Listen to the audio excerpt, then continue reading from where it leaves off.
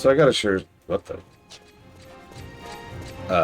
hang on, I think I just lost Twitch for a second. I'll wait a second to see what it does. Need to hit the Bastock anyways. Good morning, Blade Taval. If you can hear me... Metalworks.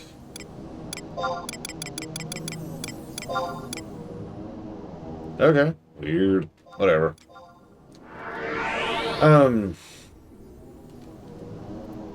Yeah, I know, like, I had a weird interrupt there, Dragonfire. Very strange.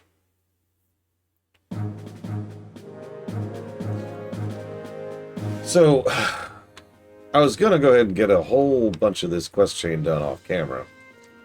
I've gotten some of it done. Like about an hour's worth. I should jot down the extra hour of time here, speaking of which.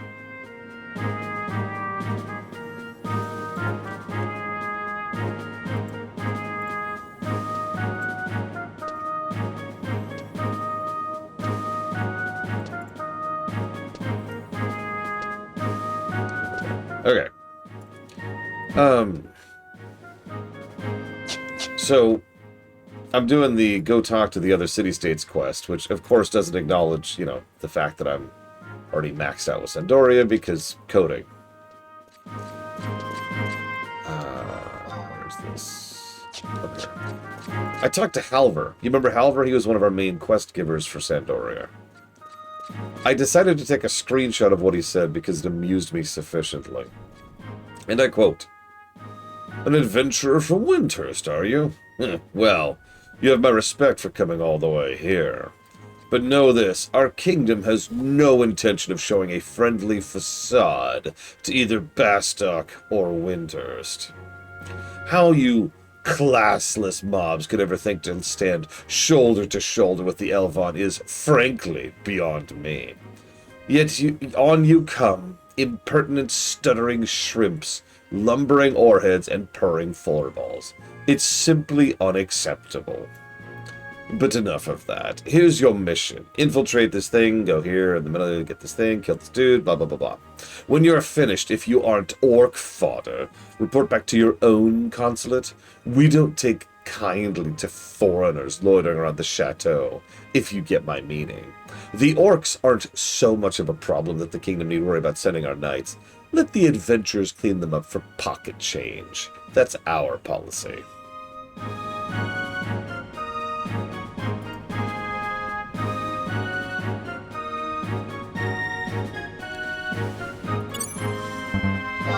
Yeah, good guy.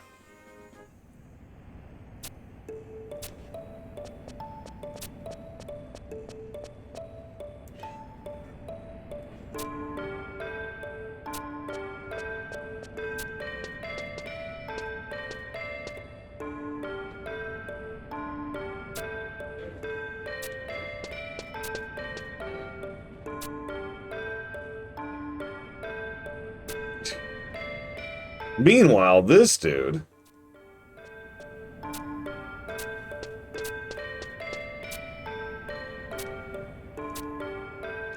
Oh my god. Okay, I'm gonna have to read this out loud too. This is awful.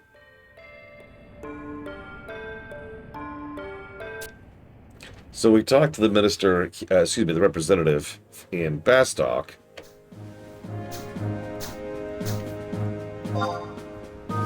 He says... I studied hard to become a consul, hoping I'd be waited on by cutesy-wootsy secretaries. But my fate was to be delegated to this neck of the woods. Oh, I'm sorry, Wari. Please don't tell anyone I said that, please. I mean, you can't blame me. I'm surrounded by hot, musky fumes and scary... Open the goddamn door. Musky fumes and scary Galka instead of cutesy, you know. Mikoto, that's the Mithra nearby. We have a guest. Shouldn't you be serving tea? What tea? We ran out of tea months ago. Well, then why would you refill our stock? How many times have I told you? Sir, you wanted to see me? I don't remember seeing anyone say tea here. Oh, whatever. You don't want to hear about the tea? You want to hear about the mission? Oh, bother. I'm sorry, as greasing people's... trying to make people happy has become a habit. It's part of the job. Anyway, here's what I have to do. Let's see. Oh, gosh, Tempura, what was I supposed to ask? What? Did you call me, sir? Oh, there you are. You're making yourself so small I didn't even see you. The mission, man, the mission. You know, for the Adventure of Winterest. I know how homesick you are, but I expect you to do your share while you're here. Oh, I think it had something to do with the mines, sir? Oh, right, you have to do this. That's very vague. Aren't they overrun by the Quadav? Isn't that dangerous? Well, reports from Winter say the beastmen are different types are exhibiting the same type of behavior. That's what we need to investigate. Yes. The adventurer needs to meet with Sir Pius, the president's office first. Ah, yes, Sir Pius. We've had dinner once. Or maybe it was brunch. No matter. To work, then. Let's see if the president is any better than Halver was. I mean, it'd be hard for him to be worse.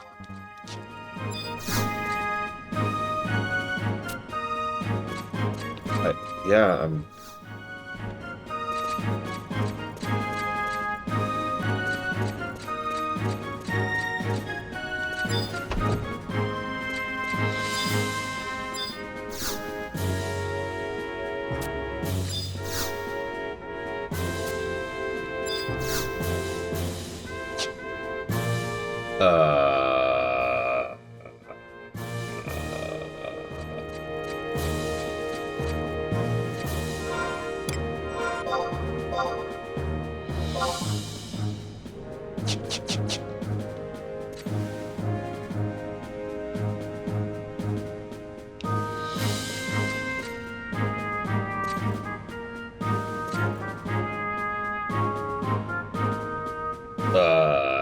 hang on.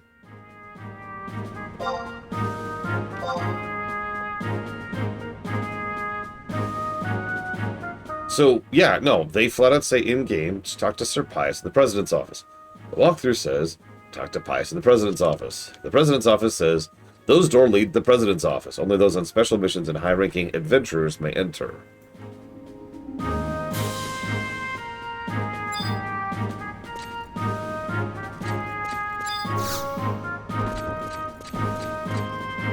Oh, for Christ's sakes. Why is he not in... Go speak to Agalkan Ingram. He was part of the expedition that tried to reclaim the mines from the Quadav. He should be in the Craftsman's Eatery. Why are you still here? The Musketeers are usually charged with giving up missions, and frankly, I find this work tedious. But since you're an envoy, you're under my jurisdiction. Still, I can't help but wonder what you Winterstians' motives truly are. Then again, you're going willingly to the Quadav-ridden place, so I can't complain, even if you do turn out to be a spy. Oh, and when you're done, report to your consulate. That's protocol. I'd be rather annoyed if you come back here.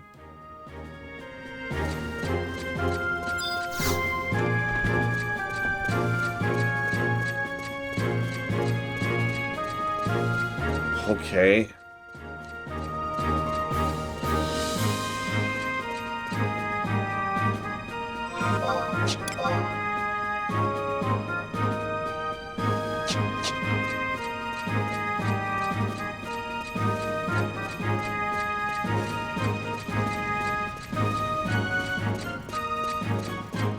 Meanwhile, the Galka are just punching us in the face.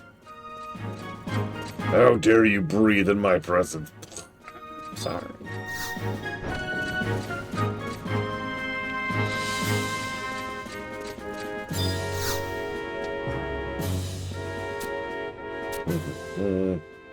I have no idea why that Hume sent you here or why your consulate sent you to him in the first place. You better listen good. A lot of us died to win the mines back. It might not matter to a foreigner like you, but they always send Gulk to do their dirty work. What gets me the most is I didn't think about it twice. Even if you haven't been here long, you must see how they treat us. Never mind, shouting at you won't change anything. You should go kill them. Okay, let's go kill people.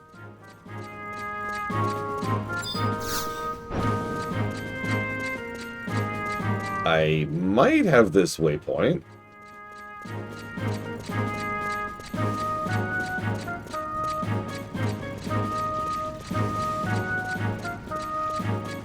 Find out in a second.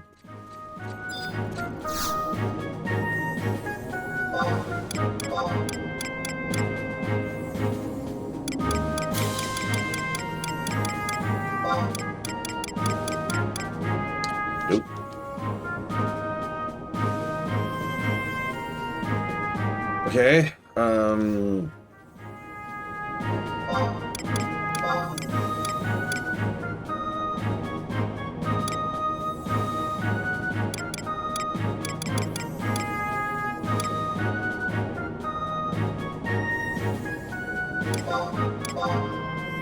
actually, yeah, wait a minute. A little bit too much, one might say, but it is definitely there.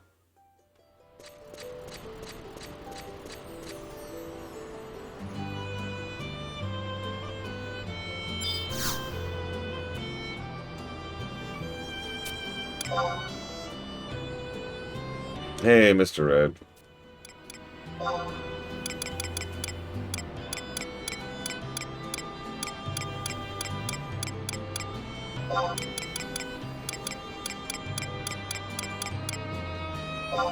Of course I don't.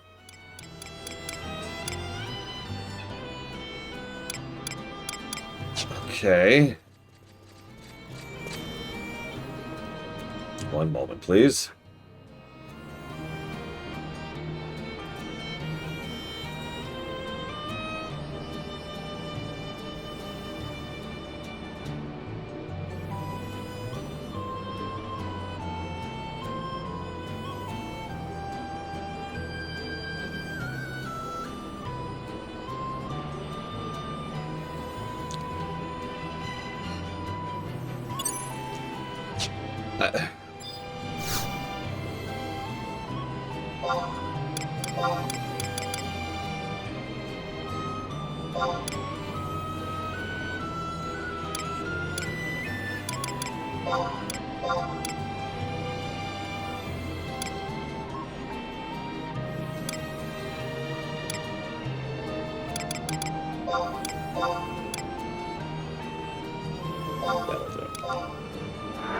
Yeah, so if you're wondering why I haven't even gotten a single quest done despite playing about an hour off camera, this is why.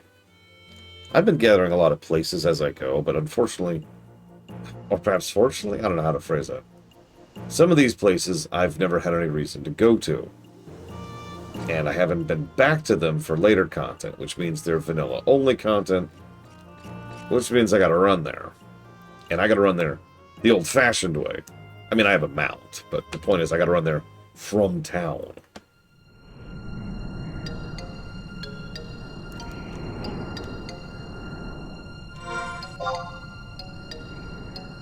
So, where's our book? There it is, way over there. That is way the ass over there. That might not even be worth getting.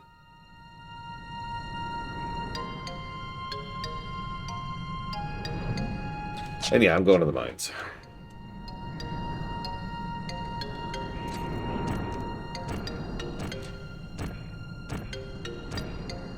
Oh, notice this is a vanilla overworld with music. I'm weirded out by this concept. I do not have it, least of all. At least if I did, I didn't see it. That's almost insidious, Mr. Red, if you think about it.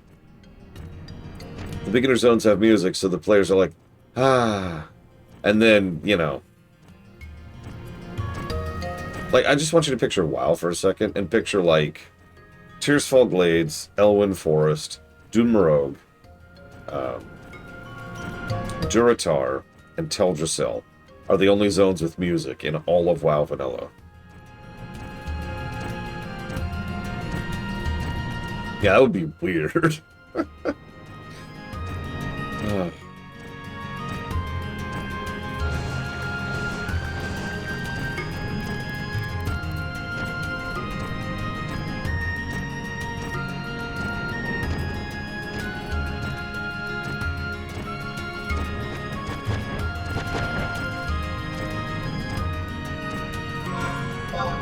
It's called a deep scan for a reason, Mr. Red. I don't mean that as a dig. I'm just saying. That's what it's there for. I do hope it turns up nothing, for whatever it's worth. You'll notice that that thing it mentioned about them being compromised was very recent. Like 2 months ago.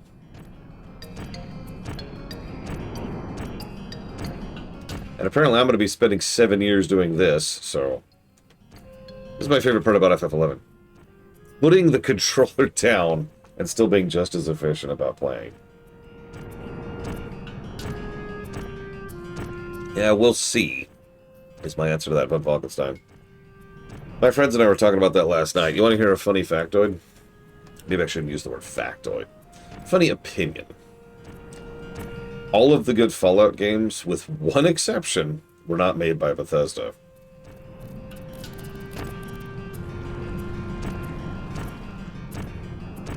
I mean, obviously Fallout 1 and 2 qualify, but think about it for a second. New Vegas wasn't Bethesda. Fallout 76 wasn't Bethesda. Fallout Shelter wasn't Bethesda.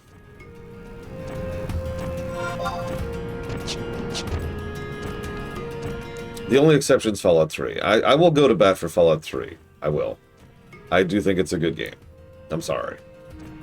It's basically Oblivion, and therefore has all of the flaws, but also pretty much all of the benefits of Oblivion. Yeah, no kidding, Playteful.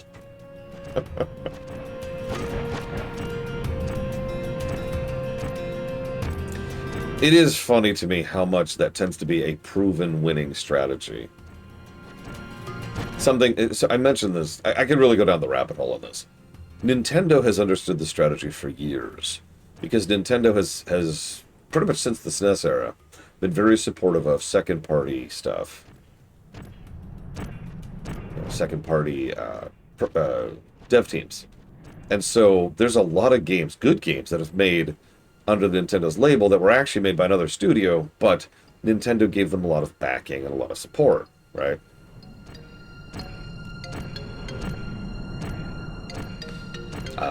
Metroid is a perfect example of this, just to name the obvious example.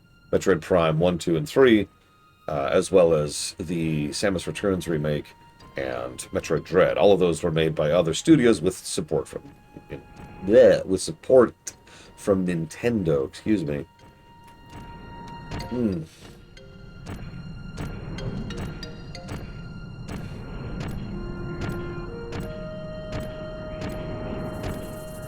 And there's other examples too, but I'm just saying, farming out your IPs, well, Microsoft's problem, if I could talk about that for a second, was they bought in a bunch of talent and then walked away from it. Now, that looked like the right strategy in several ways, and you could see why they did that. The problem was it wasn't the right strategy, very specifically because of the fact that they walked away from it. They needed to back, they needed to support, they needed to be there for the dev teams, which they weren't. Where's the waypoint in here? No wonder I don't have a waypoint. I have been in here.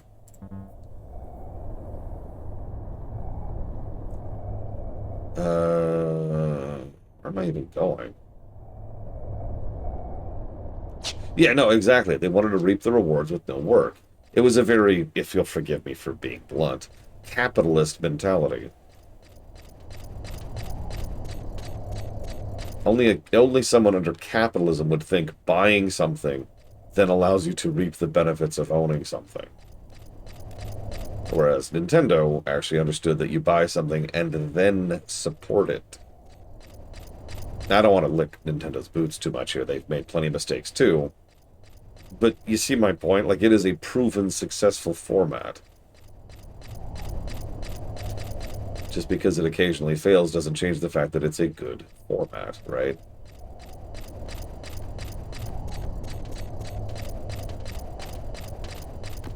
Anyways. Whatever. Rant off. Capitalism sucks. Moving on. Yeah, no kidding. Played it all.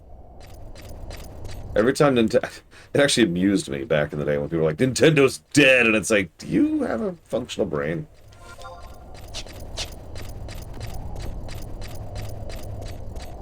Like, Nintendo 100% lost the consoles twice. Once with the GameCube and once with the Wii U. But they were never in danger.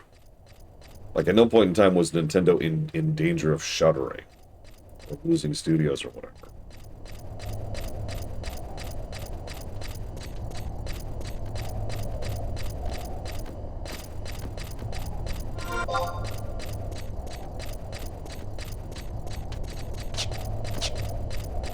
Yeah, Nintendo lost the console wars, and so they bowed out of the conflict, which was probably the right call. They just started doing their own thing, and that worked really well.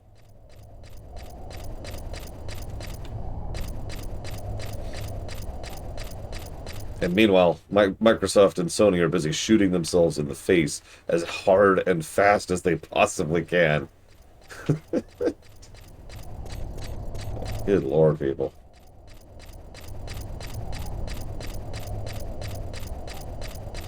If I was to ever, like, do a romanticization of the console wars, I'd have a scene where Sony and Microsoft, separately but and independently, are like, yes, we did it. Nintendo has finally stopped competing with us. At last we can win! And they just start stabbing themselves. Just, yes! Yes, this is going to win! No one can stop me! And they're like cackling maniacally as they're stabbing themselves. I don't know about always, but I hope so, Morgan. I hope so. I mean, I would play Default. Are you kidding me? Like, if I was even remotely in one of the C-suites at Nintendo, or like a president or whatever, I'd be looking at the news right now and just laughing. Like, what are you doing? What, what are you doing?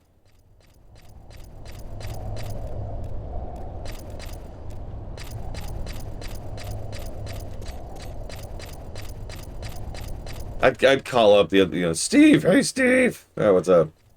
Look at this. Why are they doing that? I don't know.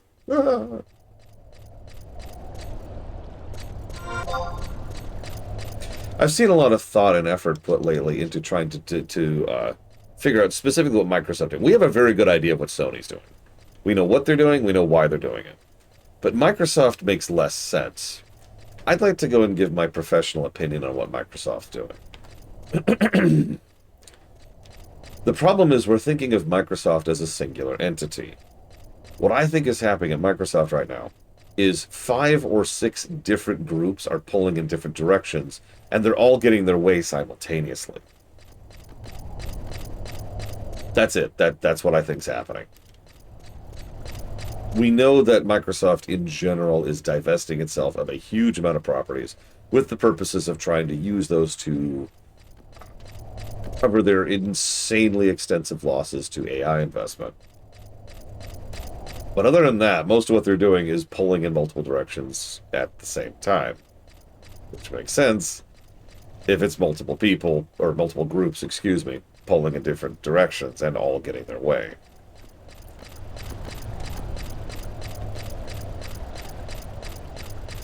Yeah, exactly. Played it all. Each form...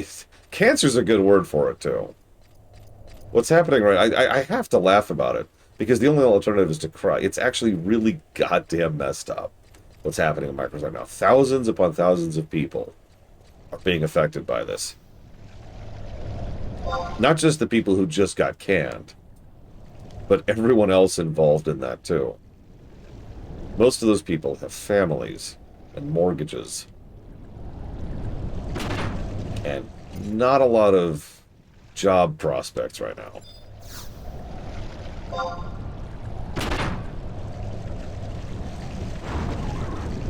Yeah, no, it's going to damage the economy. That is a lot of people who just got sloshed out the window.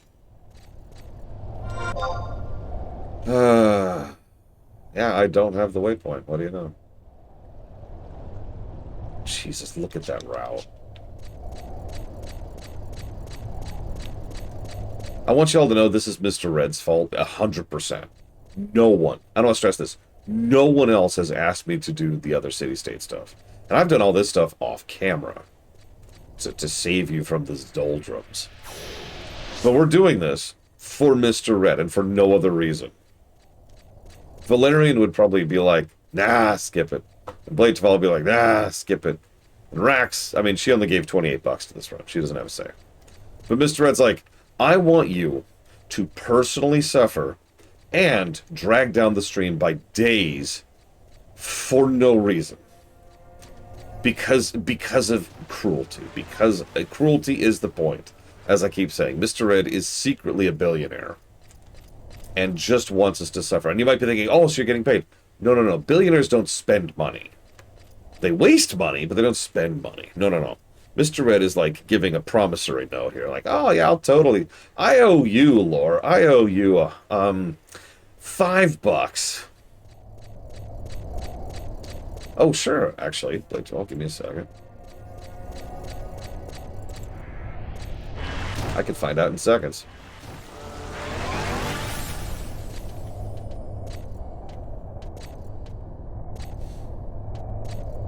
$13, Blade Javal. You put $13 towards this run.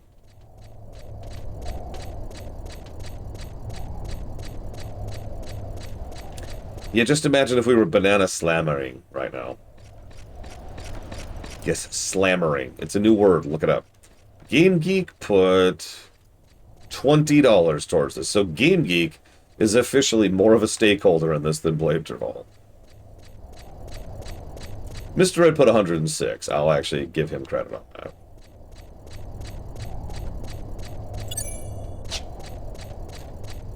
Valerian put over 1,000, and I will keep the actual numbers quiet out of deference to him and his privacy.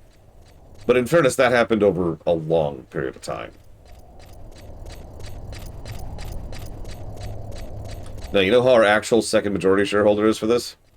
Other than me, because obviously I dumped a lot of Dealer's Choice onto this. Sorry, stakeholder, not shareholder. Savicom, who put over $100 towards this game.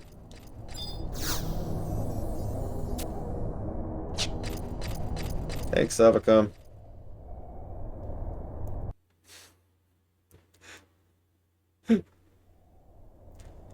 Yeah, no, this run is mostly people tipping in $1 or $2. Even Rax put in 29.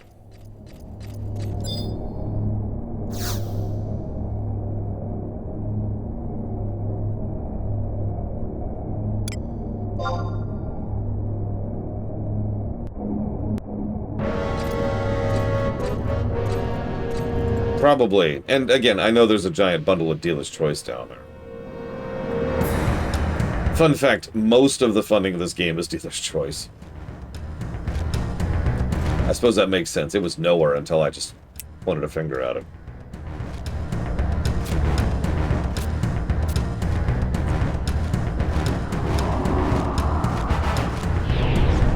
I'm not reading any of this out loud. We've literally already seen all this.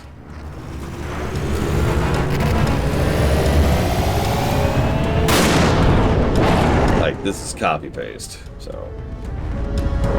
This Shadow Man... Or, this Shadow... Hang on, that's my Mega Man roots peeking out there. The Shadow Lord is coming back.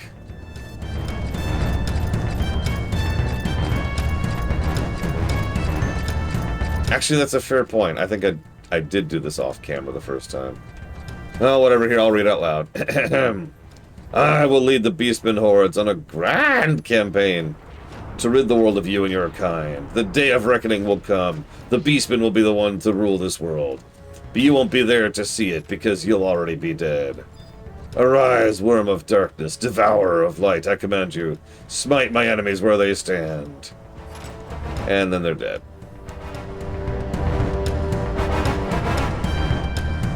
Right, go ahead. This cannot be me defeated by these weaklings. Yeah, although, by the way, Lion showed up earlier. And she was like, hey, I know you've already done some quests for another expansion, but you should totally go finish Vanilla. That's not a joke. That's actually what she said. She didn't call it Vanilla, and she didn't call it Quest, but that is what she said. Anyways, these beasts haven't been seen since the Shadow Lord was destroyed and the Northlands was sealed. The Shadow Lord will soon be brought back to this world. I was merely making preparations for his return. I am Seeker, a servant of the Shadow Lord. The great hero that saved you 20 years ago is gone. None have the power to defeat him now. While your people were busy squabbling, we have been preparing for his return. And when he comes, he will destroy you all.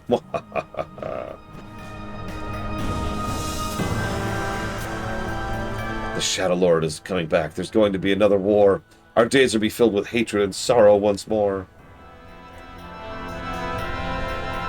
And I called myself a musketeer. That I would be, let myself be hip like that. Thank you for helping me. I am Ayame of the Mithril Musketeers. I'd be dead if not for you. We received reports of strange beastman activity in the area, so I was sent to investigate. I didn't expect to run into that. I must report in. Peace.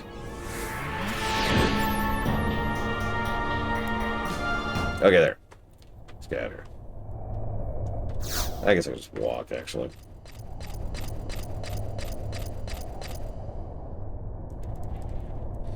And yes, our memories were erased so hard, the lion came back from the dead. Whoops! This is the wrong spot. Oh, whatever.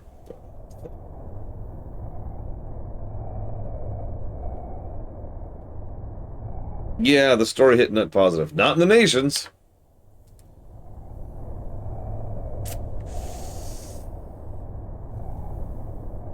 I was thinking about the healing thing, right? I was thinking about healing as a penalty for failure mechanic.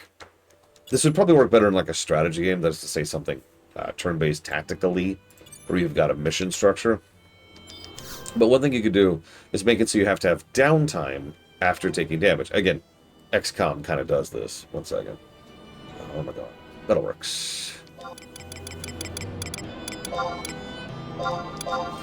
So, downtime. Okay, cool. But the reason I was thinking about this was I was thinking about the 3 types of healing in lore. The first type, and the most common type, the type that we use in real life, is healing, that encourages your body to heal itself, right?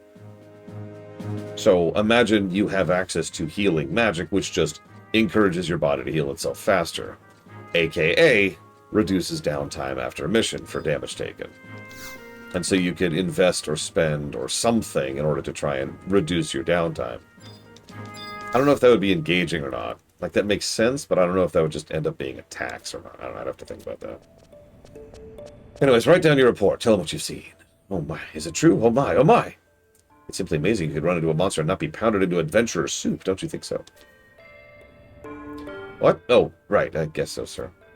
Oh, let me guess. You were thinking about Windhurst again, weren't you? Snap out of it, man. You have work to do. Ah, Windhurst. I can't say I didn't try. You report that all of us are working exceptionally hard here, yes? Since you've visited, you may now make your triumphant run to Windhurst. Oh, tell everyone we said hi. That's kind of what I was thinking, Dakota. And ideally, there would probably be something you could do in recovery state. I don't know if it would be an unrelated mechanic, or it would be a way to, like, be part of the strategic layer. Like, maybe someone in recovery can help build stuff in the base, or scan reports, or increase your bureaucracy, or something that they can then be used at, which the player could then benefit from. Basically ensuring that a unit is never just straight up removed. Screw you, right? I don't know. Food for thought. Where am I going? Is it woods? Is it waters? Is it walls? It's walls.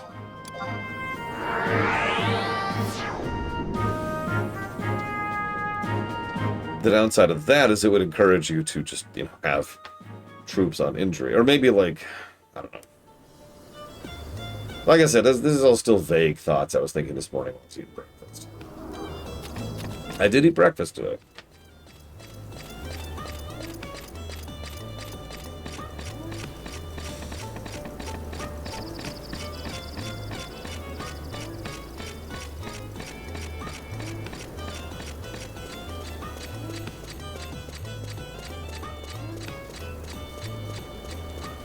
Oh, that would make sense.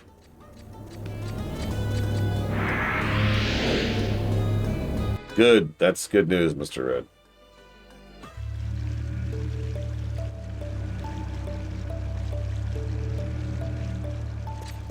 Given that you probably never ran that particular EXE, you're probably safe.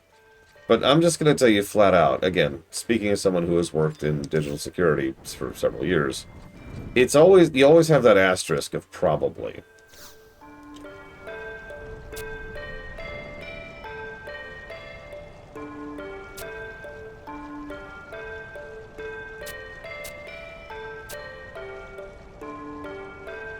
Yeah, nothing is 100%. Exactly. You're probably fine.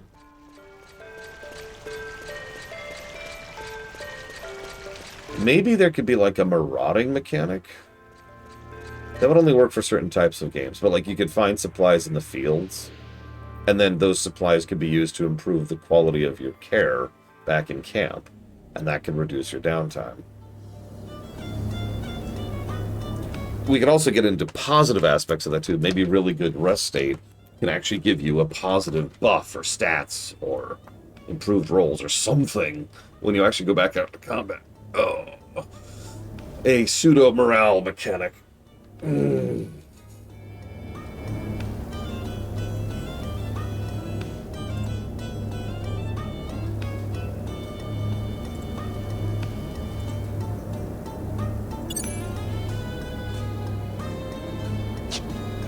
I mean, neither is FF11, Mr. Ed, but... Ow. That particular virus is kind of one of those dead viruses, like I said. It's been a solved problem for years. Oh, that's a good idea, Taquata. You have to set up specific... So that kind of ties into that Metal Gear Solid 3 thing, except a little more expanded. You set up specific conditions to deal with specific types of issues. That could also tie into the injury concept I was playing around with.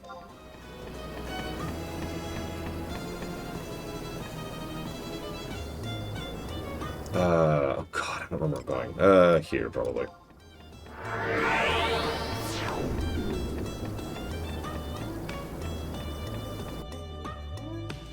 I mean, if you told me right now you got the halved-up virus, I'd be like, what? Granted, the half virus is from the 80s, but still. Same concept.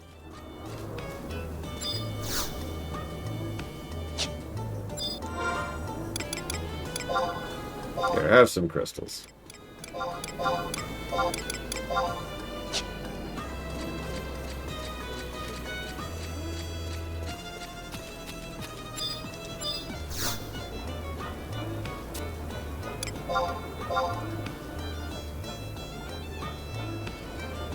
Evans Tower is hailing you. I was just there.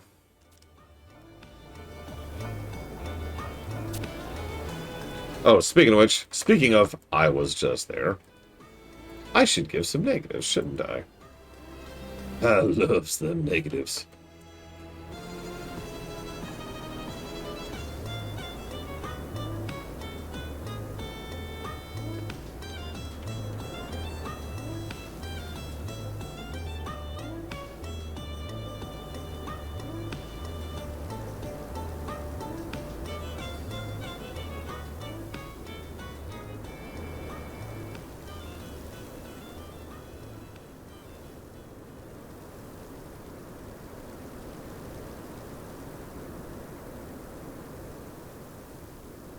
Yes, positivity is for suckers. We live in Eastern Europe now.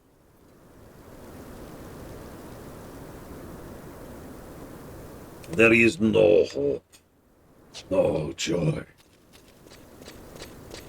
Let us who can reach out to the sky curse it, or whatever. God, I don't remember. There's a whole speech.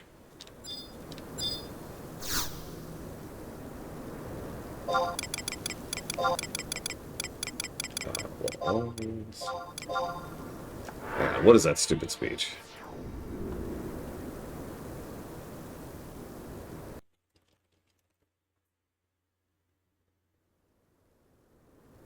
Let no joyful voice be heard. Let no man look up unto the sky with hope. And let this day be cursed by we who ready to play FF11. There you go. There's the quote.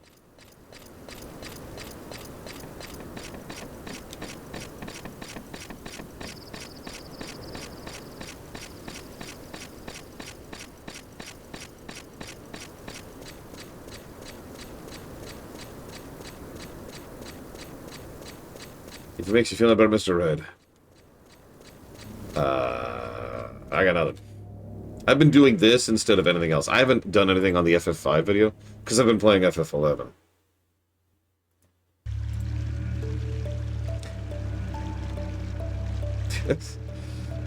I have done nothing joyful or happy in my life.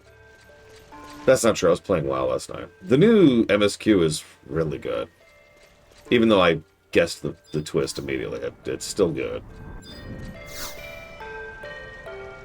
So, I've been called by the Lady Sima Saba. You mean to tell me you've really been called by Lady Sima? You? I guess I'll trust you this time.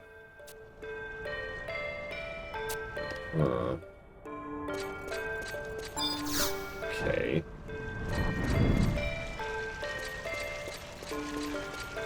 Nice person. No, I haven't had a chance to do anything, Blade Duvall. I don't even have that much, like, left to do. I just need to listen to the files, and then, you know, properly master them all, and then put them into the video, and then I'm basically done.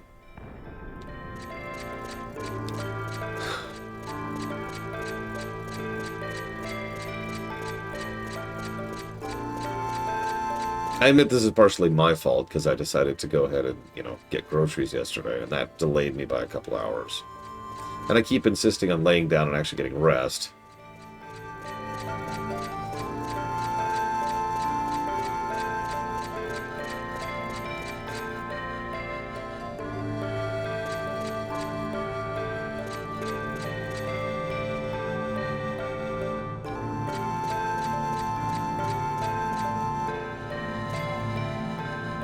I mean, yeah, you probably want to delete that, Mr. Red. The good news is, because that's so easy to detect, it probably hasn't spread. What I mean by that is, it would have detected it everywhere. Never, von Falkenstein! I must work myself into an early grave.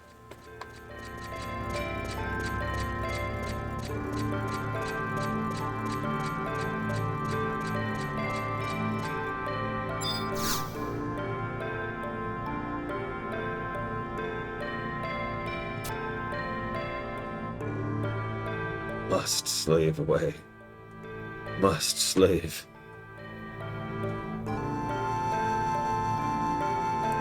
I see you have already arrived. Did I keep you waiting? Our fine cleric didn't doubt that I had called you here, did she? This is the planetarium. By using the sacred star spring, one can see all the stars in the heavens. When the star Sybil appears in the spring, she can decipher the movements of the stars and reveal our future. We Sybil guards exist to protect that future.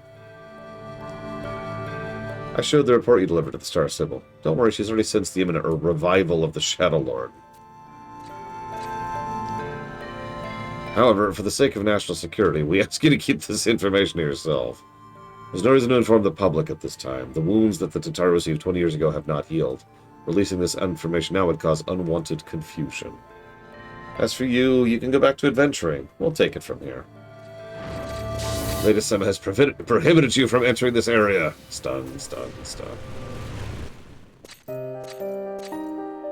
What's the meaning of this? You're no longer allowed to audiences with the Star Sybil. Leave at once, traitor. The leader of the most powerful warlocks in Windhurst. A traitor? Give me a break. Do you actually think a mere group of kitty cats can save Winter? Well, I'm sure confirmed about this, a power-hungry minister with a head in his hole. Or, sorry, with his head in a hole. How dare you? Look around. Does Windhurst around you look peaceful and happy, wappy?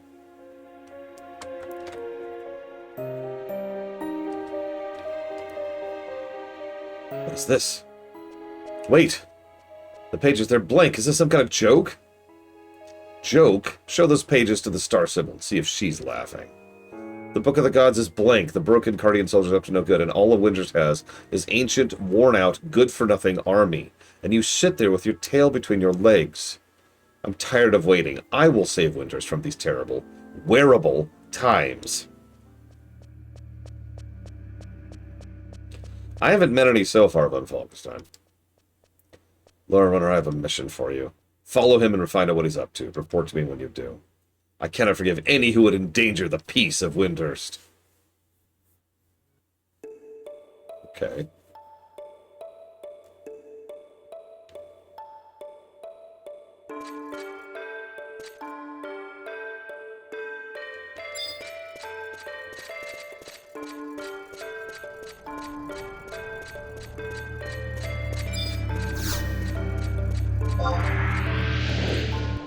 That character's name is Riku's Heart. I love it. Look, see? Right there. Riku's Heart.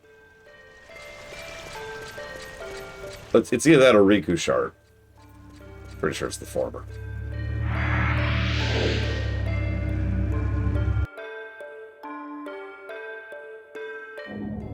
Oh, hey, I get to go to Castle, let's see, how do I pronounce this?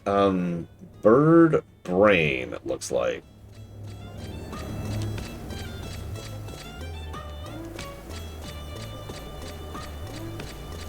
My favorite place to be.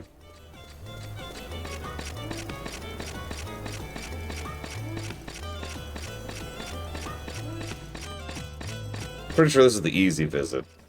Yeah. The fact that the Nexus Cape has a freaking day cooldown. What is wrong with this game? God damn. Sorry, but really? Why even have it? I mean, I guess it's better than nothing, but for real, why? You can teleport to someone once a day. There is no point. There's no hope, Blightval. There is no joyful voice amongst us.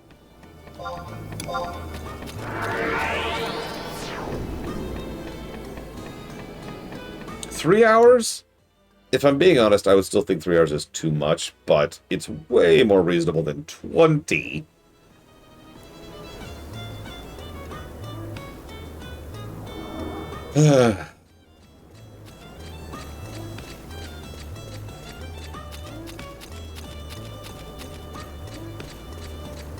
Honestly, if you want something like this to be limited, make it an hour.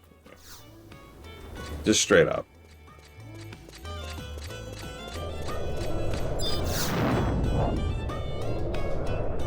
Oh, you're looking for a Fudge Mudge Minister. Well, that's a nippity-tippity-pitty. He came back a while ago, but left almost right away. He seems to be preparing for a long journey this time. If I was preparing for a long journey, he isn't going to his usual humdrum destination of Horutoto Ruins, is he? That probably means he's going to the whereabouts of the Full Moon Fountain, then. Hell's bells. I just remembered, our minister took a Kautoka staff with him. That can only mean one thing. Guess he's off to Castle Ostrosia. Why Castle Ostrosia?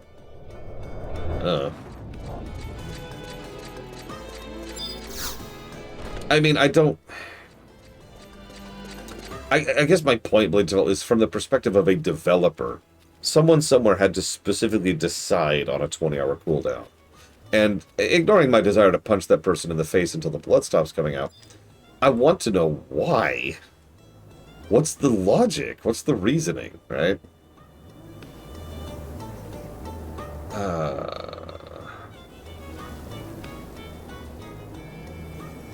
I don't remember how to get to Castle Ostrosia. How do I get to Castle Ostrosia? Hang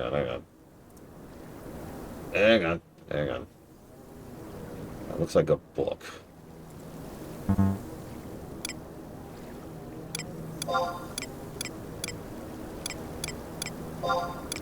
I better have a book. I've only been there like 3 times already. If I tell you, will you stop hitting me? No. Bam. Do you ever see those GIFs I like to share in Discord of someone just getting punched over and over and punch out? Yeah, that's me.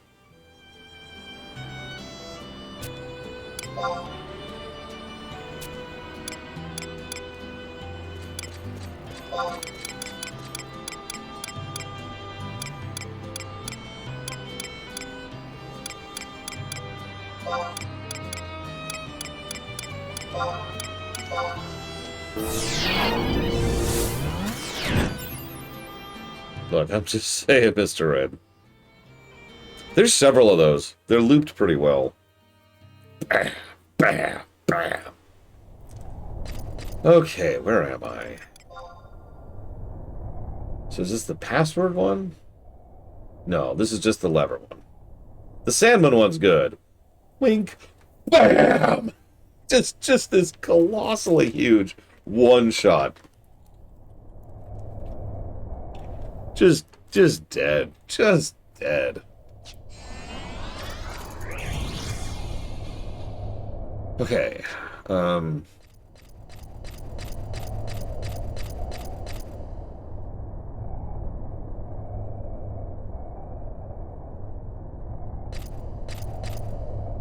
Okay, so I need to get to I-8. Which is over there. I see where it is. Okay. No, we're not on Magicite. We're on 3-1.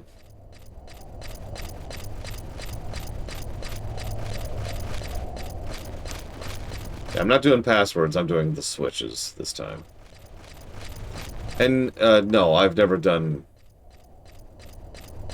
Excuse me. I think I did the passwords by myself. I don't actually remember, to be honest with you, because I had to do it off camera. But yeah, this is just the thing where I have to avoid falling into a pit.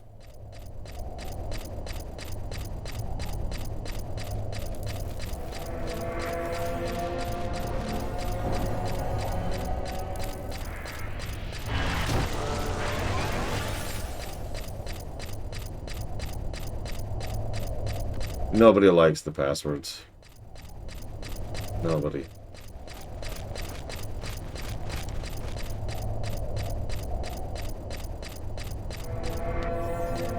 Yeah, this is where Blayton was like, stand here, and I'm like, okay.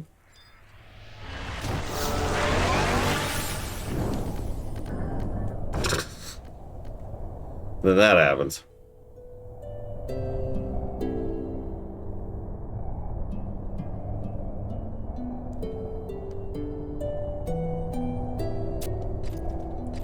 What are you doing here? I'm resting right here. I never thought the day would come I'd find a place I couldn't sneak into. So you didn't follow me here out of worry, did you? Ha! The only reason you're here is because that guard asked you to follow me, right? She may have been raised by the Star Sibyl, but she's just a Mithra. She has no idea how serious this is. You heard the legends of the Star Sibyl, right? The days of old, a shining star guided us to this place. When the star returned to the heavens, the light that lit the desert faded and darkness fell on the land. But the first star gained the powers of the stars and the moon at Full Moon Fountain. She found the stars of hope from within the darkness and lit winters to glory. She also left a historical text for future Sibyls. They found it recently, the Book of the Gods. And still the Star Sibyl is silent. That's why I came here, to find another witness of time. I wanted to seek out the Yagudo. They sure gave me a hearty reception, but the Yagudo king told me something. Anyways, tell Samijit that the head of the Orstory is getting close, but slowly but surely. I'll see you around. Okay.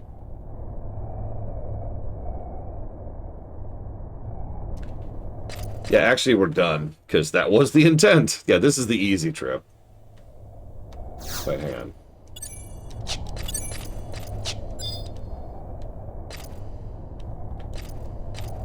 There it is.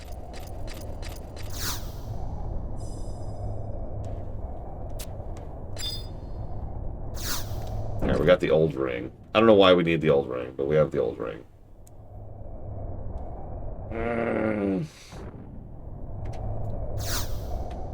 Yep, I'll be right back.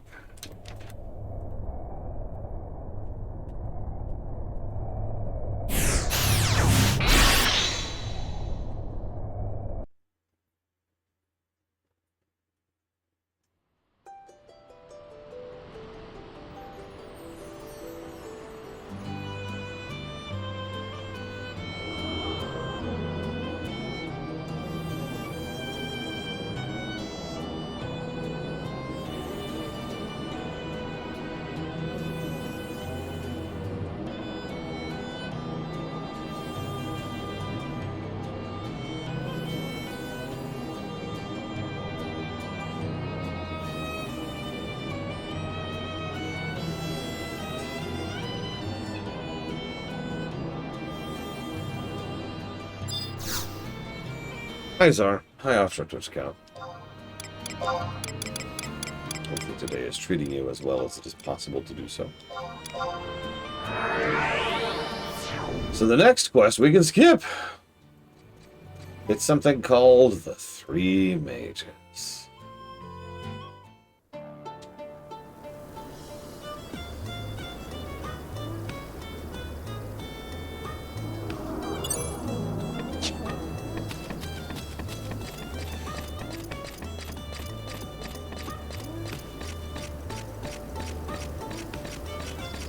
Oh, I did a scan immediately, Mr. Red. I'm fine. Although I didn't touch anything, obviously.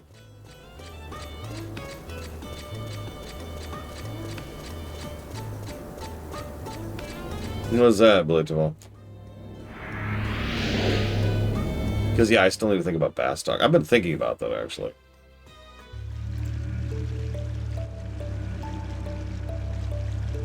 Yulmore. I think I have Yulmore. I'm not sure where. Most of my FF14 stuff is kind of unlabeled.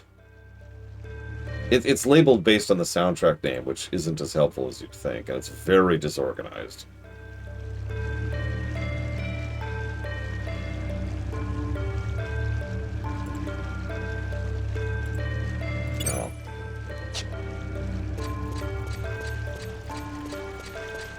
No, you misunderstand. JDownloader is compromised.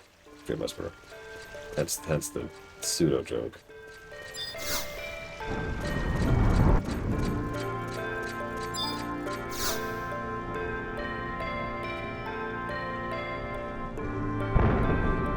It's a thing to download links directly. I use it specifically to rip audio from YouTube files. There's plenty of uses for it as a program.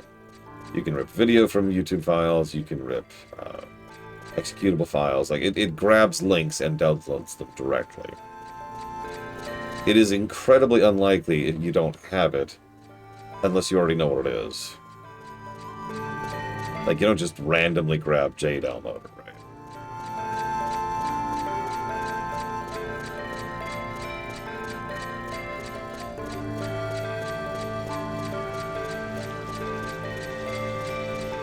Probably, Mr. Red. I did shift from whatever that other program is to JDownloader because the other program just stopped working for me and I was sick of it.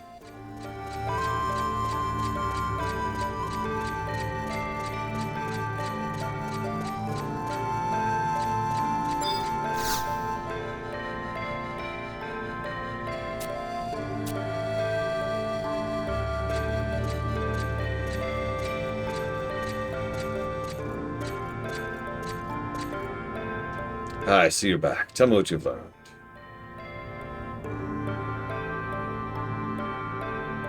So, Aikido and Marugido went all the way to Castle Ostrosia and had an alliance with their king. How many of our country's laws does he have to break to be satisfied?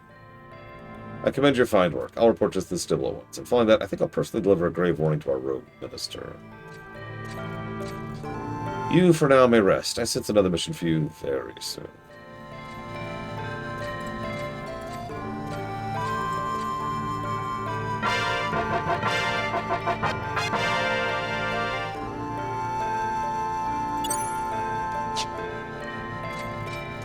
Okay, so we're skipping the Three Mages Gate.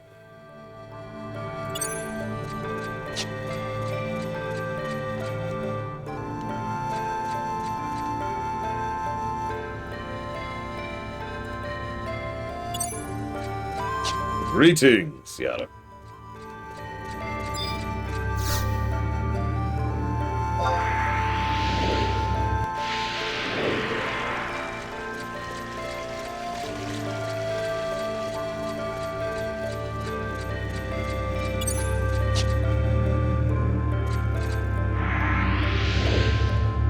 Oh my god, I'm in Windhurst.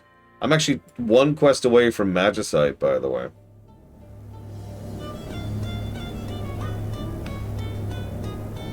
You know, that quest. I'm curious how bad Magicite will be on a second run. Because I have more, you know, stuff now, more teleports. But it's still Magicite.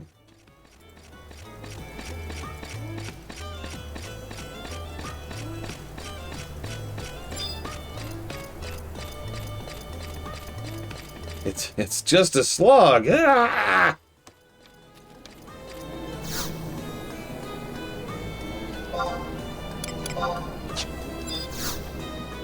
I would not mind some caffeine-free tea right now.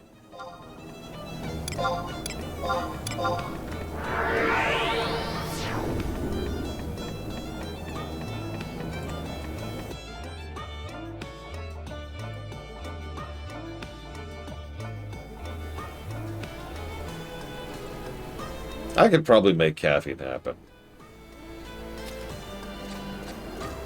Look, I just want this over with, Playterfall. I want to be able to sit back and actually try and enjoy this game a little bit, you know? Just a bit. Just for a change of pace. Hold on. What? No, I need a new journey. Here it is.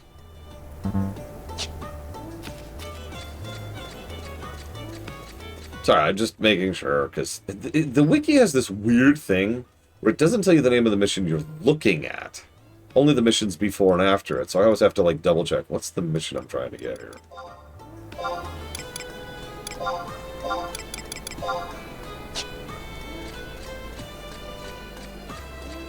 Yeah, we're going to get to do the finale for Zillert and the finale for Promathia once we finish with this garbage. That's the cheesecake at the end of the concrete pie. Yeah, so I'm not going to read any of this out loud because we've actually done all this.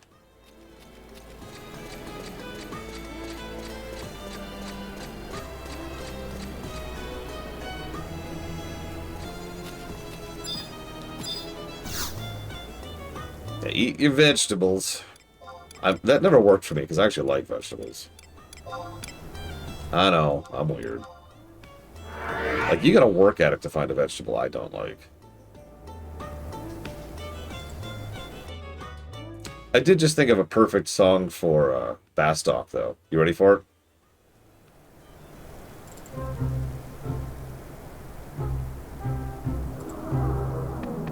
Actually, hang on.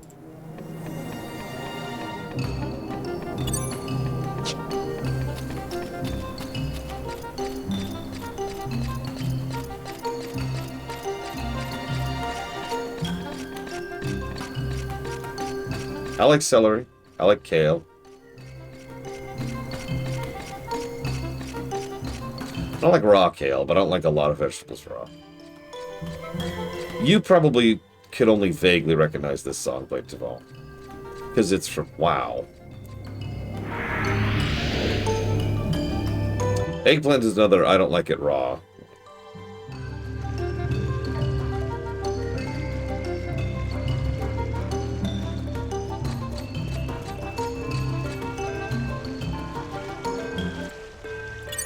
The problem with most FF Town songs is they're short. And since the song doesn't loop, I have an extra requirement for it, right?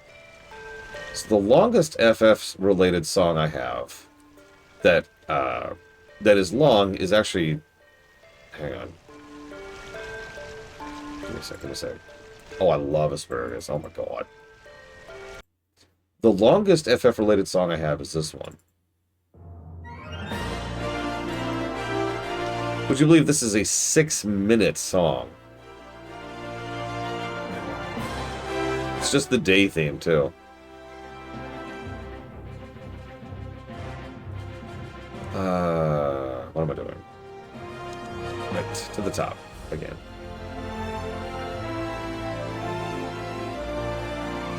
By the way, my second longest FF-related song is...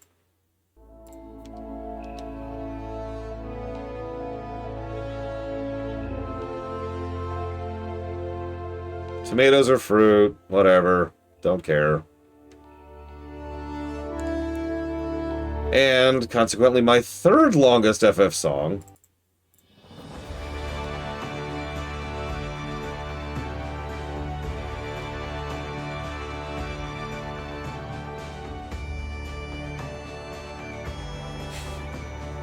I find something very funny that those 3 songs are 3 of the longest town songs I have here. Like, I have a few longer songs, mostly stuff from, like, Morrowind. A couple of WoW songs. Tristram. It's like 7 minutes. Oh, I love olives. Now, I should mention I'm very... Yeah, no, kidding, but...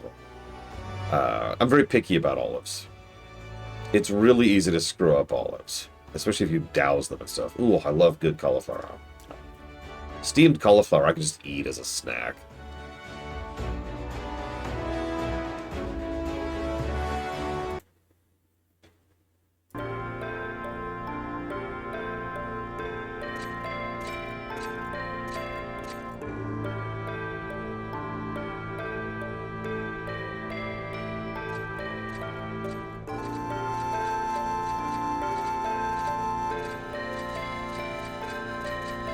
I'd have to really think about which vegetables I could eat raw.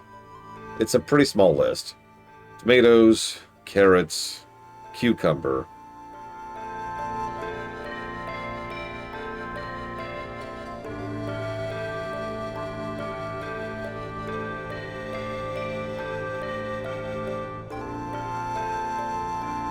I'm sure there's something else. I'm not coming up with anything. I'm pleased you came. Lore Runner, was it not? I've heard of your accomplishments. Didn't you kill God? After realizing how dedicated you must have been in serving Windhurst, I felt I must meet you in person. Yeah, I'm so dedicated to Windhurst. I am honored to have such a noble adventurer in my presence. You're much younger than I imagined. However, the reason I called you here today is not solely for the purpose of greetings. I had the Star Sibyl. Hereby appoint you to the post of ambassadorial envoy to the Grand Duchy of Juno. Apologies if I startle you with this sudden responsibility. However, the stars have already decided your fate. I can sense the fire that burns in your heart. Also, I think you killed God? You've seen with your own eyes the evil that lurks in Vana'diel. Soon that evil will spread to every corner of our beloved lands. However, during these terrible times, Windhurst must remain the beautiful, sublime Mecca it has become. To maintain the state, the cooperation of Juno is necessary. So by sending a trustworthy delegate, such as yourself, to represent the country is of extreme importance. I am positive your presence at Juno will benefit Windhurst immeasurably. I would be honored.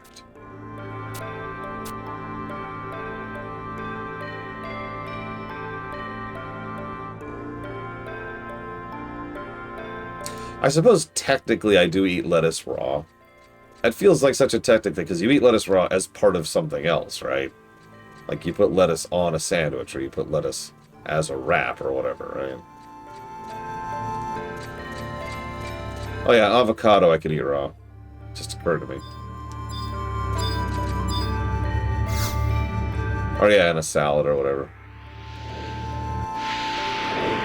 Tomatoes I actually cannot eat completely raw. It hurts my mouth.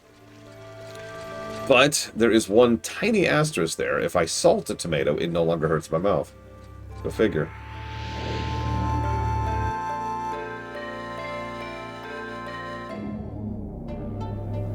Pickles, by definition, are not a raw vegetable. And I already mentioned cucumbers. I can't do peppers for whatever reason. Raw, I mean. Hurts my mouth, again. I think I have a mild allergy to bell peppers. I suppose onions are also another, technically, just like lettuce.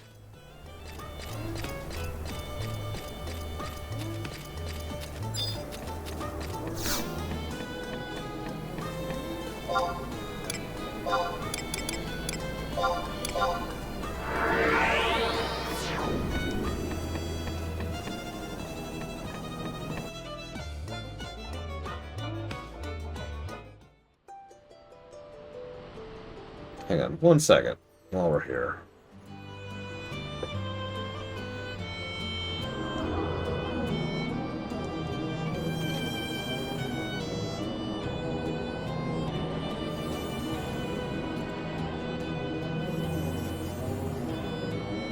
And then Mr. Red's PC explodes instantly. Sorry, I should not laugh about that. Getting a real virus is scary, and I am hopeful that you're fine. It's just such an old virus. It's very strange.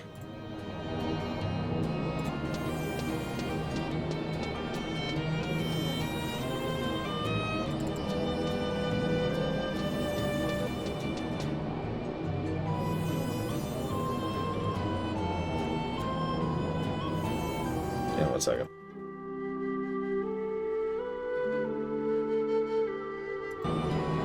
We'll go do that.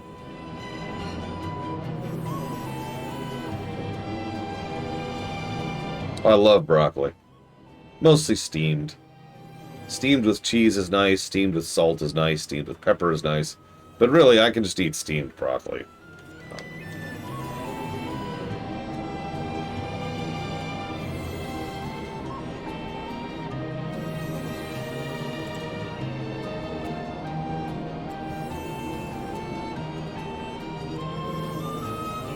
give me, like, 2 minutes here.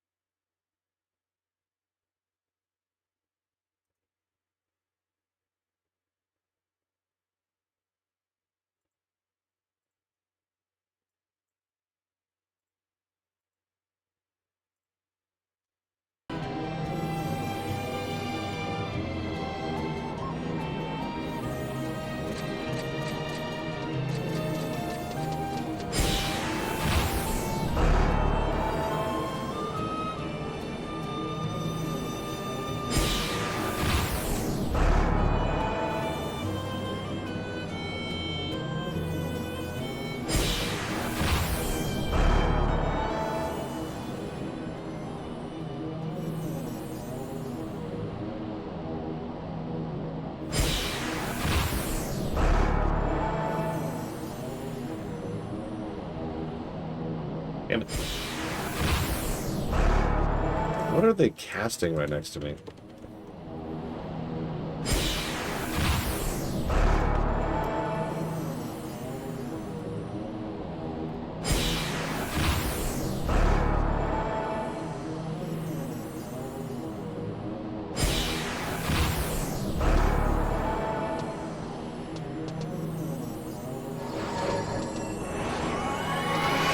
Let's see how that works. Okay. Sorry for the delay. Alright, what are we doing? What are we doing? Right, to the embassy. Yeah, pickled onions are good, although really good raw onions. Oof. I will take that. Something I haven't had in many years is Maui onions, which are basically apples.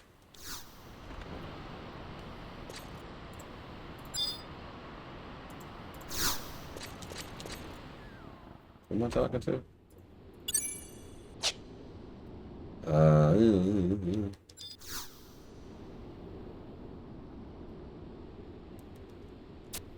Welcome to the embassy. The ambassador's out right now. He's in Delkfut Tower. I'm Wolfgang.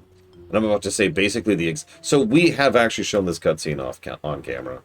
It is identical. All of this stuff is identical. Very, very, very few variances. So, we're gonna do this. Look, there's even Monbaro.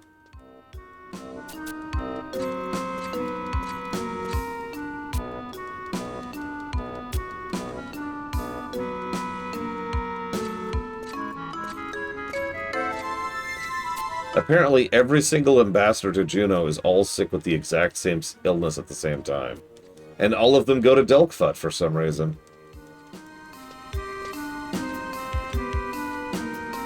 At the same time.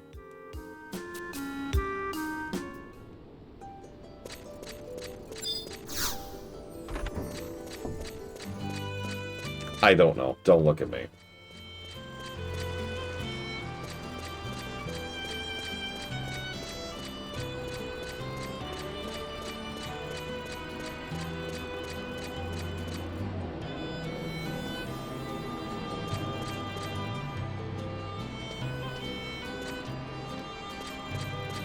I'm not sure what the fastest route is, so we're gonna try this.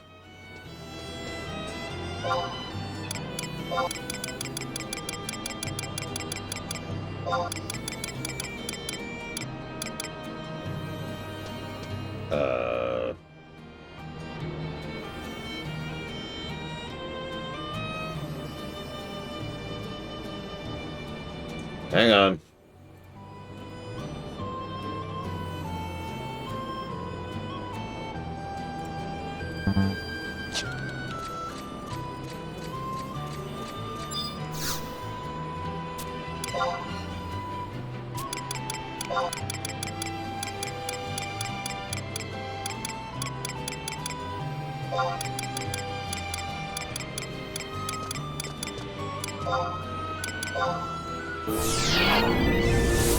Oh yeah, and we have officially reached the point, no really, that Pax and me got to last time we played this game.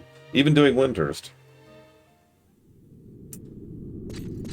Okay, I'm here. Now what? I'm ready, Mr. Red.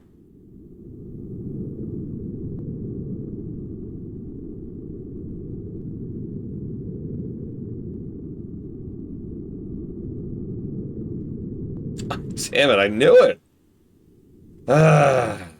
Yeah.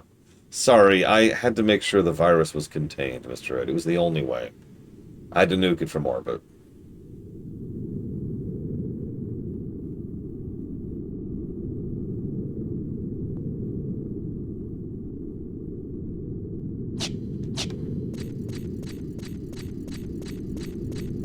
I couldn't possibly risk contamination. You know, I should make the thumbnail of this Delkfut again. Just to emphasize, you know. Here we are again. In hell.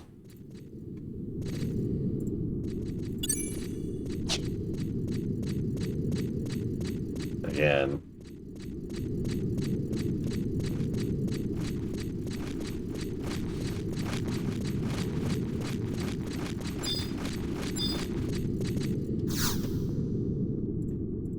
Good news is we can skip the overwhelming majority of this because we've already done all this crap.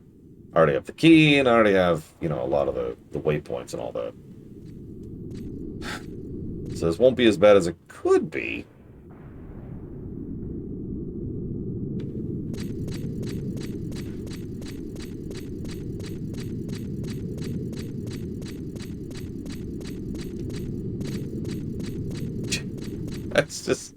That's where it is, isn't it? This could be worse.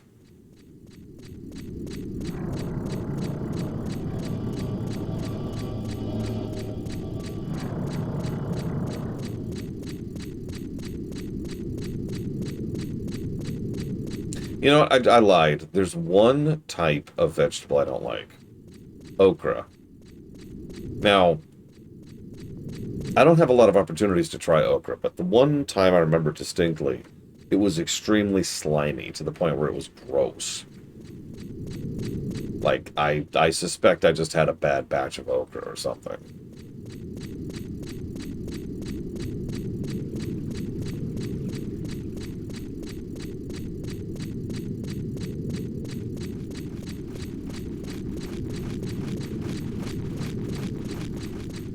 Okra is a vegetable.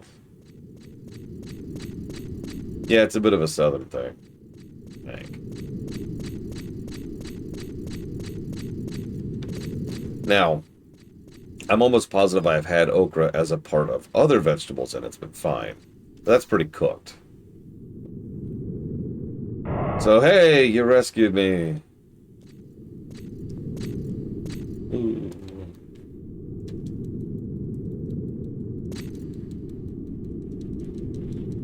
I was honest to God expecting it to be the same ambassador for just a second, considering they're here for the same reason at the same time, sick with the same illness.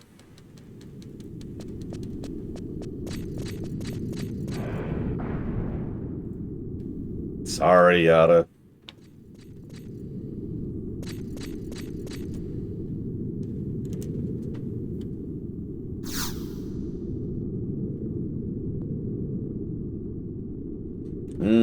Boigas. What you putting on him, Dream Whisperer? The correct answer is, of course, deliciousness.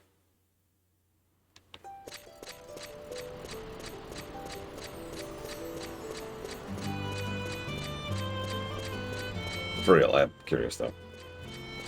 I think so, Matt Overlord. We'll see again when we get to Bastok, because I'm pretty sure we're going to see this again with Bastok. The only question is, will it be a Hume or a Galka?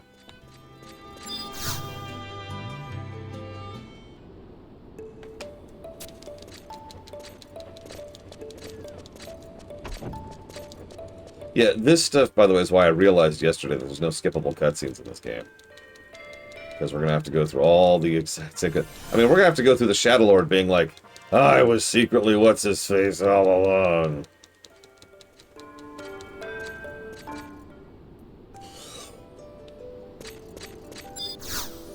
Again. And then a third time. By the way, just as a reminder.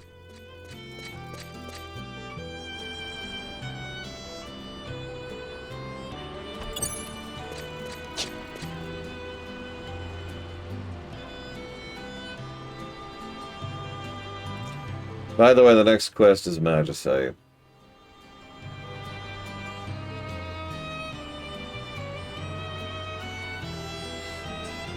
So. Hi, Ross.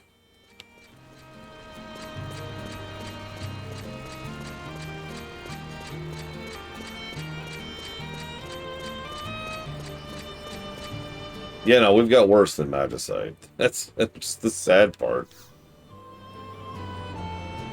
Aw, man, caramelized onions are so good on Boigas, though. Where am I going?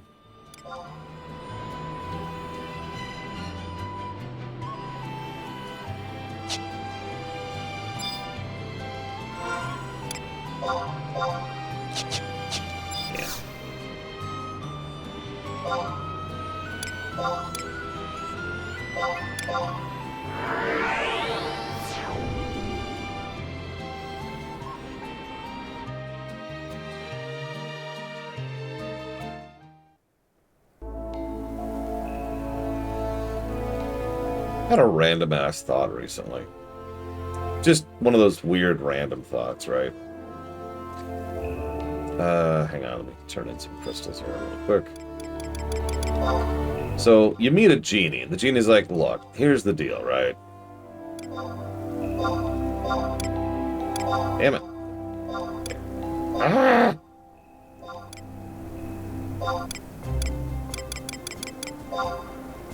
That should be plenty. Let me double check that, because I don't want to do this again. Maybe one more. That's funny, Bladeval. Okay, so, and you jump in on this as well, Bladeval, if you feel like it. So, you are given the mandate. You have to give up an IP that you love. Now, here's what that means. It means it'll never get another game. It's a dead IP now. All the existing games still exist. And it has to be an IP you're invested in. It has to be something you care about. It's important. Back to Elude. However, in exchange for that, you get a new IP. A game and a brand new IP that's, like, awesome. And it is something that is a good game that you like. So the question boils down to, what do you sacrifice for that?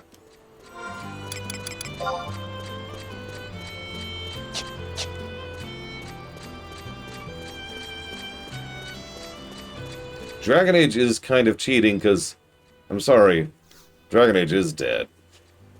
That's cheating. Star Wars. No,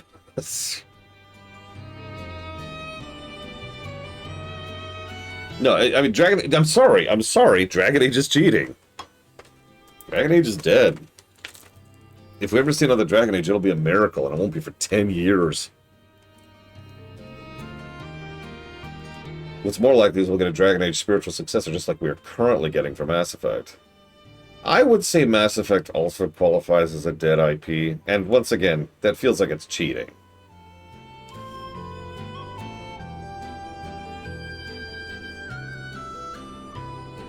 See, GTA is an interesting one, because I do have investment in the GTA series, and GTA 5 is one of the best games ever made. But, I mean, you know my opinion on GTA 6. Spit. Who am I? You.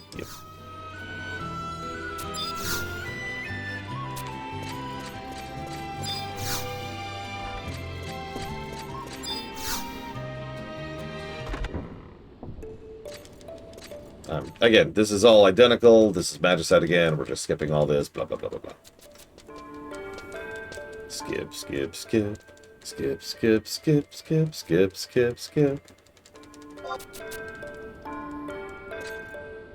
You already have an audience permit. Yeah, I have most of these key items already. Yeah, Baldur's Gate, you get the point, right? Like, the spirit of the question is it has to be a legitimate sacrifice. To use an example, not that this is my pick, if I picked Mega Man, right? Which is getting a new Mega Man game next year, which might even be good. You know, that would be a sacrifice, a proper sacrifice. Elder Scrolls. I don't know.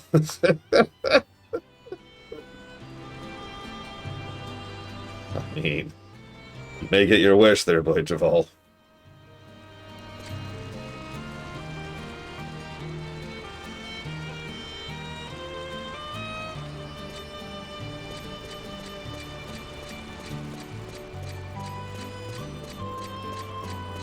No, I think we're going to be skipping cutscenes up to the Shadow Lord. Pretty sure, anyways. Honestly, if I had my wish, I would go ahead and then immediately skip to doing Bastok, but I'm pretty sure that actually won't work out for the best in terms of efficiency, so I won't do that. Metroid, ooh. Oof. Yakuza, that's another good one.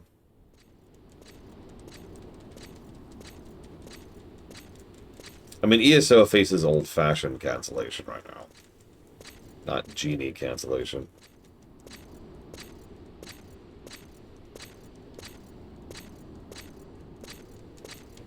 Star Fox. Hey, look, it's obviously evil. Again. And there's the other obviously evil. Who... I mean, I've already killed both you two, so whatever. Yeah, no, you get to keep Super Dread and the Primes. Zelda. Zelda's an interesting one. There are many very good Zelda games, and then the others. So it's not like we'd be lacking for Zelda games.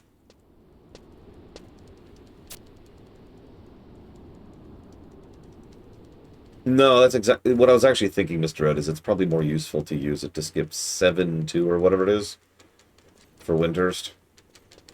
Like, that feels like a better usage of that. From what I've seen. 6-2. What, you know what I'm talking about, though. Post-Shadowlord. Post-Shadowlord Windhurst. Like, I've been kind of sprinting to get to that point. I was hoping to get to that point yesterday, but I decided to get groceries like a dumbass. I know what you're thinking. Why don't you just get your groceries delivered to you? First of all, way more expensive, and I am trying to save money right now. But second of all, there are certain things you don't do that with, and all of them are produce and meat. And guess what I primarily bought? Yeah, no, you want... Maybe this is just me. I like to be able to pick up my own produce and my own meat, because... Duh. Like, if you're picking up something prefab, like soda or whatever, yeah, sure, they can pick up a carton of soda. That's fine. But if you want 3 tomatoes, you probably want to see your own tomatoes. Oh, that hurts, Lord Harriman. Oh, God, no.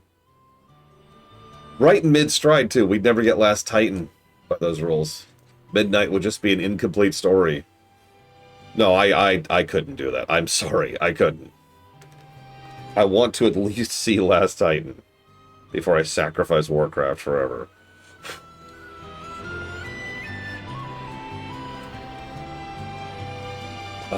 What am I doing? Lower Juno. Yeah, exactly, Lieutenant Ruth. Exactly. You understand. You're smart. I mean, you are smart. Where am I going? Lower? Lower, yes.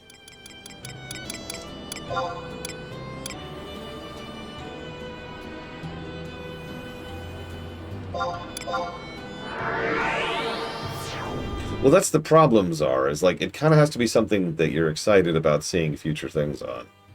Like I said, Mega Man would be a good pick for me because I am actually interested in Mega Man 12, which is coming out next year.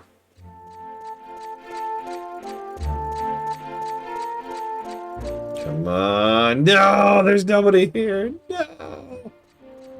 Oh, well. That's okay.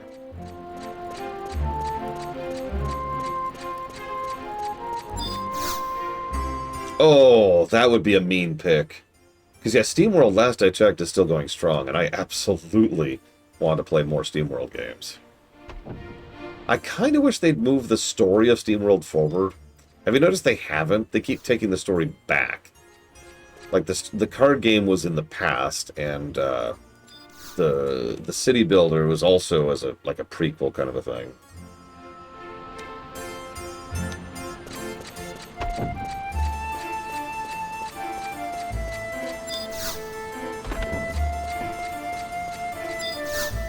Pokemon is a good pick. We've got Wave and Water, or whatever the next one is, which honestly looks really solid.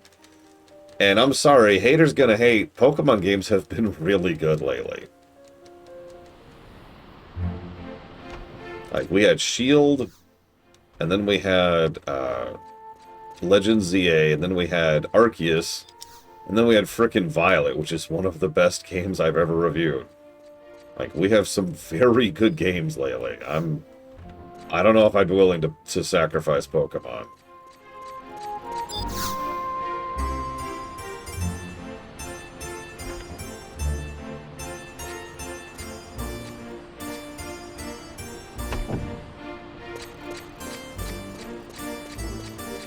Oh yeah, we'd also lose, like, Pokopia. Hey, someone's here! Woo! I'm happy. I'm happy. My day is made.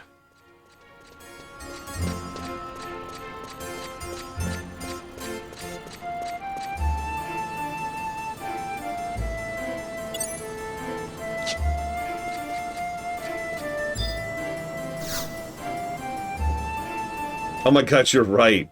Every time we go to Bird Brain, death. Okay, let's go to here.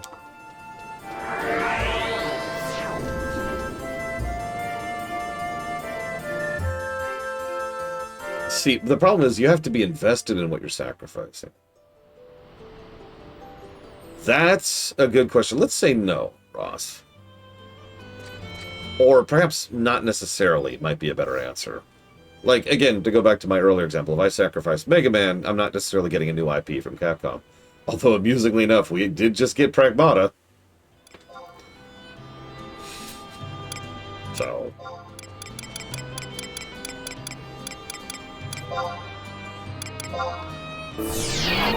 And yeah, Mario would be on the list.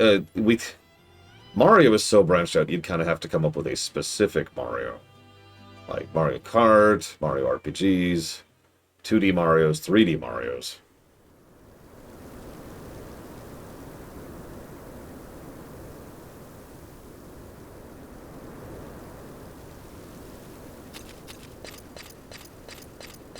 Yeah, losing 3D Mario, losing... Keep in mind, we have like a near total certainty they're working on a new 3D Mario right now. Right? Every sign and everything, and I've looked into this, everything I've looked into has indicated that there is a new 3D Mario currently in development, and it's probably going to be really awesome. That would be a huge sacrifice. That is the intent of the question right there. Something that would hurt to sacrifice, hence the term.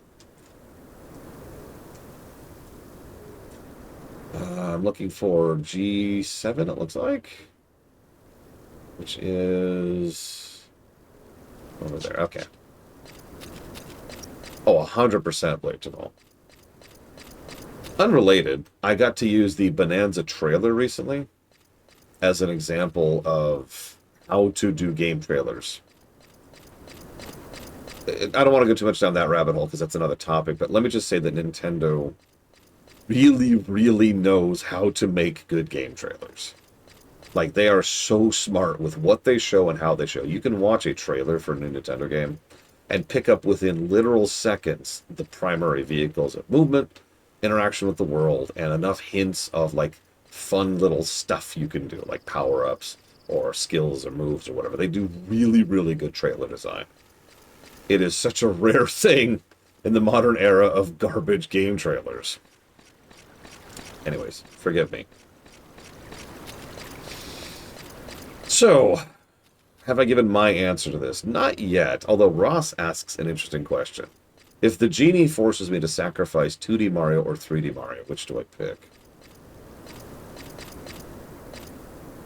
Oh, gosh.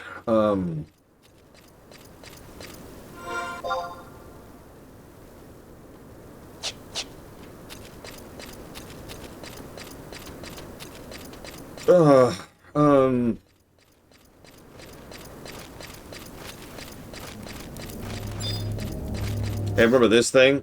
Hey, Mr. Red. Hey, you remember this thing? Hey, Blinktable. You remember this stupid thing? You remember this stupid thing? God damn it.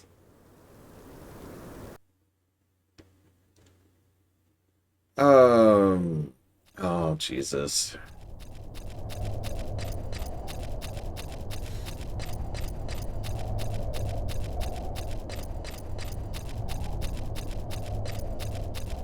Bingo, Mad Overlord. Nintendo makes their own trailers. And, again, and this is the important word here, they design their trailers. Thought is put into them.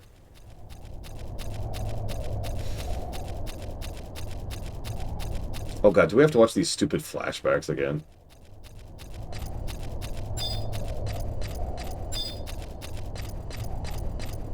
I think we do.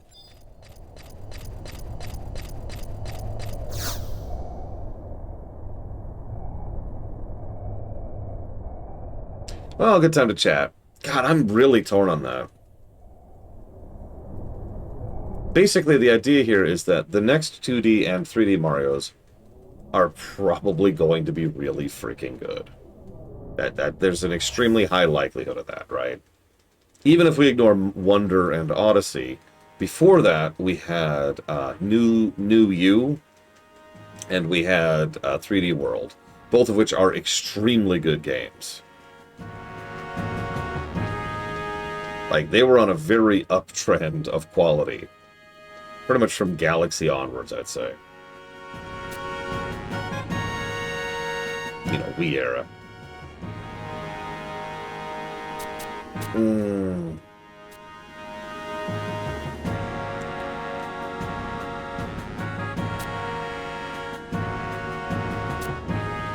Yeah, exactly, Ross.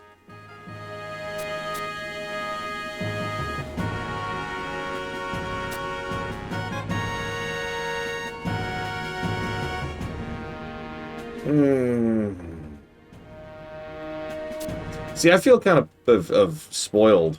We recently got a good remaster and a really good remaster of Super Mario RPG and Paper Mario 2. And we just got Mario and Luigi 6? Hang on. 1, 2, 3, 4, 5. Yeah, 6. I'm right.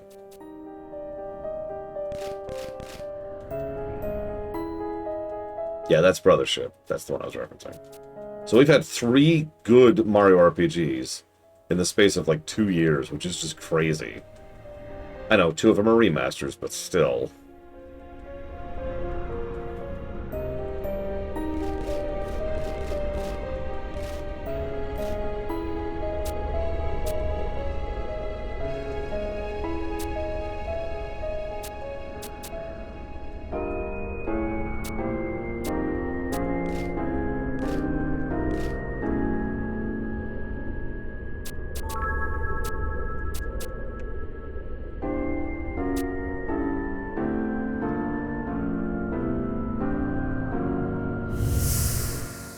I'll go ahead and sacrifice the 3D Marios.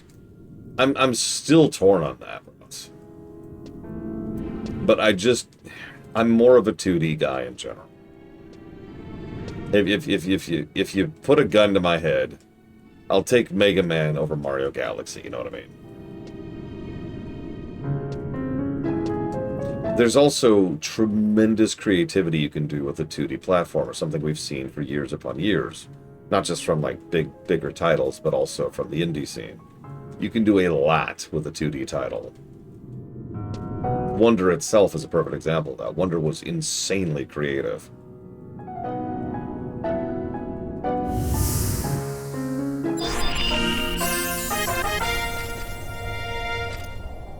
Okay, one down. I guess we'll go ahead and do Bird Brain now.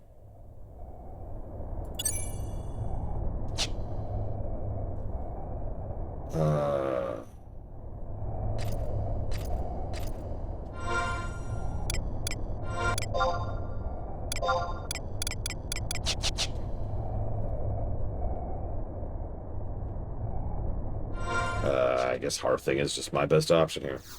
2D and 3D Zelda? 3D Zelda. Instantly. Death to 3D Zelda. Give me my 2Ds. I'm sorry. I love Twilight Princess. And I really like several 3D Zeldas, including Ocarina and Majora's. But LTTP and Link Between Worlds and Four Swords Adventures are just a powerhouse to me. 1 second. Lord.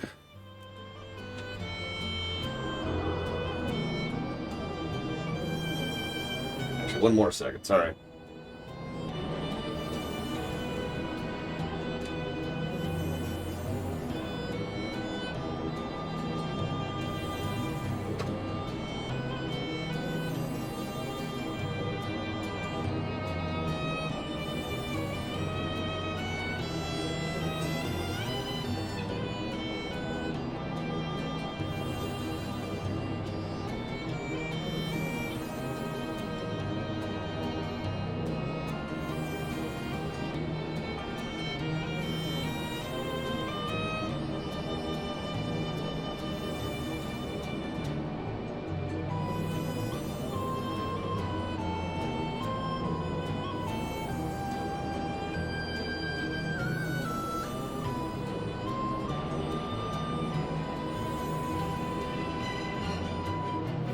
And Minish Cap.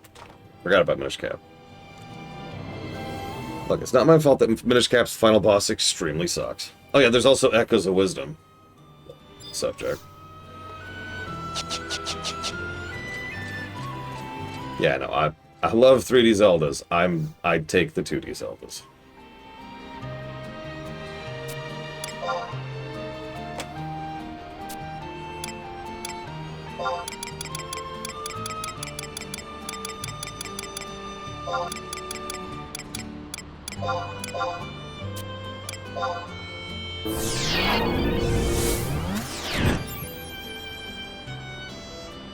That's true, Blatchable.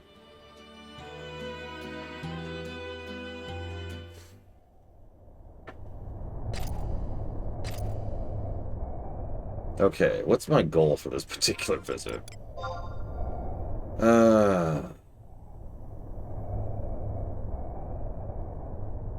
I have to not fall into the pit this time, looks like.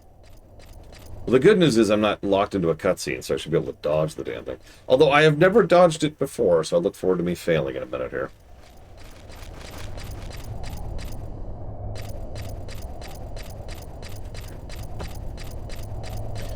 Oh,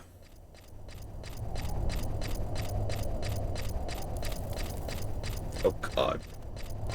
I'm so sorry, and Devon.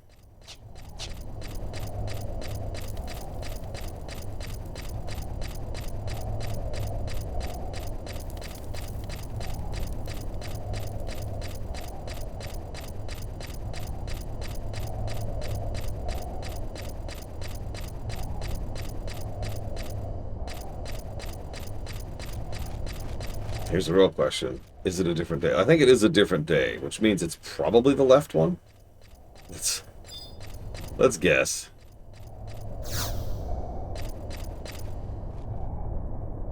Hang on.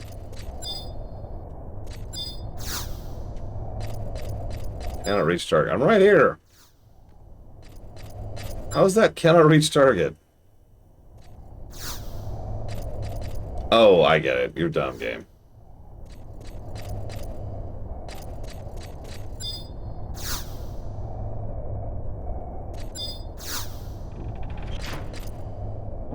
Okay, I was pretty sure that was correct because that was the trap one last time. But... Ugh.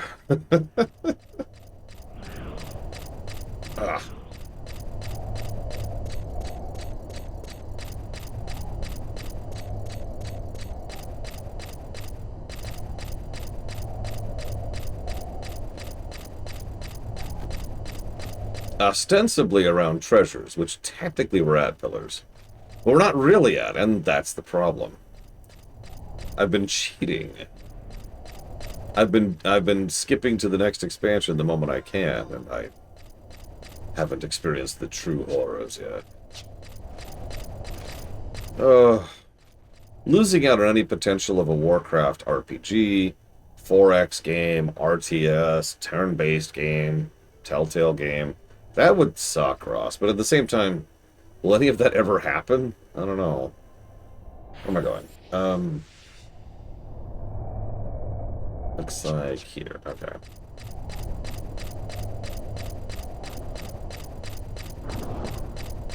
Like, WoW is not my only investment in Warcraft. Warcraft is one of my favorite settings for a reason. So I would be very hard-pressed to pick Warcraft.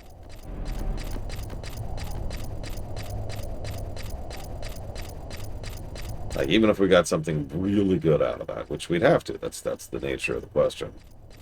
Oh yeah, speaking of which, I never answered Lord Harriman. What would be my sacrifice?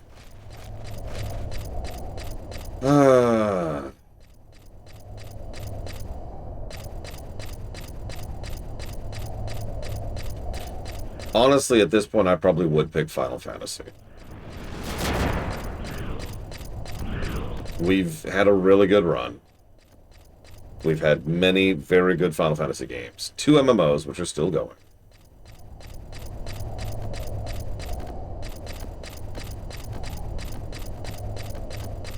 I am so sorry, Von Falkenstein. Are you... Who's hurting you? Do you need... Do we need to call the cops?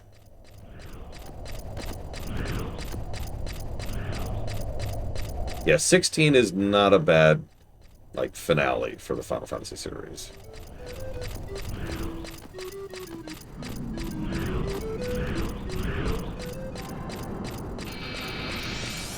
Alright, no. Oh, wait, you said Wizardry. My bad. I thought you meant Might and Magic. Never mind. I actually don't know Wizardry 8. I have very little exposure to the Wizardry series. I know Might and Magic and Ultimate better. Okay, so, yeah, so different question, alright? So, if all games in an IP vanish, there needs to be something equivalent to make up for that, right? Like, getting one new game in a new IP is neat, but not worth losing all of Pokemon to use an equivalent, right? So, what would be worth that? No, Von Falkenstein, no, no. Come on.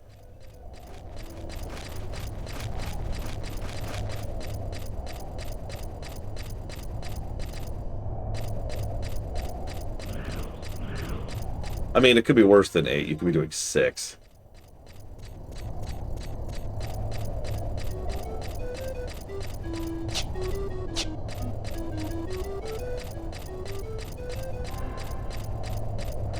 Ooh.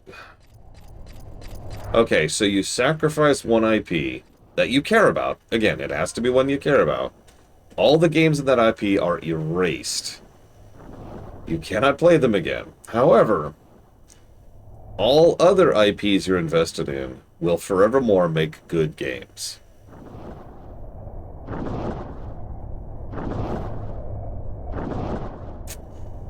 Oh, let me think about that. Let me think about that. Where am I going? Where am I going?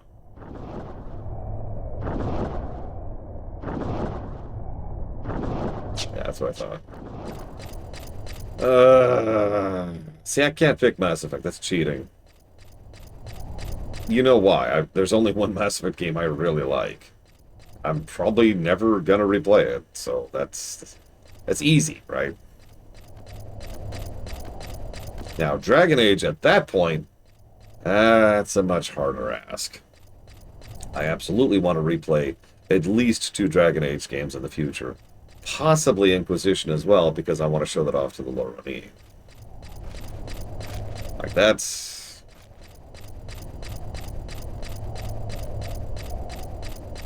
Losing 3 Dragon Age games. Yeah, Origins 2 and Inquisition.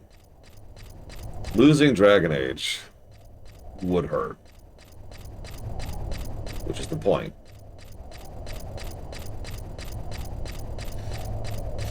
Losing Final Fantasy is completely off the board. I can't lose... If we're going with this, then I absolutely cannot lose Final Fantasy, Mega Man, Zelda, Mario.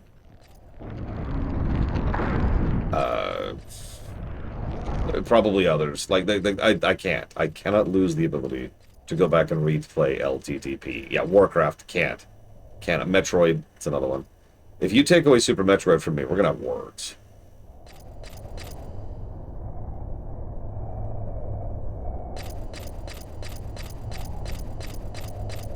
Damn it, Von Falkenstein. No! No! Don't do it.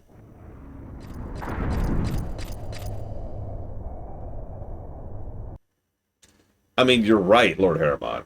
Dragon Age is a dead IP, like we talked about. Elder Scrolls.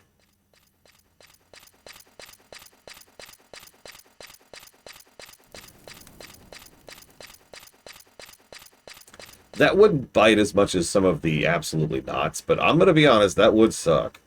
I want to replay Oblivion at least one more time in my life. What? I'm not muted. Hello? Testing? Testing? Kefka? No, I'm sorry. I like Oblivion. And I want to do at least one more replay of Morrowind someday, and Skyrim. And I would like to play ESO. Elder Scrolls is a good pick. Like, as in it is a pursuant to the spirit of the question pick.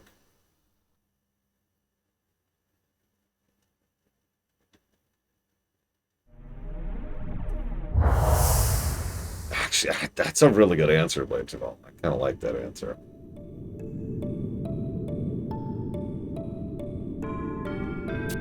No, like I said, Ross, some stuff is just completely off the table. Is there really Von Falkenstein? What's the record?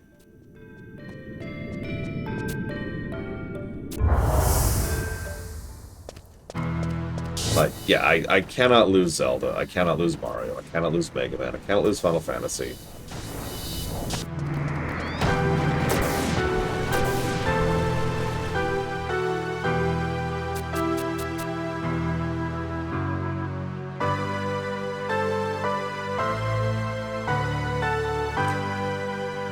I don't particularly want to lose Kingdom Hearts. That might be another Elder Scrolls-y kind of situation.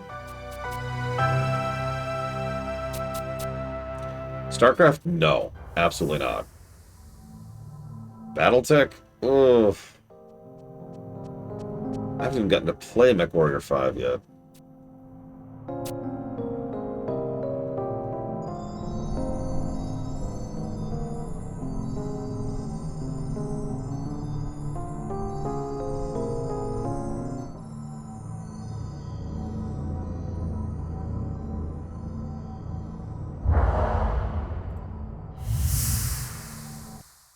Three hours. Well, Necromancer, duh. Yeah. Buy that.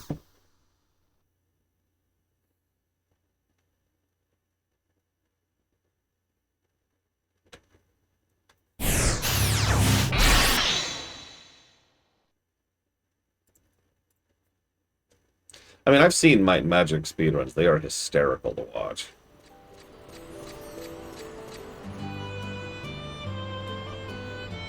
Feel I cry? That would hurt. There are at least 2 Devil May Cry games I would very much like to replay in the future. 3 and 5. Nope.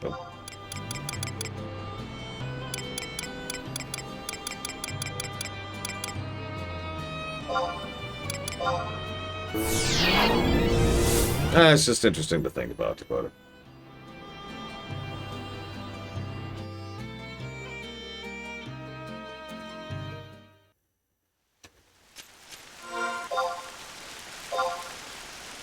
Oh my god.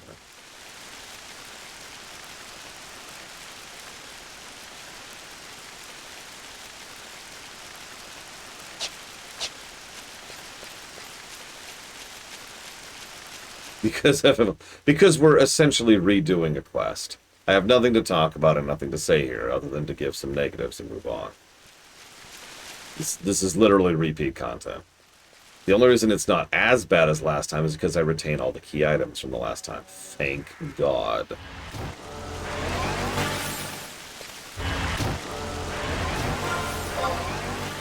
Is this it? No. Good morning, Bregwin. Yeah, like, first contact, like, that was a, Jesus, fuck, all percent. That was something that was brought up in Discord last night, is if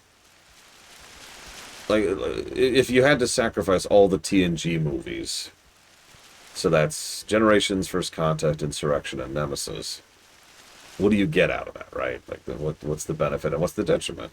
Because there's quite a few games and stories and books that kind of follow through on that, but like, losing First Contact would suck. I'm actually completely with Ross on this, even though I haven't reviewed it yet. I'm pretty sure it's going to review pretty well. But in exchange for a Nemesis and Insurrection and Generations not existing, yeah.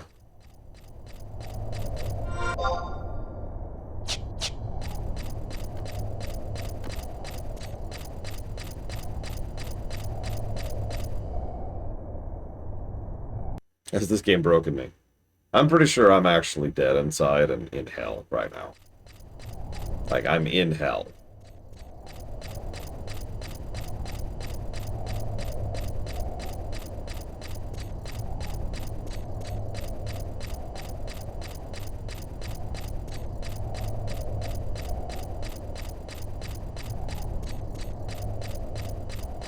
Which is why a dementia-riddled con artist, pedophile, rapist is currently the leader of the country I live in.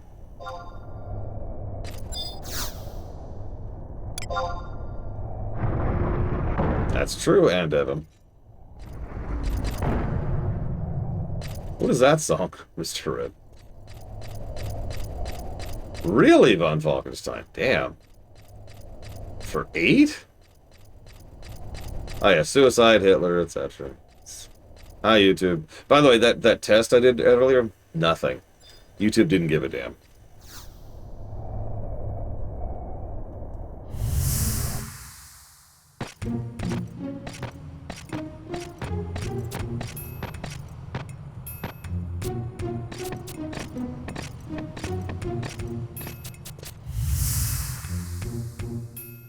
"12 minutes of the Manderville dance." No, no, thanks. I'll keep playing FF11.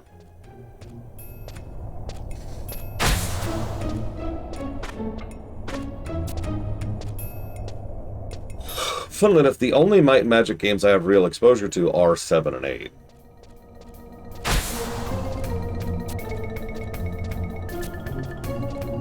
Yeah, you're just watching the stream on mute because I can't play the music, and I'm just sitting here going. I actually streamed Might and Magic 10. It wasn't a full review. This was before we were doing reviews. It was crap.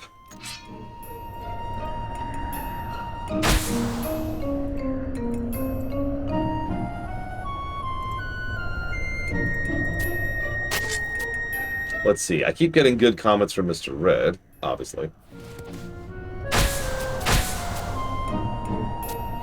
That's not actually a joke.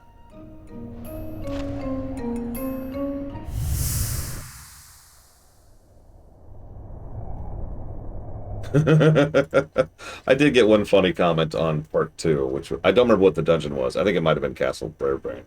But it was, imagine you spent a whole afternoon doing a dungeon just to find out you can't pass a door because you didn't know you had to do a side quest. And that's FF11 in a nutshell right there.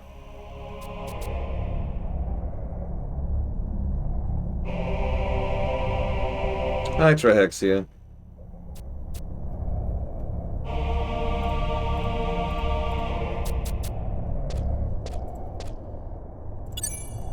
Right. What? Okay, I have the Magicite. Back to Relude. Oh my god, I did this so fast. I've got 4 minutes left on my hearth.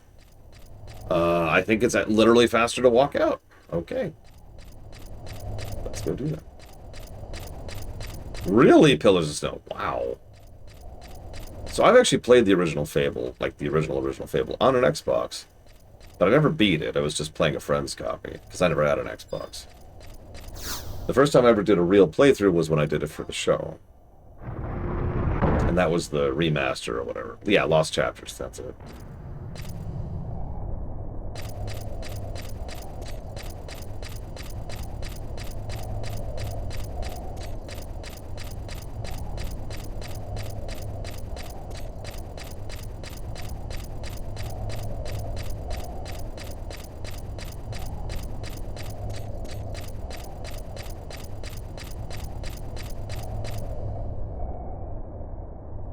Master Healer Kale. It's not ringing a bell, would be my immediate answer to that. Help me out here.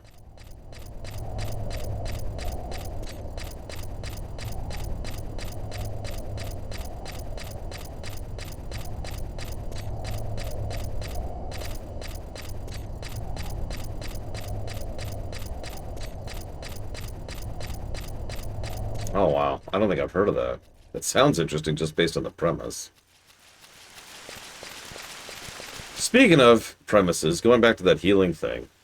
So I talked about downtime and reducing downtime, and Tukwata had the great idea of setting up the environment to change buffs and debuffs and change your downtime period, right? But that's all the first type of healing, which is encouraging the body to heal itself. The second type of healing is rewinding. Now, I'm not sure we could do much with that as a mechanic. I didn't have any ideas of it. I'm sure we can. I didn't have any off the top of my head ideas. But the third type of healing sprung an idea, which is replacement. It's when you use magic to literally, or technology, to literally just replace a malfunctioning part of the body. Replacement has all kinds of potential in game design. Like, someone gets hurt, they're down on health, but also they're missing an arm or whatever. Well, you could have them recover in the Lord, or you could just replace their freaking arm. And now they have a magic arm, or mechanical arm. Just cyberpunk it up. Yes, Relude? Yeah.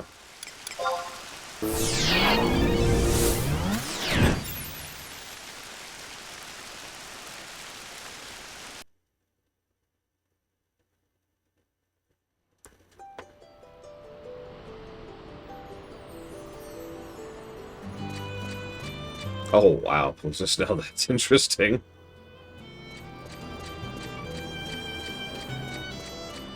A roguelite. What is with all the rogues?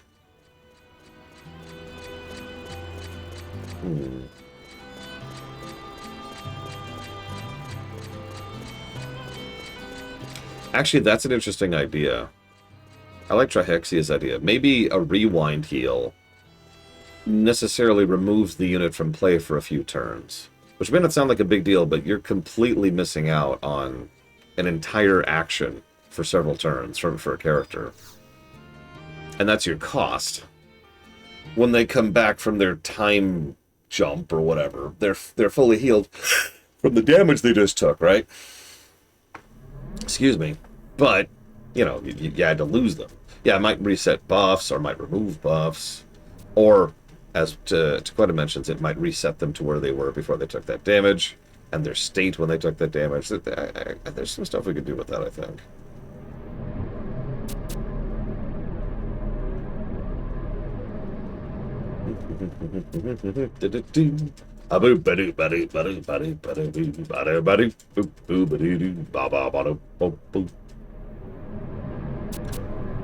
Yes, Ross. I thought about that for about 3 seconds, and it's like, yeah, no, yes, you do. Ori 1... Ori 2 is a very direct sequel to Ori 1, story-wise. Ignoring the fact that it's just a better game top to bottom.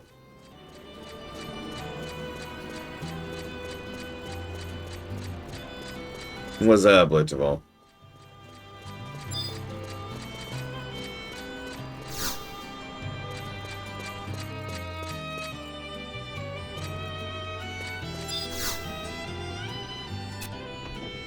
Healing costs experience and gives confusion.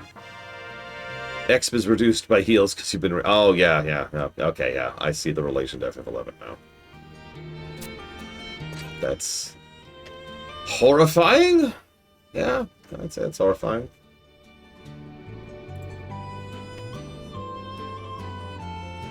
Yep, here's another we have to go do the same dungeon again thing.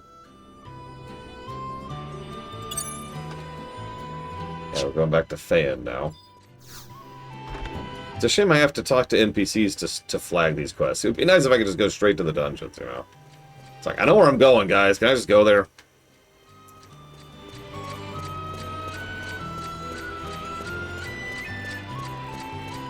See, okay, hang on. We have to play... I don't want to play the video game! Why do I have to play the video game? Why is this my life? What I meant to say, though, is imagine if we have that downtime mechanic, right? So, here's your player choice, right?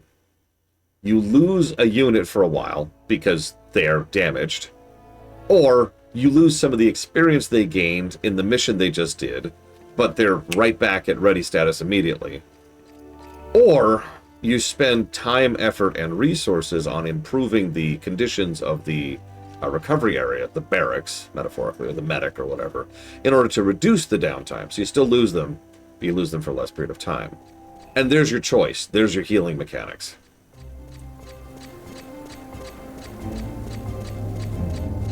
Like, the experience loss at that point is the, I need this troop for this next mission that's happening right now, kind of a button, right?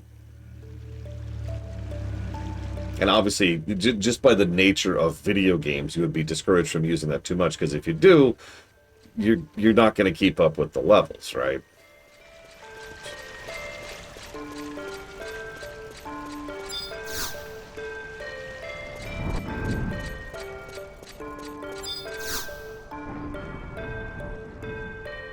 I mean, I agree with that, Taquata. I'm just kind of rolling with the idea there. What's that, Ross? Because I've touched Ultima. I haven't played Wizardry. I haven't played Might and Magic. May never. Castlevania. I have reviewed Soten. Twice, actually. Because there's 2 versions of the game. However, you are correct. Our Castlevania catalog is actually quite barren right now. That is something I hope to fix. It's just kind of a lower priority while I get, you know, crap like this out of the way. No offense, Blake Jamal. Or Mr. Red. Or Game Geek. Midnight Suns looks like fun. I'm looking forward to trying that. Hi, Zach Taft. Speaking of Midnight Suns. And I still want to play Chimera Squad, even though I know it's, like, not what I wanted it to be. I still want to actually sit down and play it myself. Give it a shot. Especially after XCOM 2 was not what I was expecting.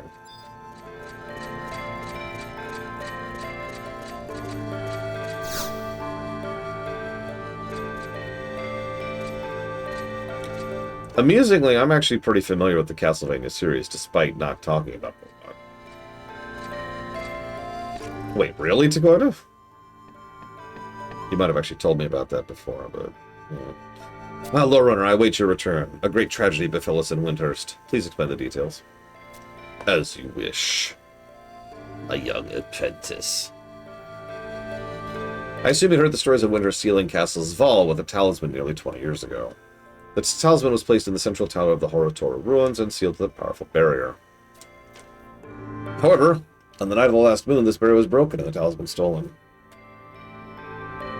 To think Ugh, to think the Yagudo will now have the power to nullify such magic. Now, we're not sure if the bandits were Yagudo. Racism! I was visited by a bearer of darkness. To protect it from theft, the talisman used to seal Castle's Vault was divided into 3 pieces and distributed to the 3 ruling nations. Checking up on Sandoria and Bastok will be our mission. For you, we have another task. Let me take it from here. Oh my god. I'm going to try and read this out loud. You ready for this? Je m'appelle Rukususu. I am the minister of the Rhinosterie. At the northern tip of the cursed Budasin Glacier, there are the ruins of a lost city named Feyin. Long ago in Vanadier, there exists a civilization as advanced as ours. I believe that these ruins are from that civilization. That's how it's written. Don't look at me. Zillart. What? The Zillart? No, I killed them all. When you do think of how long ago this city was built, it is a miracle that they are even standing. It is as if... Look at that! It is as if they are being protected by some mysterious force. I drifted into Jamaica there, my forgiveness. 30 years ago, a group of representatives from the 3 countries, Winters, Bastok, and Sandoria, was sent to Feyin to investigate the strange power that lies dormant beneath the ruins. However, these ruins were squirming with ghosts and strange machines. The expedition was a failure. But after the Great War, the forces from the 3 countries even succeeded in ridding the place of its unwanted inhabitants. Look, it's the only way I can get through this dialogue. Bear with me.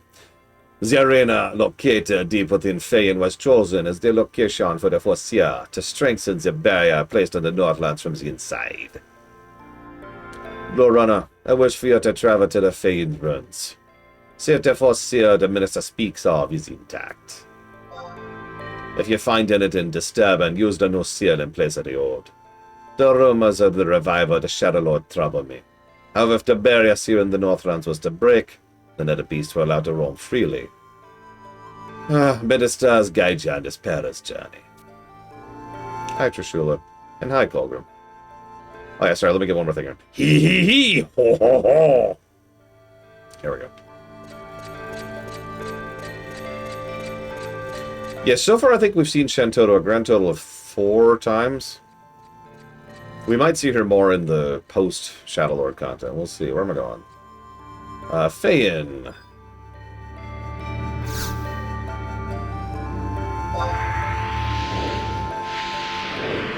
Which I should have the waypoint of.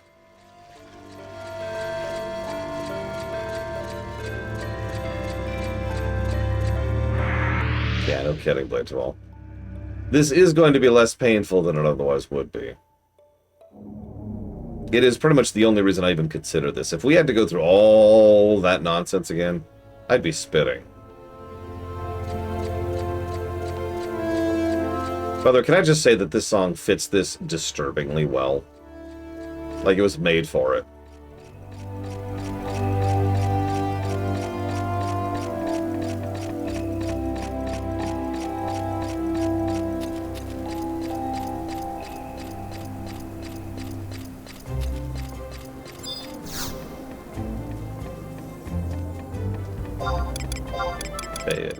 Feyin. Oh, I've got choices. Where am I going? Point 1.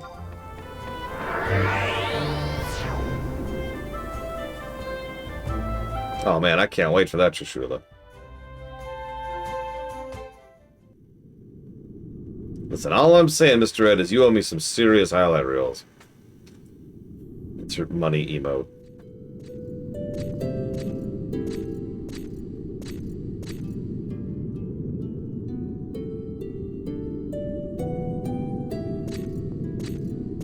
Oh, that's weird. Billups of snow. Yep. All of this is repeat dialogue. Repeat dialogue.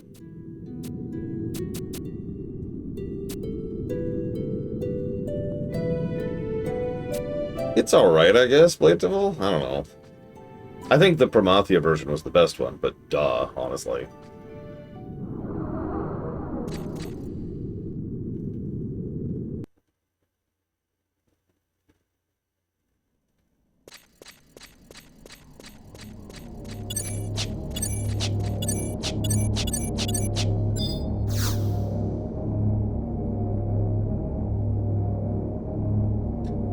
Oh, Simon's Quest. I don't think it will score particularly well. I'm pretty sure it'll be a net negative. And I know Simon's Quest very well. I used to replay that game frequently. Simon's Quest is one of those categories of games which are much better when you already know what you're doing. The game does an absolutely terrible job of conveying that to you. I absolutely think Castlevania 2 will score worse than Castlevania 1. Castlevania 1 has a lot of decent stuff, especially in the earlier stages. Castlevania 2 doesn't. Now, once you know what the hell you're doing, Castlevania 2 is interesting. There's a reason I'd call it a proto-Metroid, even though I think it came out after Metroid, but whatever.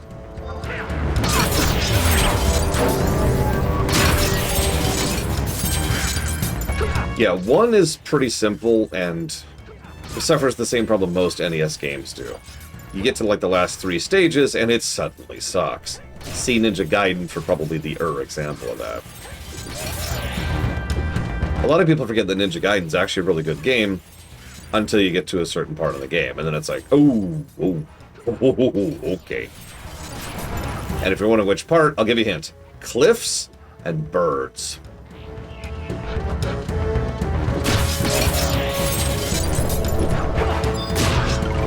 I love how you said the exact same thing I did, Takoida. It's so infamous. It's so infamous.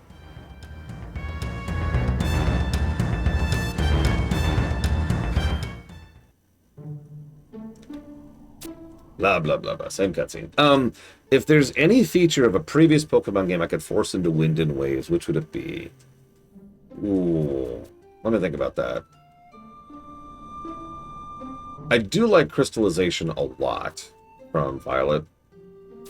I don't care for the visualization of it. It's a little cartoony for me. But the gameplay ramifications of Crystallization were bonkers. That was a sea change for the dynamic of it, and I loved that.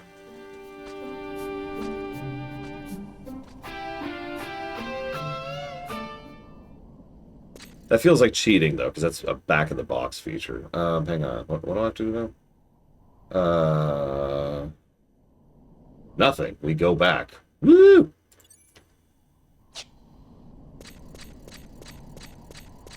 Yeah, exactly, Trishula. Thank you.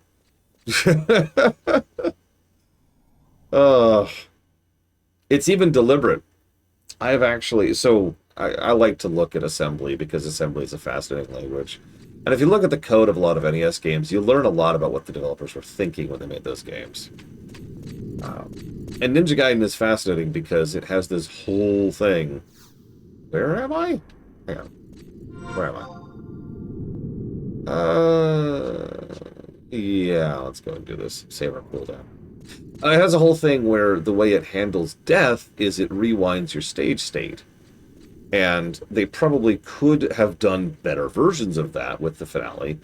But rather than do that, they decided to take the quick and easy answer. And they just decided, that's a level 99. What?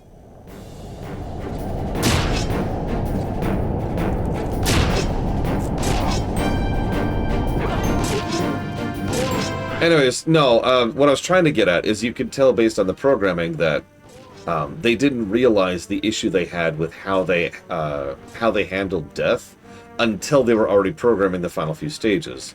For those of you not aware, each boss in Ninja Gaiden is its own stage. And the way it handles death is you rewind one stage, right? So, when you have 3 bosses in a row, it doesn't handle that quite well, and it has issues with its programming. So, they're like, okay, no problem. We'll just set you back to a specific stage. Here's the fun part. It's almost guaranteed that it was a mistake that they set you back to 6-1 instead of 6-2. because we can find the memory address for the pointer that says which level to set you to if you die in 6.2, 6.3, 6.4, or 6.5. And it's set to 6.1. Literally, it's so ridiculously easy. You could change it with a Game Genie code to change that value, to raise it by one value, which then means that you die and you get reset to 6.2. It feels so much like a Band-Aid put over the code because they hadn't thought about it.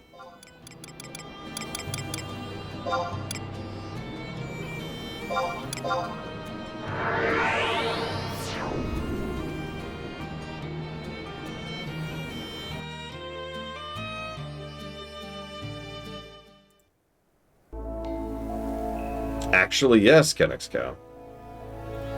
Yeah, thanks, Ninja Gaiden 3. Thanks for that. Appreciate you. That's a lie. I don't appreciate you. Ninja Gaiden 3 is ridiculous.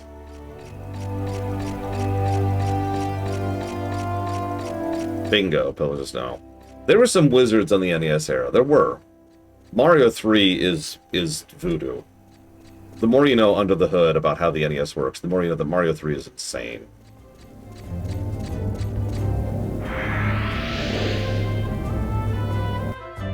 But that's like the people who invented the system, who have years of experience at it, working on a game they spent tons of backing and time and money on, in their prime. Like that's pretty much peak right there, peak NES. And yeah, Final Fantasy 1, 2, and especially 3.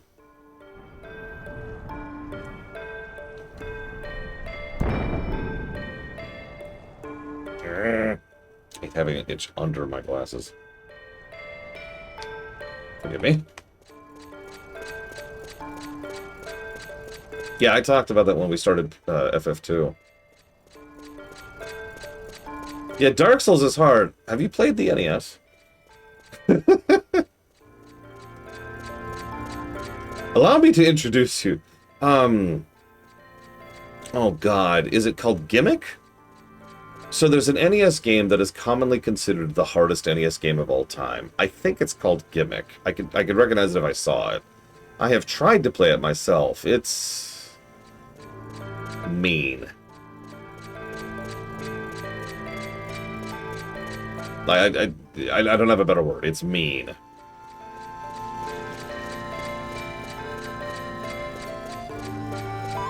I have beaten Ninja Gaiden 1 without any form of cheats twice in my life. Once on the original NES, and actually once for the show.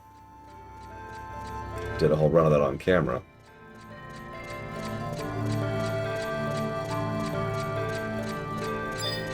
Then when we review Ninja Gaiden 1, I will be cheating.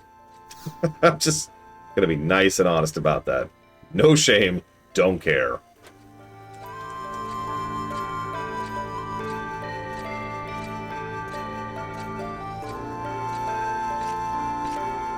The properly hardest game I've beaten. My thought immediately goes to Cyber Shadow, but that's probably not it. Hang on, let me actually pull up an image search really quick. NES Gimmick. Let me just make sure I'm thinking of the right game. That's the one. Yeah, Gimmick is a thing.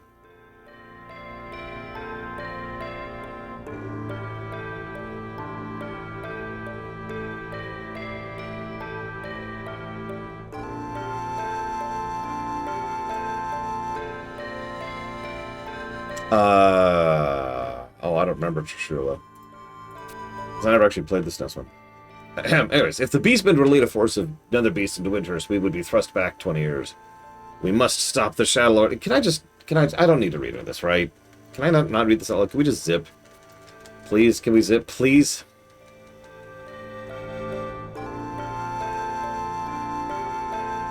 These quests are the same. The dialogue is slightly different.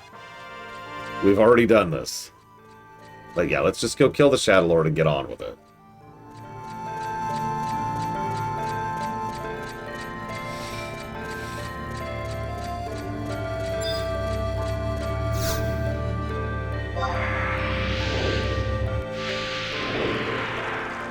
It had to have been the SNES version for sure, because I've beaten Ninja Gaiden 2 on the NES.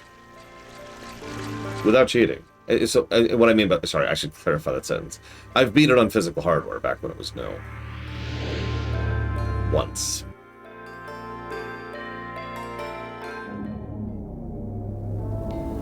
Same thing with Ninja Gaiden 3. I've beaten it once.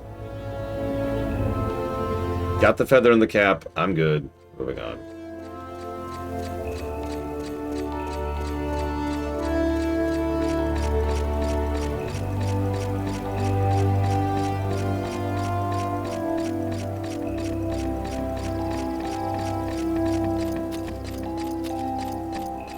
It's a 2D platformer, Trixie, sorry, but it's like momentum focused, if that makes sense.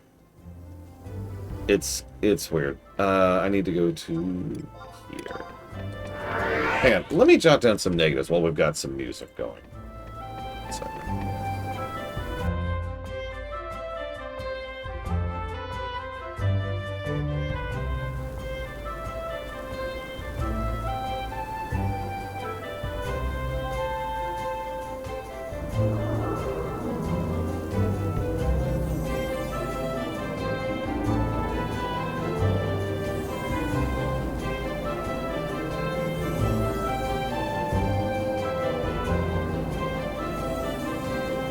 I'm muted. I can listen to this song for a while. But Heavens and Tower music is okay. I just get tired of it after a bit. This means you... God, when did I get muted? Listen, Paladin for life. Ignore the fact that I'm a warrior. It is specifically the repetition. In fact, I'm actually specifically not going to give that many negatives because of the fact that we can skip so much of this. But this is still straight up padding, and there really is no reason to do this, right? They could have just been like, oh, you're here. Here's the next quest. Like, there's nothing preventing them from coding it so we could skip right over these steps. You know what I mean? Because, again, these... Yeah, this could have been patched into acceptability. These specific quests are exactly the same, except for a few small changes in dialogue.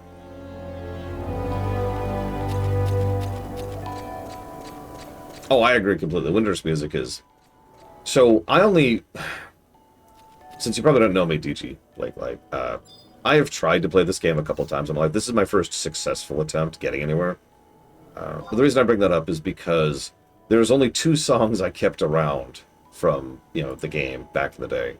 And one of them is Winter's song, because it's awesome. Alright, where am I going? Back to the tower? Really? Back to the tower? Okay, back to the tower. This is just the Haver, isn't it? Yeah, this is just the Haver of Winters. Just going back to this frickin' tower.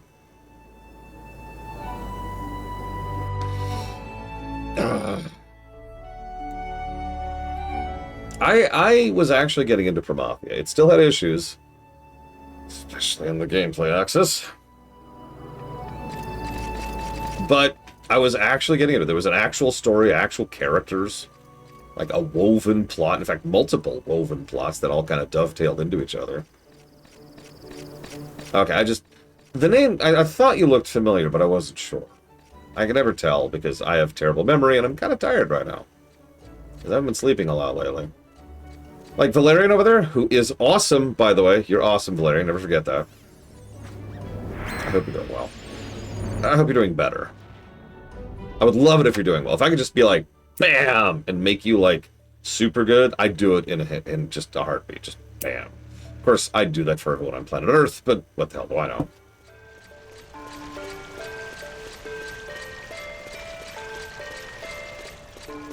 Alright, Valerian, I got a question for you. Alright. You ready? You ready? So, this is one of the spirit of the questions, so don't try to legalese out of this, okay? I don't remember, what server are we on? You have to sacrifice an IP. We're on Bahamut, thank you. You have to sacrifice an IP that you love, are invested in, and is still getting new games, okay? In exchange for this sacrifice, a brand new game will come out that is a new IP, and it's really, really good. right? And you'll like it. It's something that you will be personally interested in. What do you offer on the altar? I'm not gonna... We talked this out for a while earlier. Because, you know... Yeah, have fun, DJ Blacklight. I hope you're enjoying yourself. How far are you, if you don't mind sharing? Fallout. Oof. Silent Hill. Oh. Yeah, no, there's both of those are still living franchises, still getting IP, they're still getting games, excuse me. Elder Scrolls. Blake Duvall picked Elder Scrolls. Honestly, I was tempted by Elder Scrolls as well. It's a good pick. It's a good pick.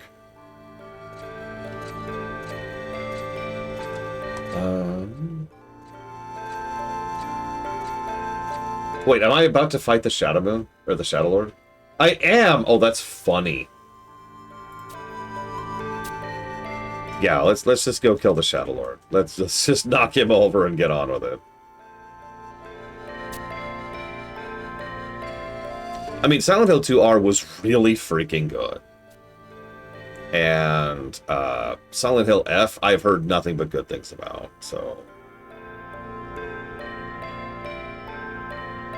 Yeah, I've noticed no one's picked Resident Evil, which is definitely a live franchise, which is still getting games, which are still good. Resident Evil 9 was, by all accounts, a really freaking good game. And we're getting, what is that, Veronica, I think, is the upcoming remake? Yeah, 7 and onward has just kind of been solid.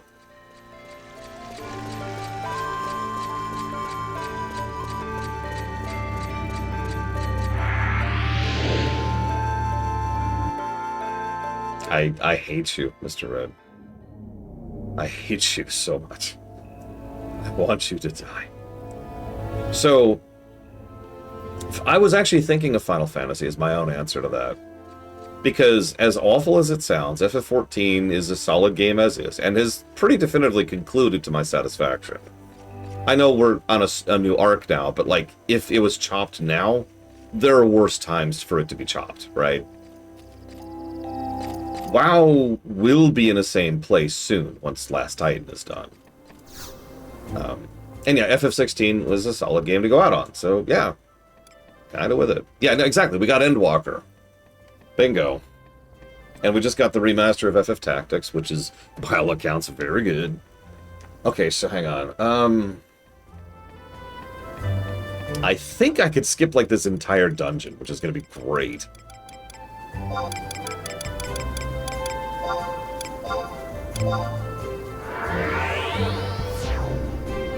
Yeah, exactly, Winlock. So anyways, here's the final dungeon, and we're here! Let's go fight the boss.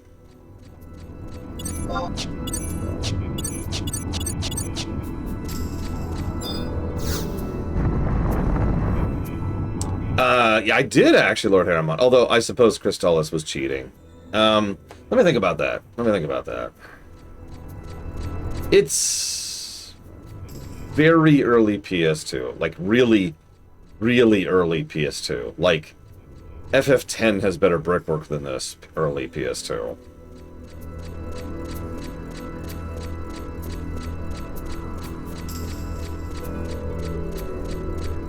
This is rough. Honestly, late PS1 might be a better way to call this. That's true, FF7R3 would not happen if we did that.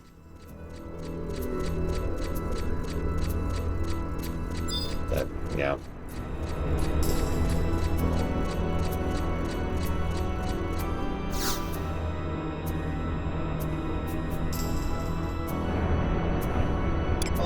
Time to go kill the Shadow Lord again.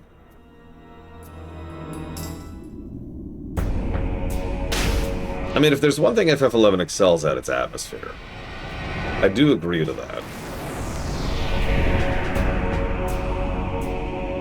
If we allow the proviso that anything that's currently has a release date doesn't count, that does change the equation a little bit. Because that means, to go back to Resident Evil, that means the Code Veronica remake comes out. That means FF7R3 comes out. That means Mega Man 12 comes out.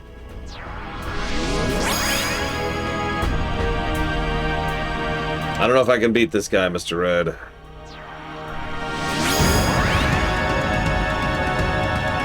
Yeah, the Ocarina remake comes out.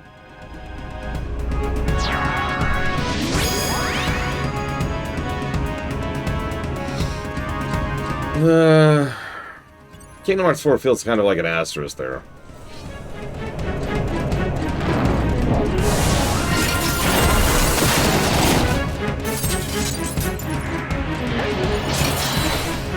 That's what Shantoto's for, Mr. Red. Come on, Shantoto, do your job.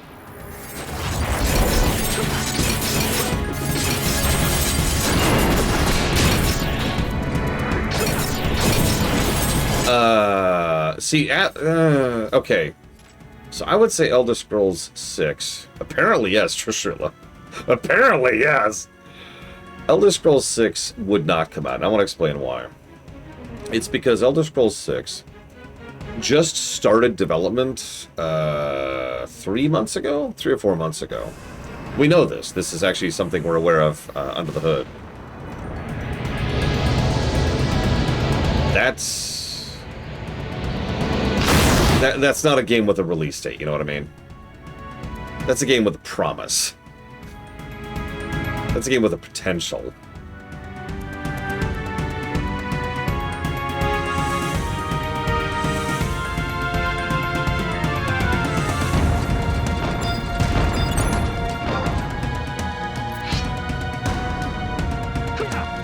I don't either, Dakota, quite frankly.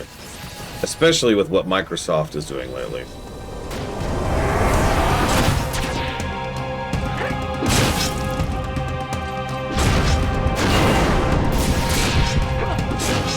I just realized we get the reward for killing the Shadow Lord is 20,000 kill.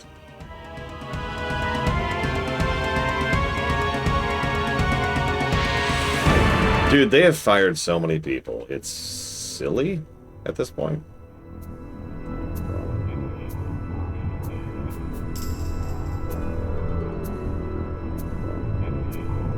Yeah, and I remember that panning shot they showed of their announcement that they're working on Elder Scrolls 6 is something that, no offense, Mr. Red, that Mr. Red could throw together in an afternoon.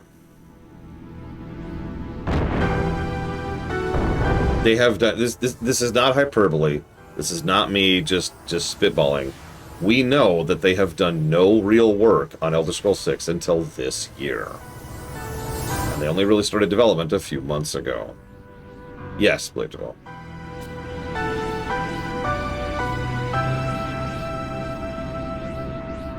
That's true. If we axe Pokemon, we will still get Wind and Waves. I'm still not axing Pokemon. I'm sorry. Pokemon is at a high.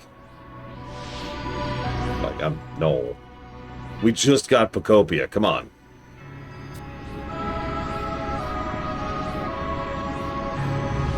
I might be willing to accept Mega Man at that point, though. I don't really want to, but at the same time, Capcom has been crapping on Mega Man for, like, a little over a decade at this point. See you around, DJ Blacklight. Have a good one. See you around, Valerian. You don't get to have a good one.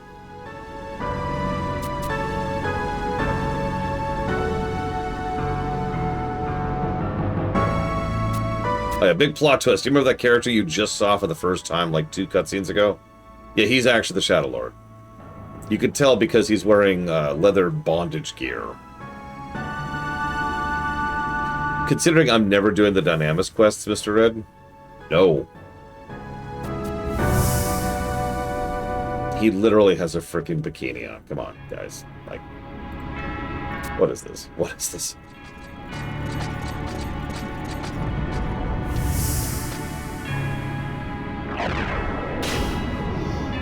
Hey, Otherworld Nebula.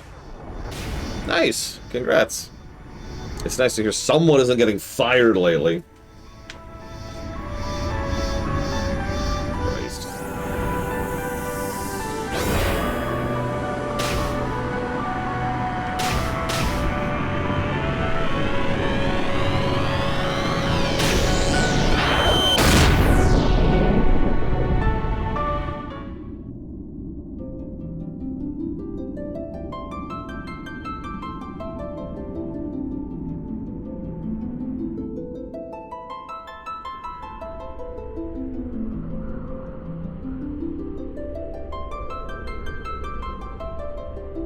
Ooh. So the PTR for WoW just released the new large home tech, and when I say large homes, they are not joking. Jesus.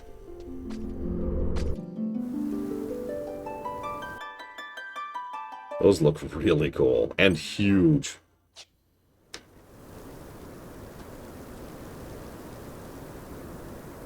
Yay! Congrats, Pillars of Snow. About frickin' time, but still, congrats.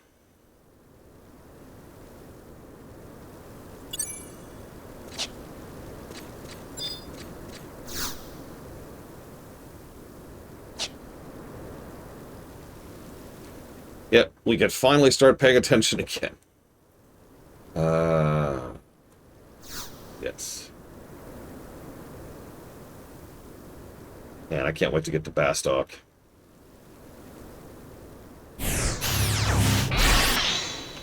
And have the same quests.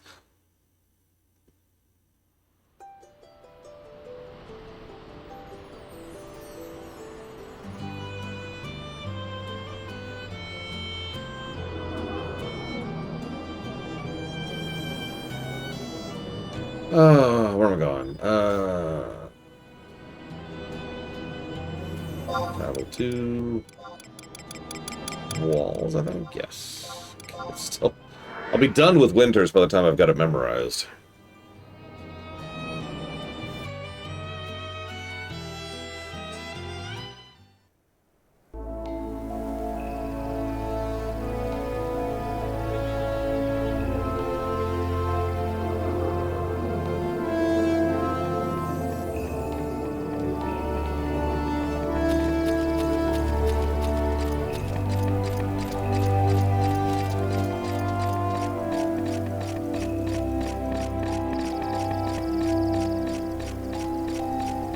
I mean, that's normal, Wenlock. Most people default to whatever MMO they're most invested in. It's really rare that you have someone who can bounce between MMOs pretty freely.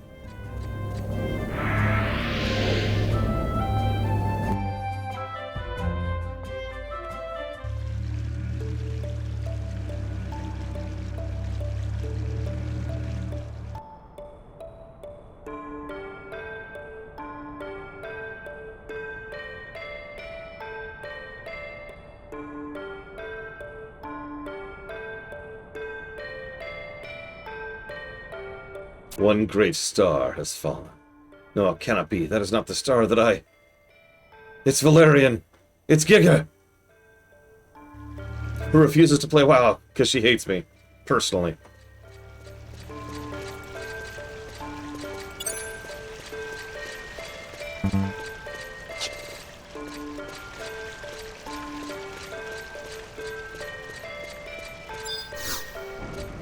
You tried.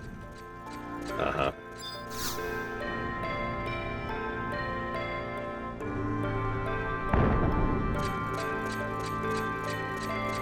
Oh god, bouncing between 11 and 14. Despite surface similarities, I don't think FF11 and 14 could be more different from each other.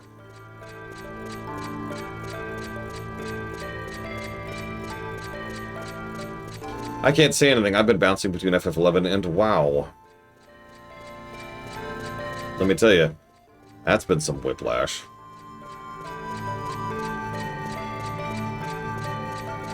What was that, Valerian? It is super possible to solo FF11. I mean, ignore all the prep work that was done. Pretty much everything I am currently doing is reasonable to do solo. It would be slower, but you can do it. Trusts help carry a lot. That's why they added them. And you can get some really good trusts very early on, especially if there's a login campaign going on.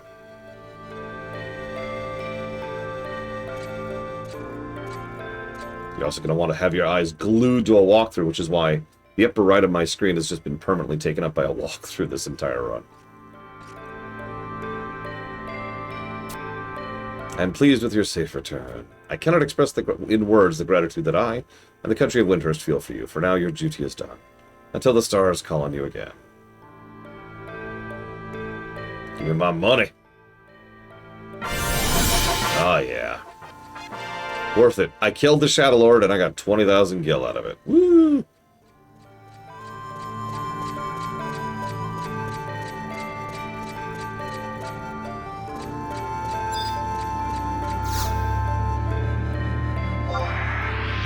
How do you hate a game you haven't played? Or do you mean, like, you hate what it's done? What did we get for killing God? I think we got, like, 50,000 gold for killing God. Oh, yeah, by the way, they just did a patch last night, technically. I noticed they added another high-end encounter you could do. I couldn't figure out what the point of doing it was, but it's there. So that's cool. Bunch of bug fixes, too, for some reason.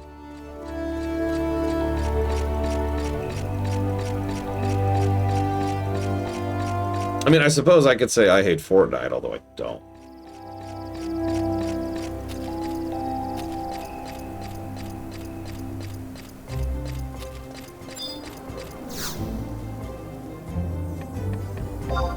I hate Diablo Immortal.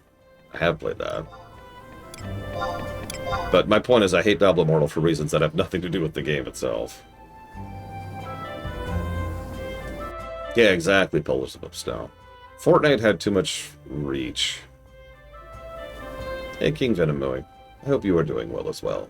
I'm doing decent because we just got through the Glock of Windhurst, so now we have post-Windhurst. Windhurst 2, as I've been calling it in my notes. Ugh. I read about it, Traxia. I was singularly unimpressed.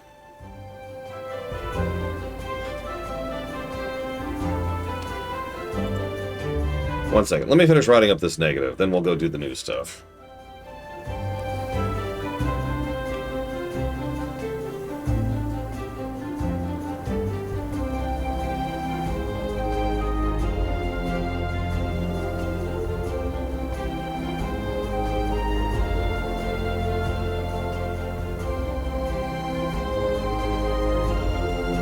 I'm pretty sure I haven't actually reached that point yet, Blaytold, because I remember reading about that. Oh, absolutely. Third spaces are so important to society. And it is, frankly, disgusting how they've been slowly removed from a lot of places. Like, malls are a great example. The fact that malls have just been slowly dying, in the United States only, by the way. Other countries still have malls. Christ. I mean, Fortnite is the AI of video games. The Gen AI. Not actually kidding.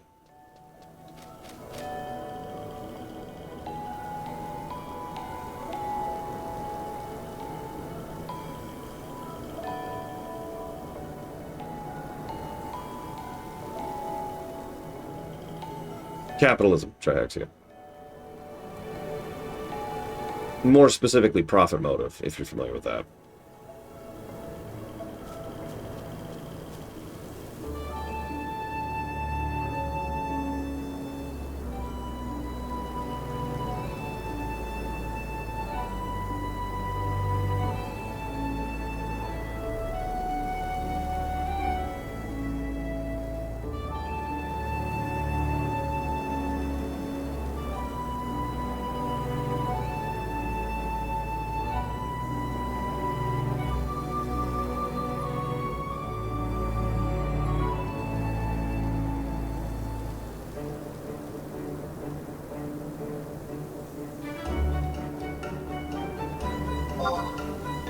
Yeah, I know several people who live in Canada who actually really enjoy their malls because their malls are still doing well.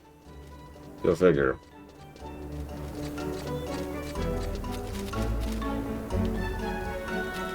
I'm not sure about other countries. Right, I need to trade crystals.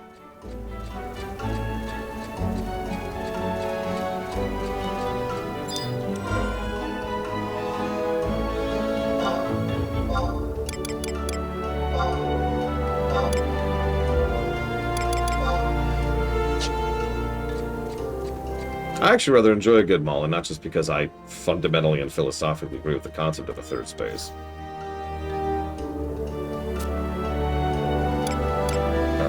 Hang on. What am I looking for? Full Moon Fountain. Perfect. Perfect. What's the mission I'm going to need you for, Mr. Red? Because I'm up to 6-1 now. We're getting there. Okay.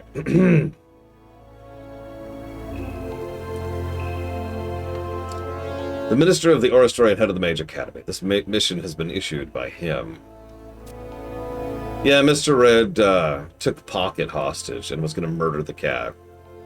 And I don't give a damn about that cat. But I'm pretty sure the kiddos would be upset about that, so... It says here you should head to the Orrestory right away. There's nothing written about the nature of the mission, but it's a direct order for the Minister. You should hurry along. Okay.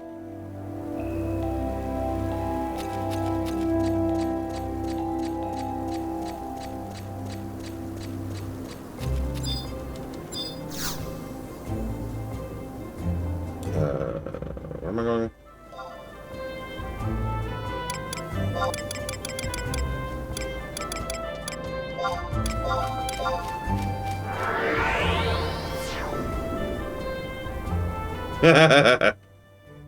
It fits so well, doesn't it, Giga? I got rid of the Mysidia music because the Mysidia music was just too short. And we kept running into the problem where I was spending too much time in towns, and so we'd go without music for extended periods of time. And that irritated me.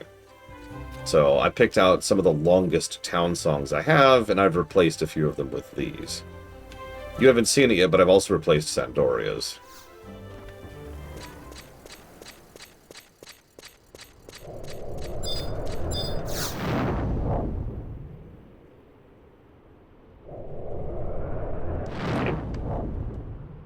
Game.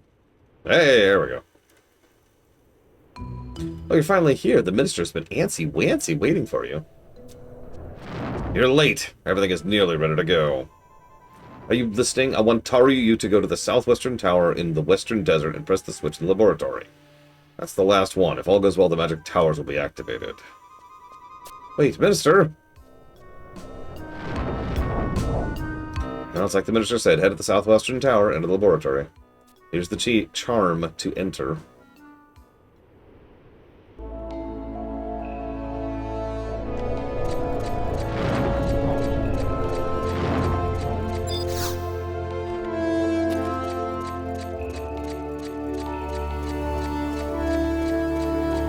Is there no faster way into here? So the answer to that is no.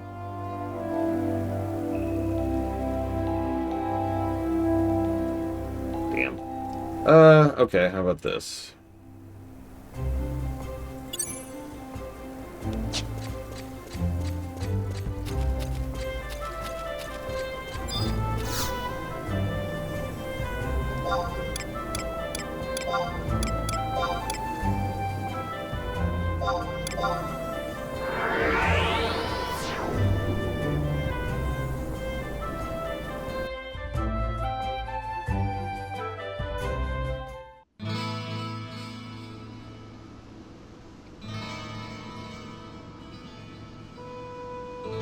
No, I could see that, but well.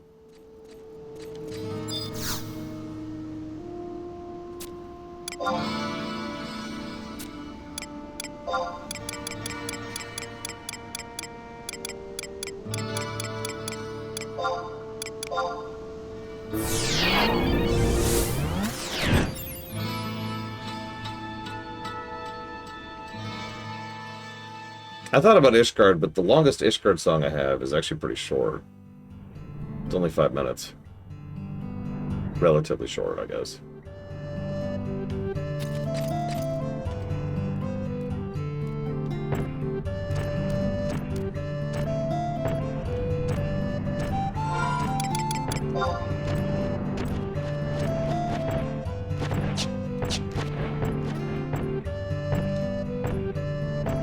I know this game has good music. I've seen it. That's why the rest of me are just gonna lay back and enjoy the show, because we all know that I'm the one who beats this game.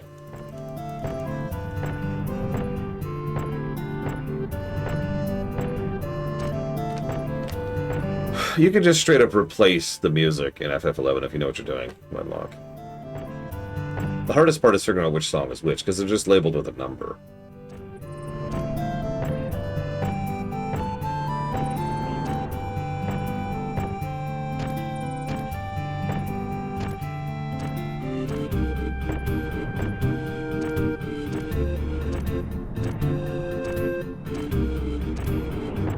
Yeah, exactly. The file structure of FF11 is fairly basic. It's why you can mod the hell out of it, if you know what you're doing. Not that I would ever do that.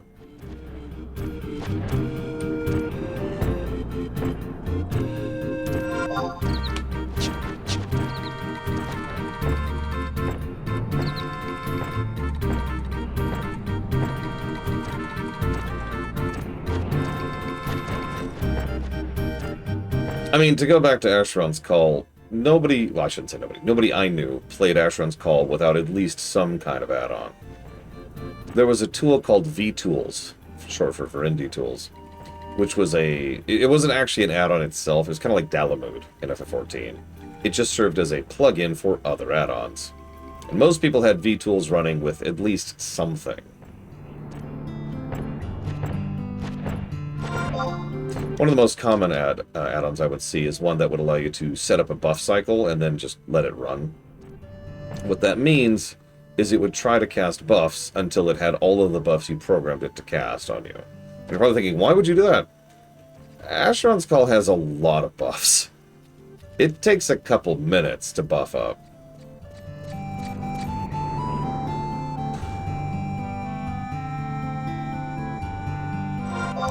Right? Right? Yep, okay.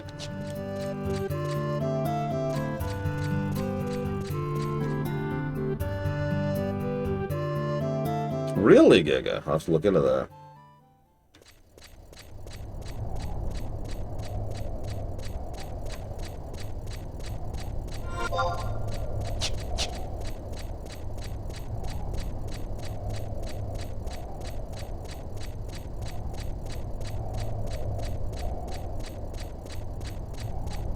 Wait, there's a super speed add-on and I didn't know about it? What?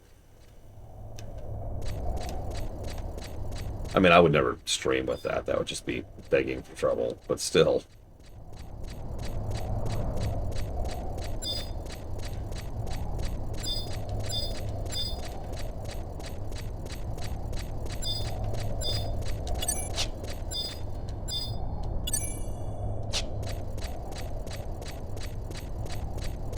I'm pretty sure this is my FF14 account.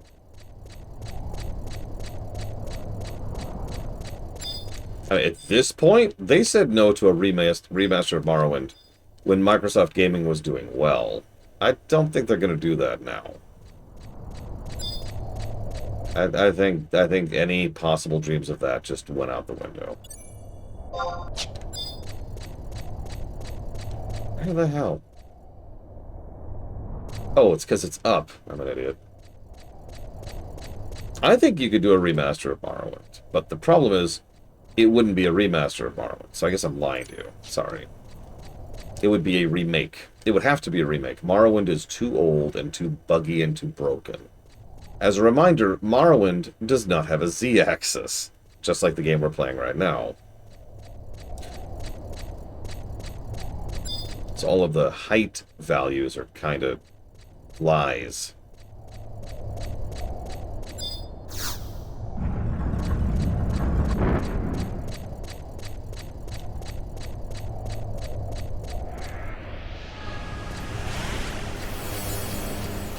Yeah, Oblivion actually has an honest-to-goodness Z-axis and a physics engine. Neither of which existed in Morrowind.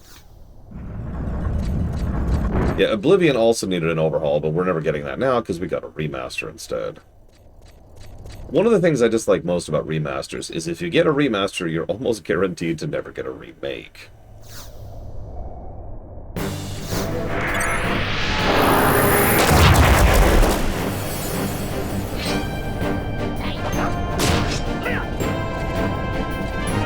So, Oblivion, yeah.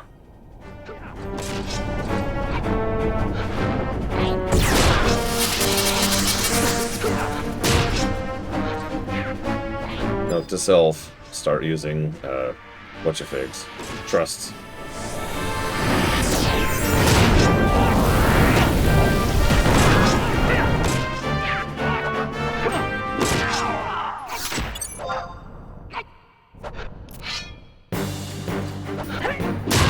Now, please don't get defensive, Valerian.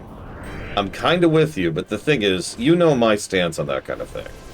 The ideal would be to keep Morrowind around and then have another, more modern version of Morrowind, right?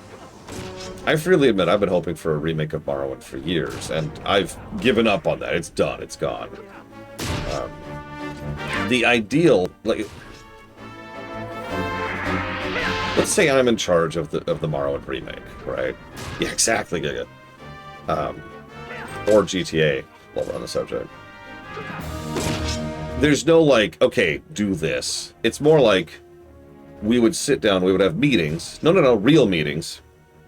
And we would want to sit down, and I would want to list every major and minor feature of the game.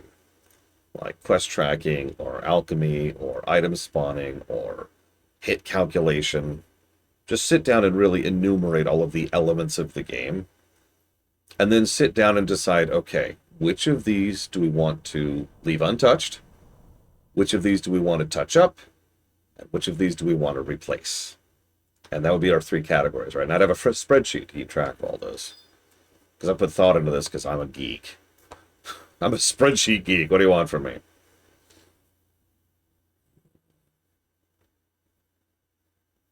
Blah, blah, blah.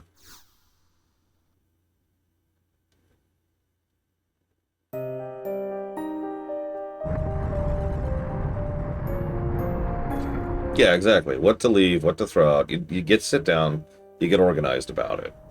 Don't just do... The thing that irritates me most about remasters is most of them are done in an effort to make it cheaply, which is never going to work. Because if you do big, sweeping changes, you have issues.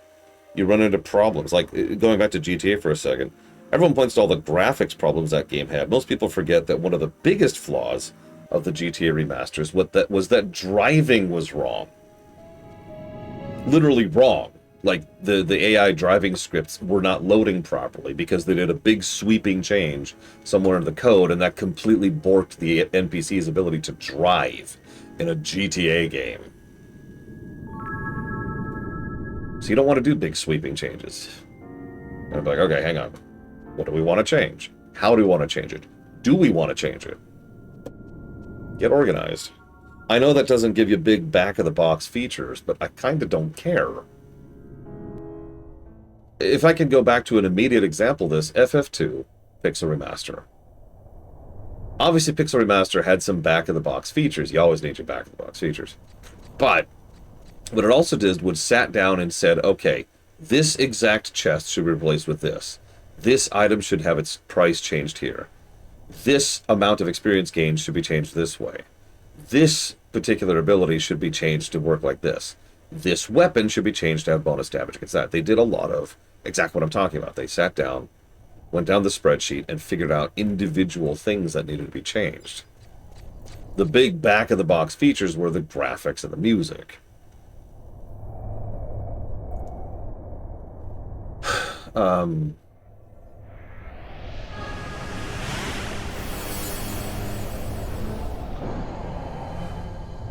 What? Hold on. What?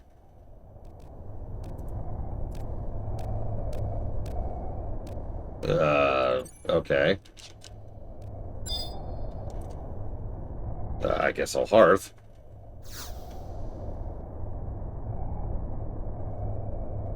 Anyways, that's my answer to you, Valerian. Who is a Morrowind remake for? Is people who currently do not enjoy Morrowind. That's the point and purpose.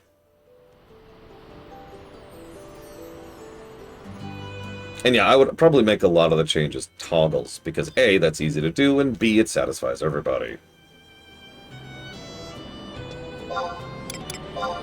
Okay, so this is... I might have this Toromai Canal. I don't know if I've ever been there. I've been pretty fastidious. Looks like not. Let's see if I have the survival guide. Yeah, exactly, Valerian. You get it.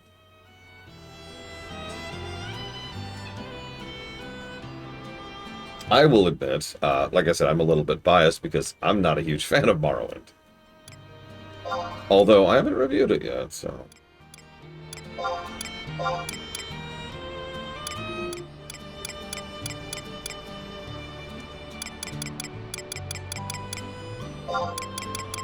I'm actually intensely looking forward to that review for more or less the same reason I was looking forward to this one. Which I suppose gives away some of my opinion. Okay, so... Okay.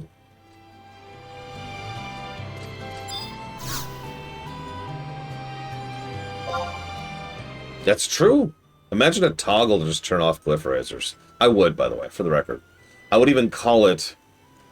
Oh, what's his name? The Khajiit. You know who I'm talking about, if you know who I'm talking about.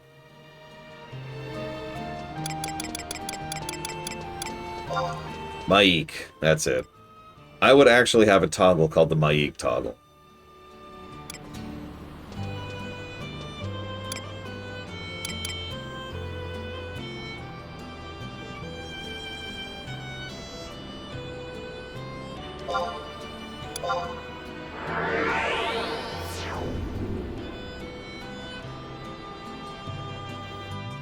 Sorry, I'm kind of trying to figure out how to reach a location, Mr. Rid. Give me a minute. This is the stuff that we missed over the most of the weekend. It's me poring over maps, trying to figure out how to get to someplace.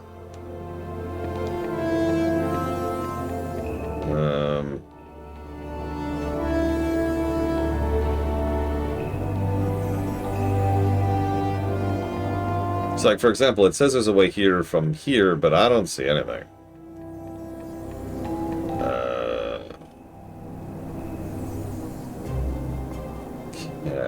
Okay, how about...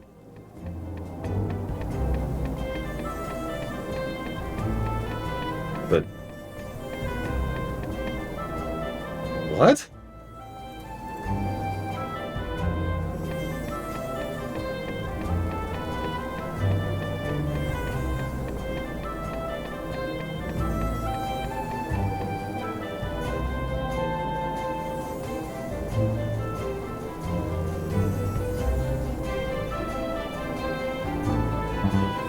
Okay, hold on.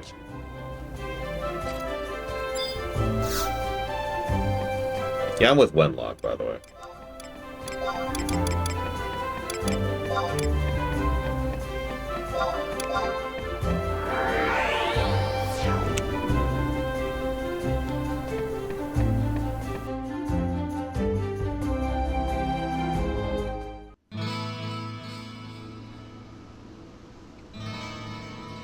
Well, maybe it's Jiu who I was thinking about, Maik. I don't know, whichever Khajiit killed all the Cliff Razors, that one. That's the whole point. That's the joke.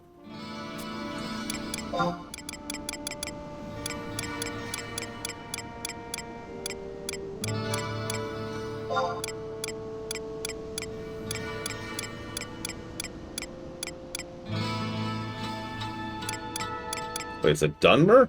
Okay, now I have no idea what I'm talking about. And I'm trying to find this stupid place!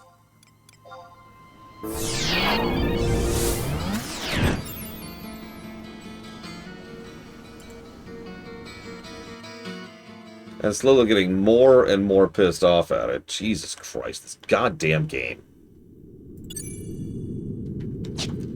I just want to go from point A to point B, and the game's like, no! No! You think about what you've done. I'm like, what did I do? You know what you did.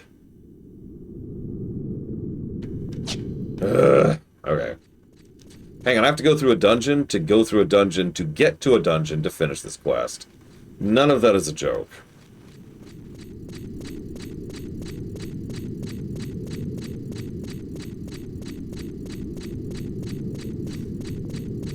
Anyways, I think the big thing for Valerian is that I never want to make someone like you feel marginalized. Like, I don't agree with you, and I'm never going to, but that doesn't mean your opinion is suddenly magically invalid, right? Like, I would love a proper solo remake of this game, as I've talked about a few times. But that doesn't mean you magically are like, you know what, that Valerian sucks. Everything about that Valerian sucks. And there's so much sucking too, like, he might as well be a Dyson. Or some other really dumb joke. I don't know. My brain is slowly being destroyed here. I can't come up with funny. Even more than usual. What?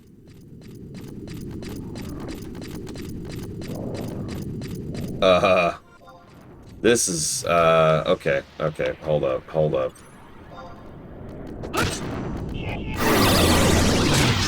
Attack, please. Attack, please. Attack, please. At least draw your sword. Jesus, I hate this game. Do you see how long that took to just draw my sword?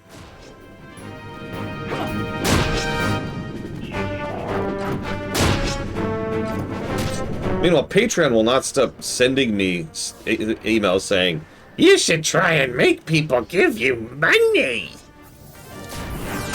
Here's tips how to be predatory about your practices.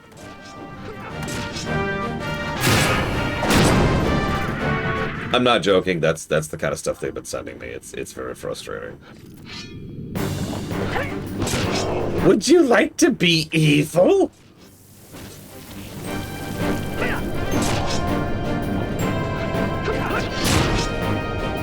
I hear all the cool kids are doing it.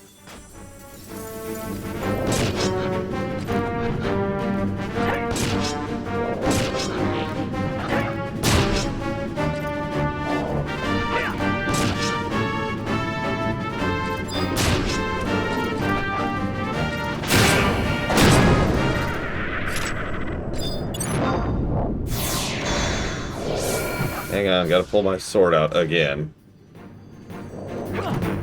Third time now, this one combat.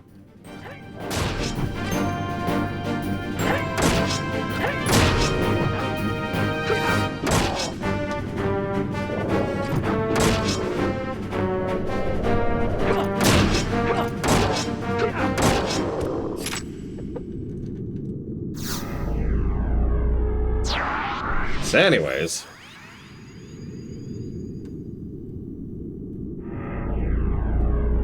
To be honest, I didn't think any of this was legit.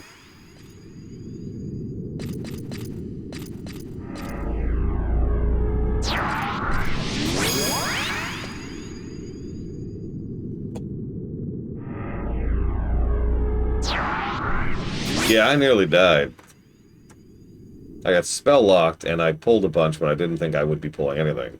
I almost trained to the door. The only reason I didn't is I realized the door is quite a ways away. Hey, wake up and heal me. Thank you.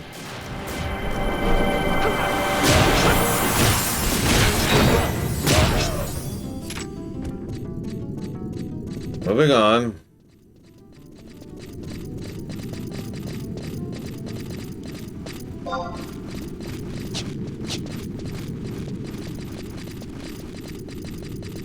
I do love getting petrified.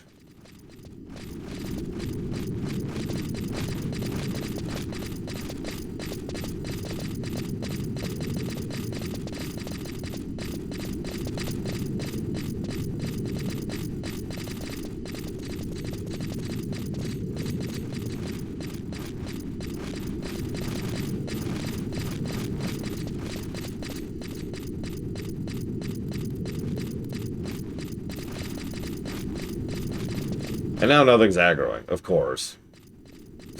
Pulled out the death squad, and everyone's like, nope. I ain't touching that.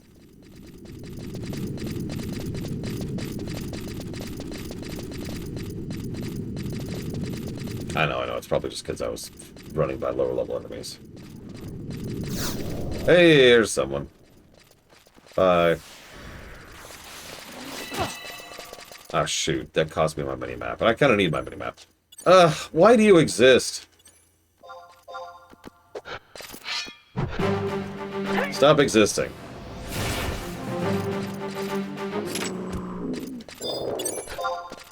You also stop existing.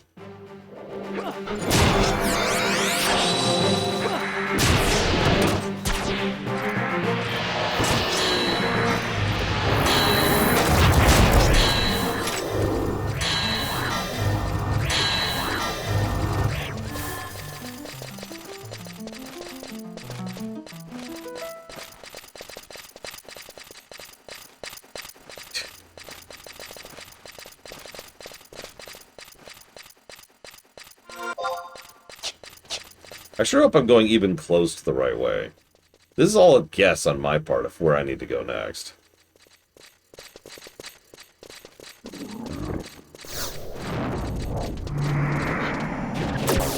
Okay.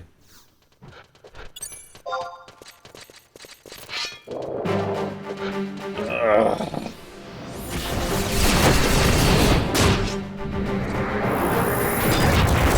You know what this is, Mr. Red? They don't want me to reach you. They're doing everything in their power to ensure I never reach you. That's what this is.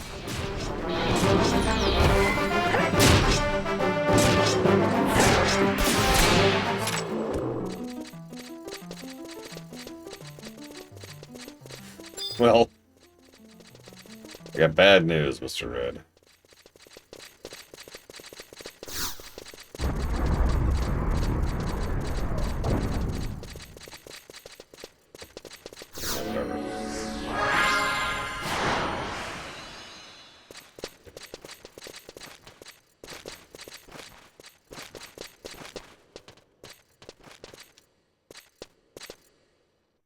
Why would... Okay.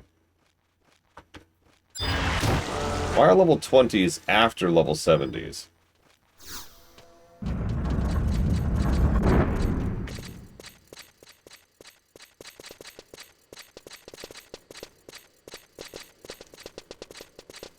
Because nonsense.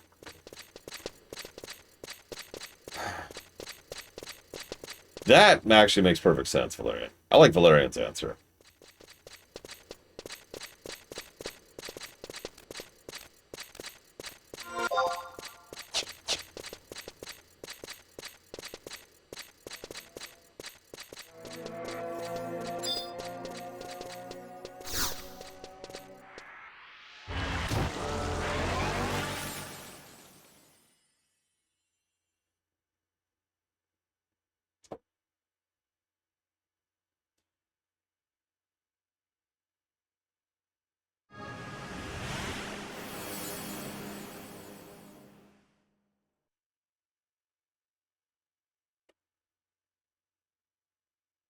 Okay.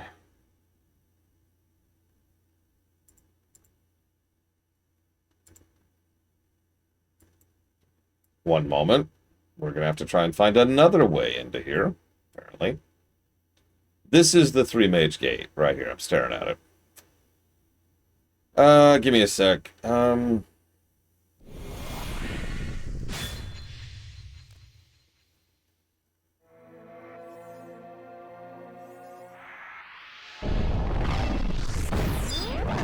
Okay, let's see if I have something.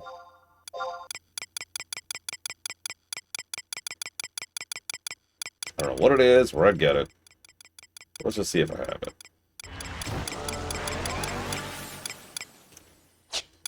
Do not appear to have it. I do not have a survival guide or a teleport into the canal. I've already checked both. It's the first thing I checked. So here's the deal. I'm staring at a map, right? According to this, I'm screwed. Like, I don't have a better way to say this. According to this, I'm screwed.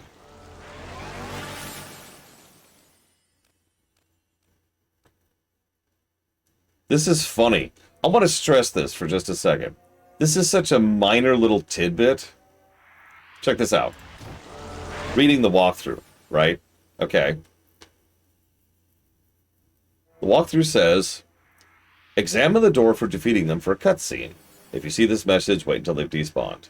It'll trigger a cutscene, you're good. Then, and it's literally one sentence, enter Full Moon Mountain, located in Toramarai Canal, Map 1, for a cutscene which completes the mission. That's it. This one bullet point is something that I don't know how to bypass. Because near as I can tell, and I am staring at this. No, Triaxia. There is exactly one way into the canal. There are 3 ways out of the canal. Excuse me, 2 ways out of the canal. But one way into the canal. And it's at the door I'm staring at, which is what I've been working towards this entire time. The 3 mage door. White mage, red mage, black mage. You can see just by looking at it.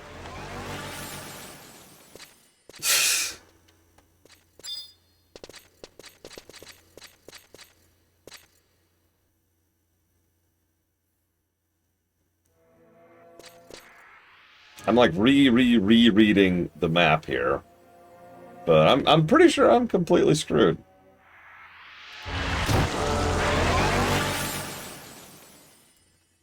Let me look something up. Just while I'm standing here.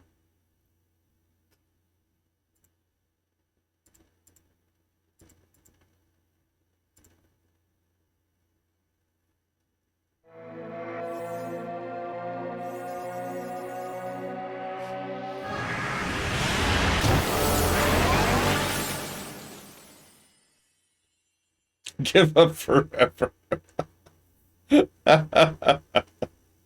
No, we gotta stay in Hellland.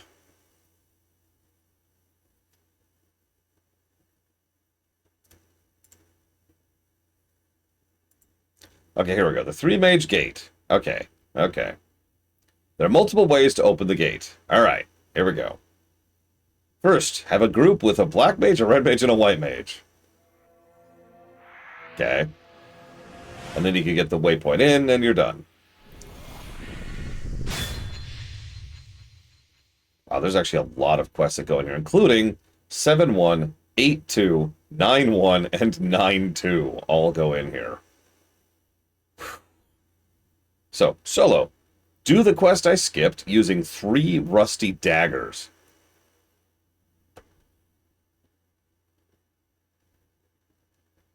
Which I actually don't think I can do right now.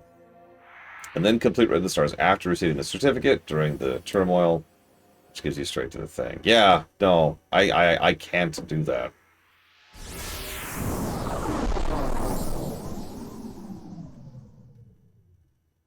Okay, hang on. So there's some other options here. If someone else already has the portal charm, then they can, open the side, open the door. I could die in front of the gate and have someone cast Tractor on me and then raise, or I can access the teleport point.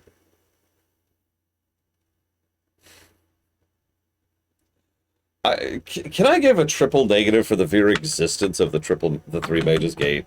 Can I do that? This is insane. The very existence of something in the game that requires a 3 of a very specific class of players to be able to bypass is already kind of crazy. The fact that so much questing, including multiple MSQs, are locked behind it. Yeah, this is probably the most literal grind wall I have ever seen. Or not grind wall, sorry, group wall. This is a literal group wall. I cannot get over the wall without a group.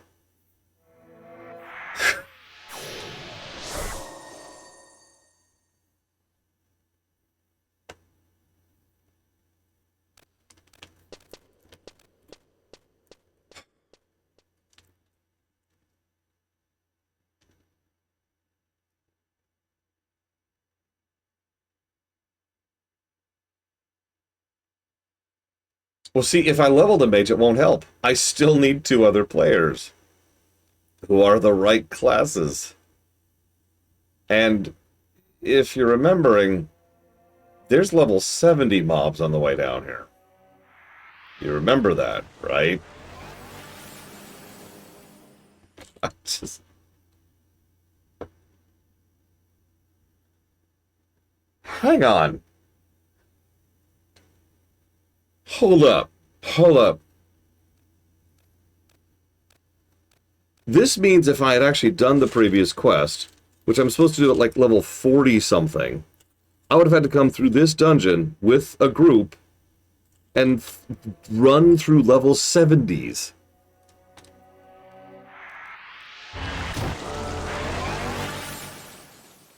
Like, if I was doing this all completely legit.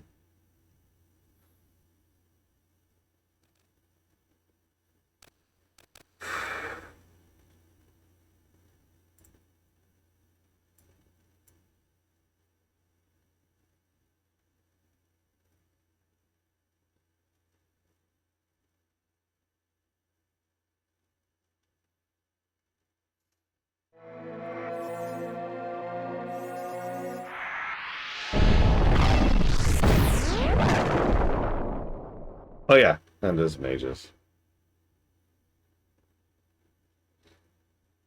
Has squishy mages, of course.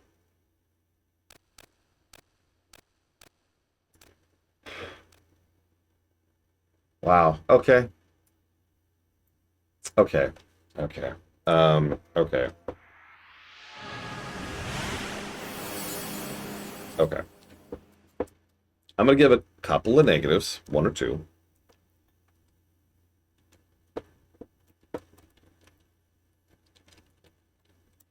Here, have some music. In honor of Valerian.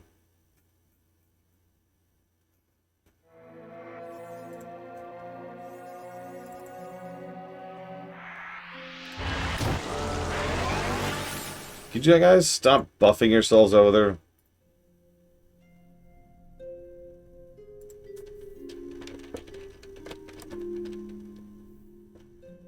Listen, Tara, I'm sorry, but it's negative time.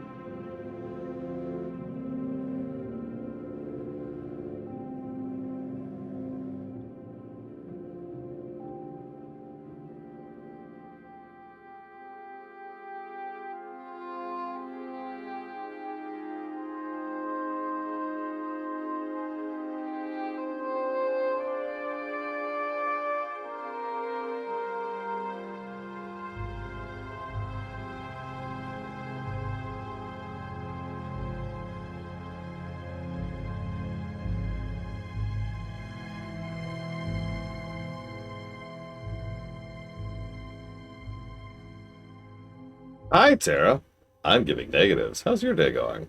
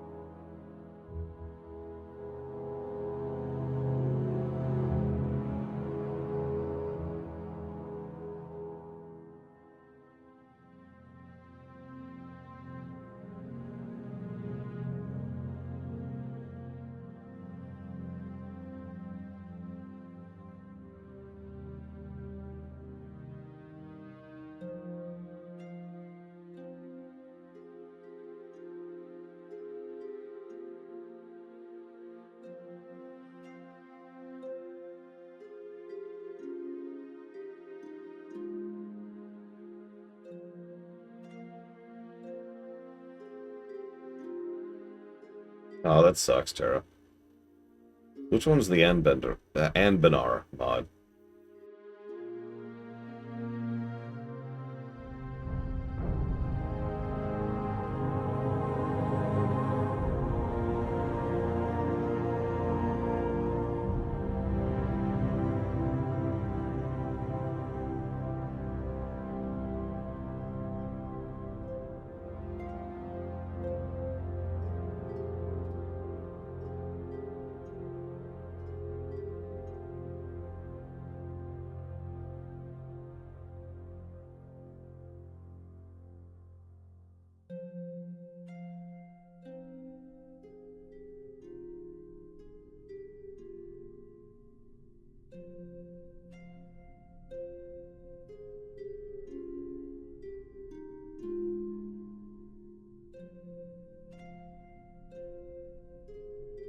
Do it, Valerian. I believe in you. I mean, I do. I haven't really played either to any substance yet. I'm looking forward to it. Some year when I'm done with FF11 and a couple of other things on my docket.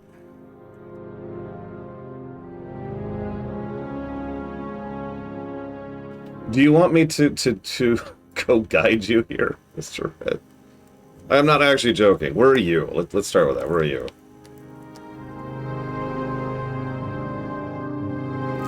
Sure. I was literally just following the map. Give me a second.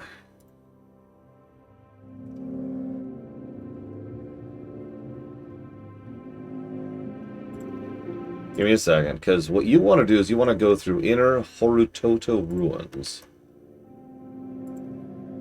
Oh, you know what? Here, I'll send you the composite. Check this out, right? So, Inner Horutoto Ruins is the lower left thing, right? I got here via the teleport. You follow this path up until the Three Mages Gate, and that's where I'm standing.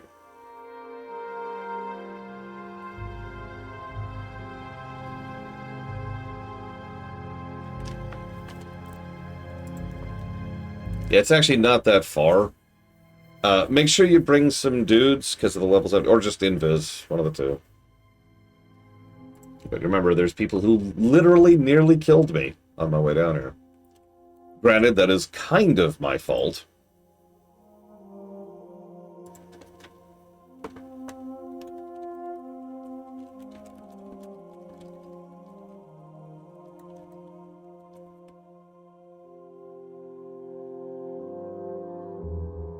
What surpassed it, Landlock? Tor?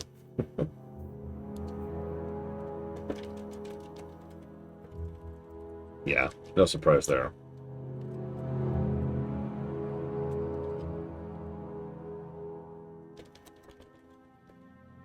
Yeah, ditto, Valerian. No offense to FF11, but Tor's gameplay is mostly just a slog. This is 11.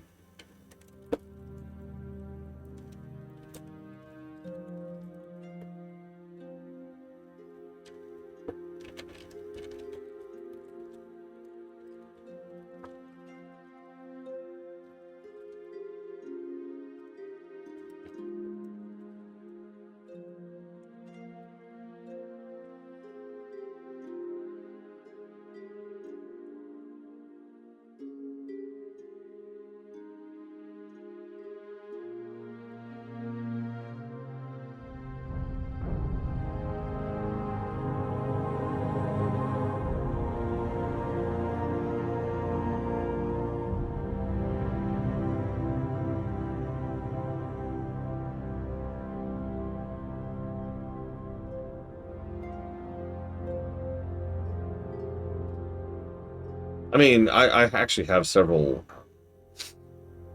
gameplay positives kind of flagged, for lack of a better way to put that.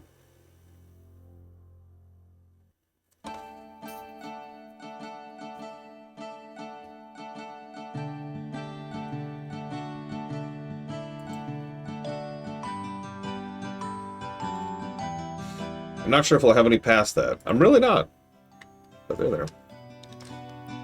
Yeah, just entering this door. I was doing some digging while I was typing up my notes, or looking at my notes just now. This door is a hell of a bottleneck. Once you get into the canal, you're good. There's a survival guide in there, and I do believe there's actually a waypoint in there as well. So once you're in, you're fine. And there's like 3 ways out of the canal back into the rest of the areas. You know, if we're assuming this is the era in which teleports don't exist. But the only way in, I want to stress this for 1 second, the only way in is this door. And there are, near as I can tell, 3 ways to get through this door. Option 1, have the 3 mages. Option 2, have someone open the door for you. Thanks, Mr. Red. Option 3, do a very specific workaround that is actually physically impossible for me to do at this point.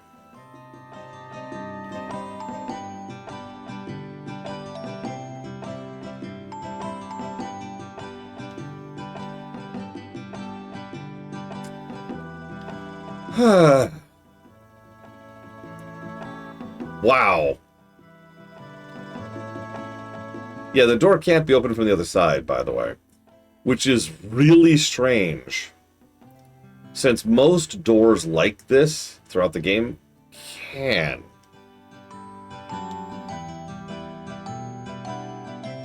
So I have no idea why this specific door has decided, no.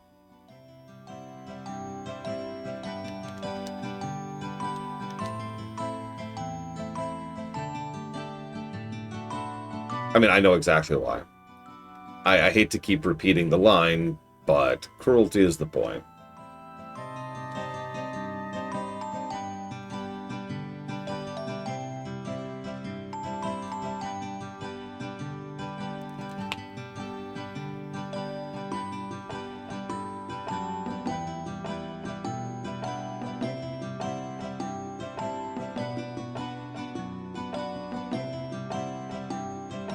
What's, I mean, honestly, it might be worth doing as a just-in-case, but if you've been noticing here, the first thing I'm doing, as fast as I possibly can, is trying to find the waypoint. It's there, apparently. So that I can have a teleport in here so I literally never have to do that again. It is most assuredly not worth it.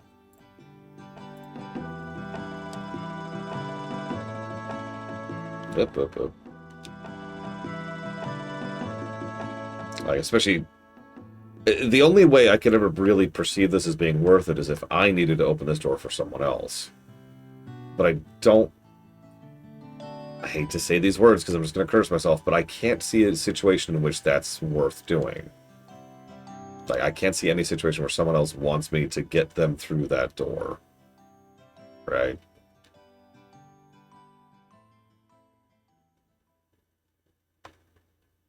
I am glad you had that item, Mr. Red.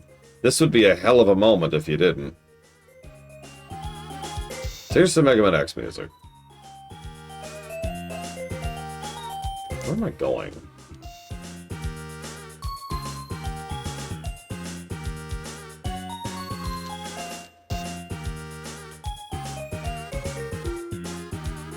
Yeah, I know. I actually already noticed the map isn't complete because I happen to still have the player map handy. And the two do not coincide is the word I would use. So this music is way too happy. Let's get something appropriate going on here.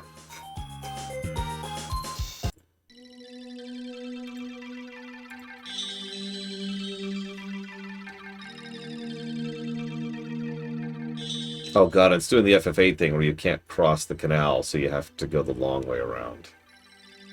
At least in Oblivion I could frickin' jump. Oh my god. Oh my god. Okay, hold on. Hold up.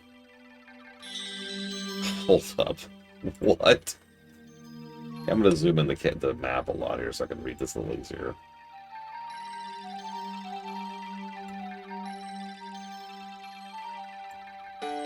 Yeah, no, this is much... I'm actually looking at the map, and this is bonkers.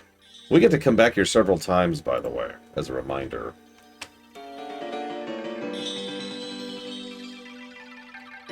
Okay, so it looks like...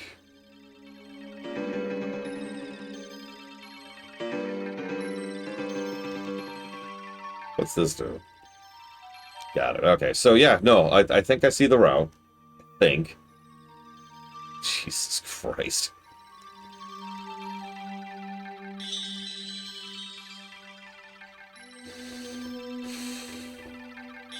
I take back everything bad I've ever said about the Sunken Temple. Good lord.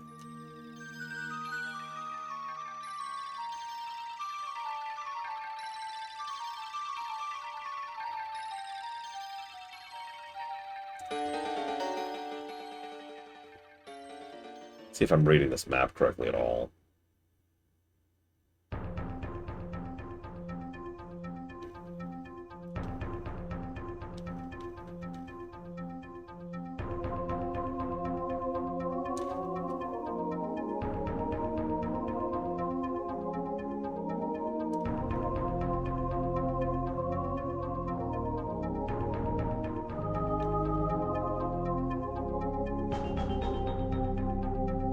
I think I'm reading the map correctly, which is good. That's a good thing. I think I might leave this map up for later. No reason.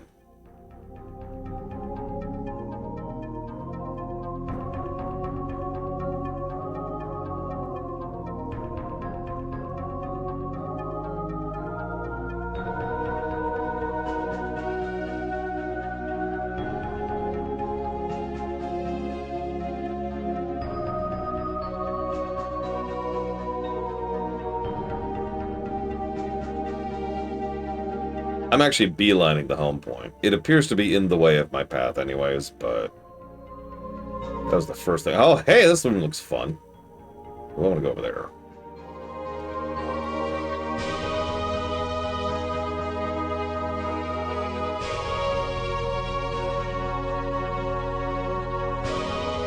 Oh, hey, something aggroed me. Ugh. Die.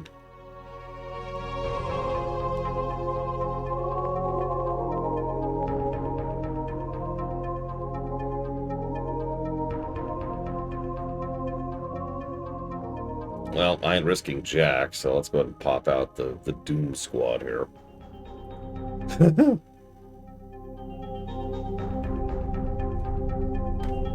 I have been much less kind to, as in my discussions of this game, to PAX than I have been in my review. Okay, go.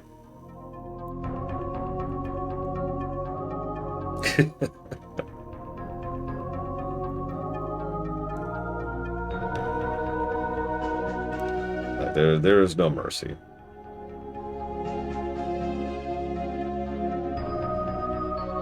I mean, it helps that I'm playing WoW, which is like just breath of fresh air after this. I think I mentioned we're doing the new MSQ stuff, which has been really cool so far.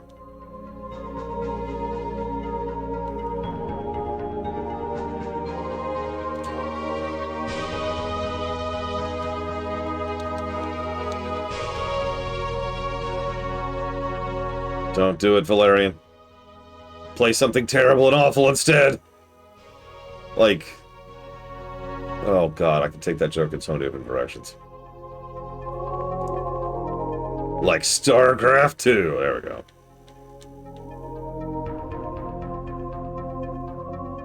Like ESO. No! I would never condemn him to ESO. Ever.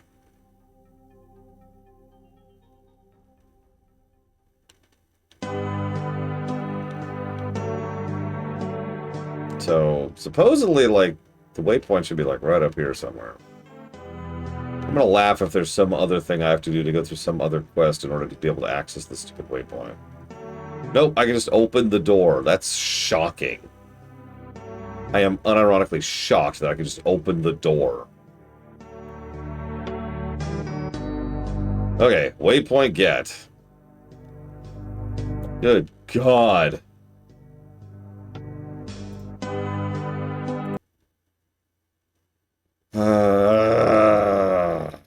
Okay.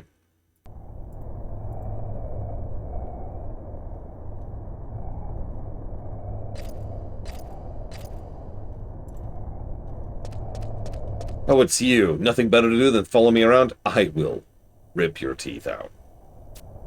And feed them to you. Well, you might as well come with me. Come and behold the truth!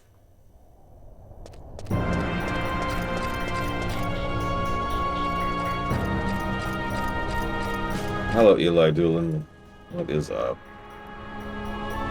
It can't be. This is...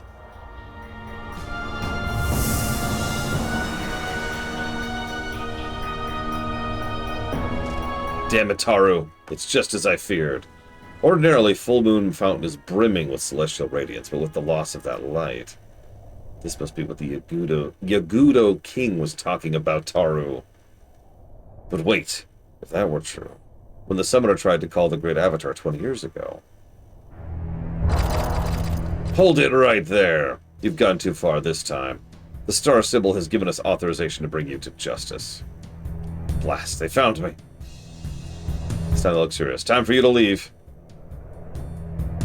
Come quietly or there'll be trouble. I hereby arrest you for your crimes committed against Heaven's Tower. But what are his crimes, exactly? I mean, Patreon, it's up to you, really, Eli.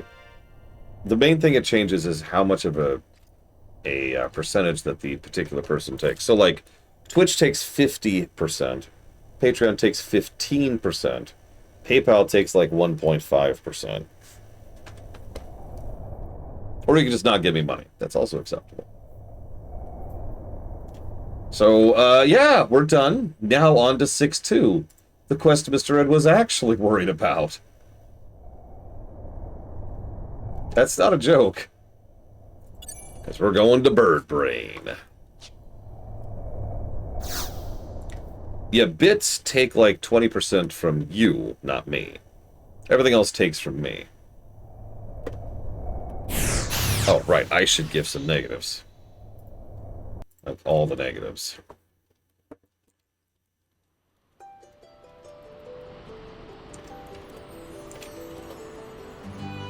Well, I appreciate the thought, Eli Dillon. I really do, but you don't have to. That's sort of the way the format works. I call it the Mary C. Cole format of economics. Those who can support for those who can't. Because I don't technically charge anything for anything.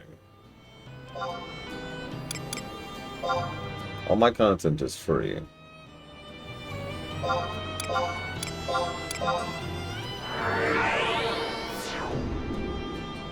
Now, obviously, if nobody funded me, then yeah, I'd have to stop streaming because I wouldn't be able to eat or, you know, have a roof over my head.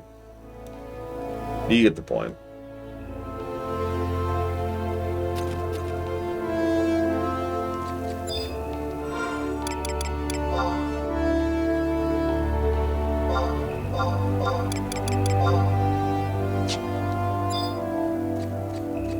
Let's see if that's enough.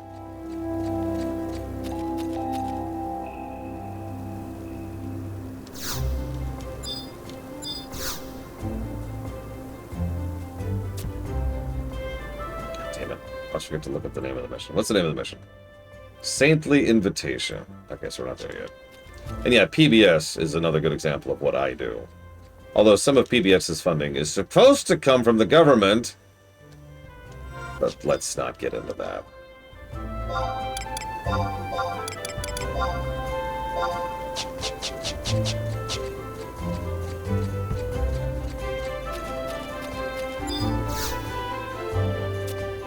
There we go. Saintly Invitation, 6-2. You've been summoned to the Heavenly Tower by the Order of Star Sibyl. This is be related to the arrest of What's-His-Face and the Sibyl Guards. You'll probably be interrogated on the details of your previous mission. Make haste. I do like being interrogated.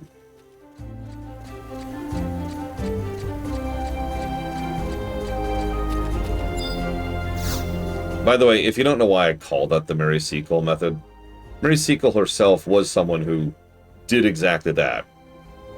The people who could afford to paid her for her services. She was a nurse. And the people who couldn't, didn't.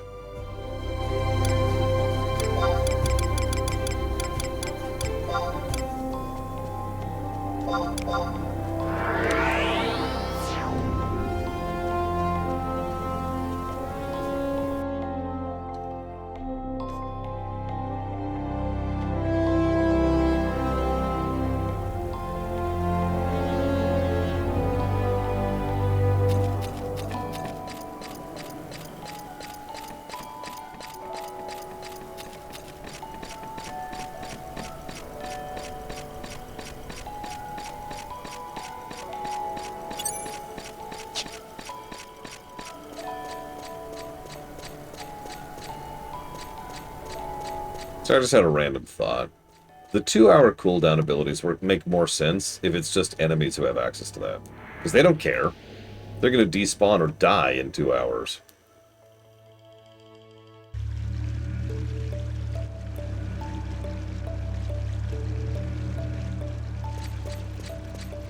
In other words, what that actually means is the strategy becomes, you know, outlasting whatever buff they use. Don't worry about it, Blake. I'm just... Amusing.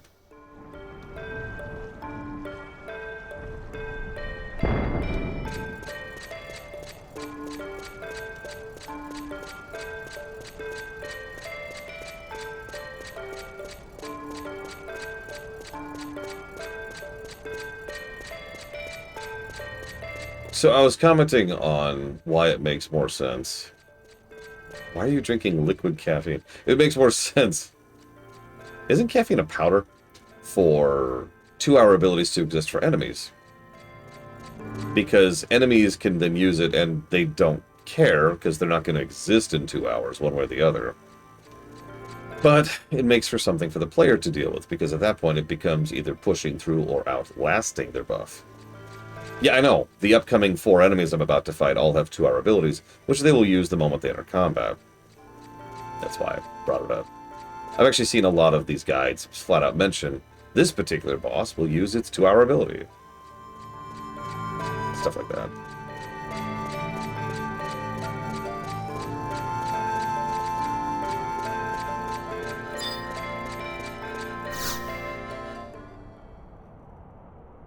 "10,000 grams of pure caffeine. Whoa. You should know this as well as I do. Summoning is extraordinarily dangerous. We were not meant to experiment with such powers. The Orosteri minister has tampered with the Horatoru ruins without permission. I can no longer overlook his indiscretions. Sir Sybil, Winters was saved from devastation 20 years ago when he used that very same summoning magic. Of course, I understand summoning is not to be taken lightly, but if my dear brother is able to master that magic as he believes he can... Excessive force gives birth to conflict and causes more problems than it solves. A kind of overwhelming power invites dreams of ambition that will lead to the destruction of our country. And for that reason you condemn him to a life of imprisonment? My dear brother may be a silly billy, spacey-wacy noodlehead, but he's the only brother I have.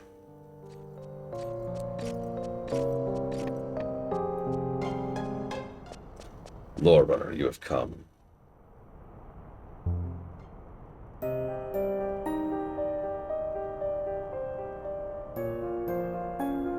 I was informed by the Sybil guards that you were with Bob at the time of his arrest. Do you share his opinion? Do you believe Winters should join the battle? I see. Perhaps that is as it should be. However, the Winters of today does not have the might to go to war with the Beastmen as it did 20 years ago. But I did not call you back here to speak of war. You are here to atone for the crimes you have committed. Don't be concerned. With the great service you have performed for our nation, you will escape the fate that has befallen Bob. However, your transgression at the behest of the minister is more serious than you think. I cannot simply let the matter drop. I can always kill you. Would that make you forget about the matter? I bet it would. So I've decided for you to accept the invitation that arrived a few days ago from the Yagudo Holy One residing in Castle Astrosa. It's an invitation to participate in the contest held at Baldur's Dais in Gideus. It's a tournament that pits the Warriors of Winters against the champions of the Yagudo to reinforce our bond of mutual trust. If you do not prevail up against the champions, Winters must increase her offerings to the Yagudo. You may have as many 6 people participate in the tournament as long as you all meet the requirements. I realize you must have little affection for me now, but let me say one thing. Come back to us safely. And stab! She's dead. So I saw it, Eli. So, real quick, just to make sure you're aware, just to make 100% sure, that is a monthly thing. Patreon is a monthly sub kind of a deal. So if you intended that to be a one-off, then you should cancel it immediately, is what I'm trying to say. I do appreciate the support either way. You may not know this, but if you go to the most recent post, which should be listed July monthly Patreon funding post, you can respond to that and put it towards up to 3 future streams of your choice. Or 1 new stream. 1 new game.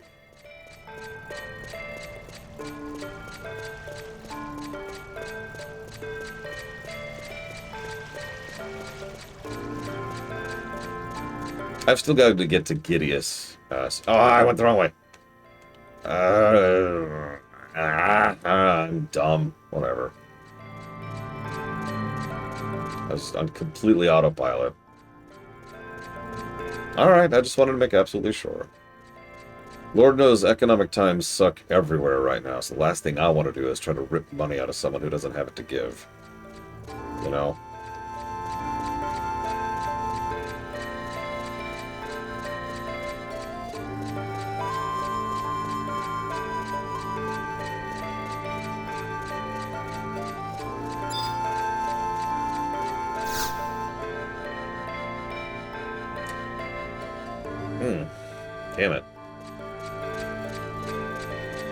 eye's been giving me trouble today. No, it's not because of FF11, although it'd be funny. FF11 literally blinded me. No, I just have allergy issues. It is about that time of year again.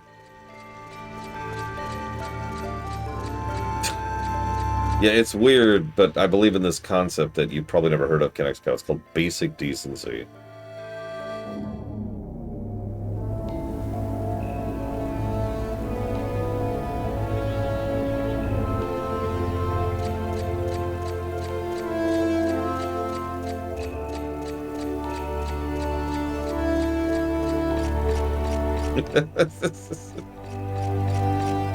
What's a judgment key exactly? By the way, fun fact, I just scrolled ahead in the walkthrough slightly. Literally, the next thing says, now go to Castle Astroza. You will need to reach the brass door. The door requires a judgment key.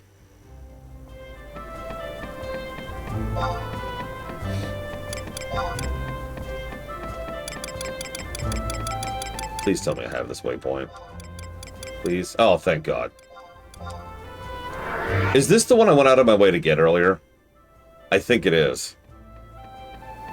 Oh my God. I actually benefited from going out of my way to get this waypoint.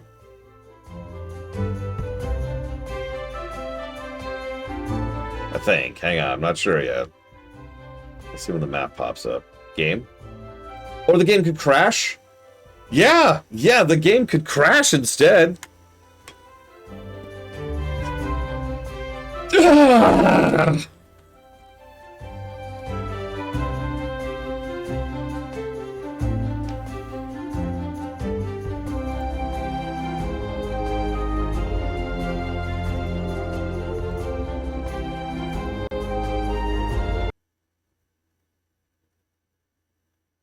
Oh my God, Rax! Oh my God! Hey, Rax! Hey, Rax! Rax. 3 Mages Door. 7 negatives just for that door, by the way. I might increase that. I haven't decided, but it's 7 negatives right now.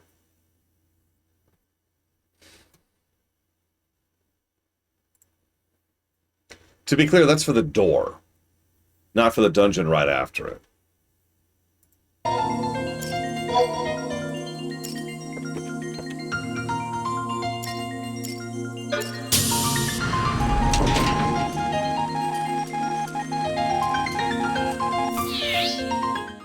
Yeah, FF11 is currently defeating me.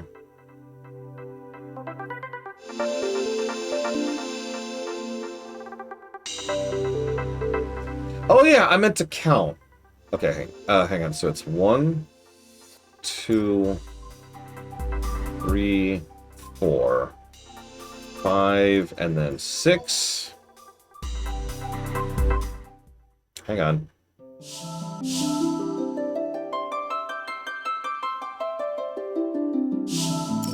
7, 8. Okay, someone write down 8 real quick, please.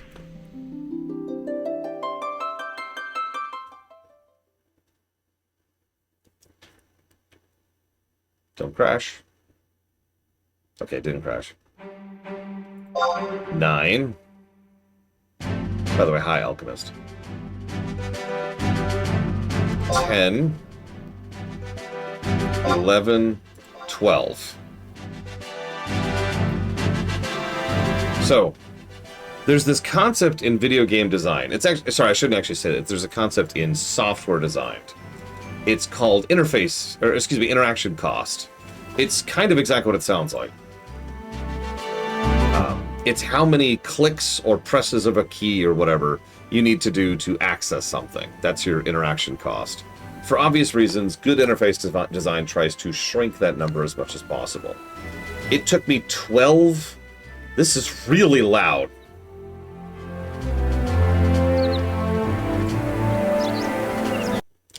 It took me 12 button presses, not counting typing in my password, which you have to do manually each time, in order to access getting in-game. To put that into a little bit of perspective, I am now going to log into WoW. Okay? Counting the launcher.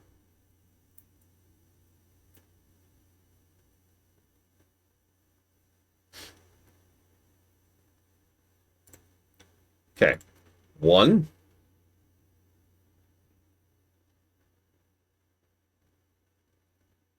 It's taking a moment because I've got FF11 up. Wait for it.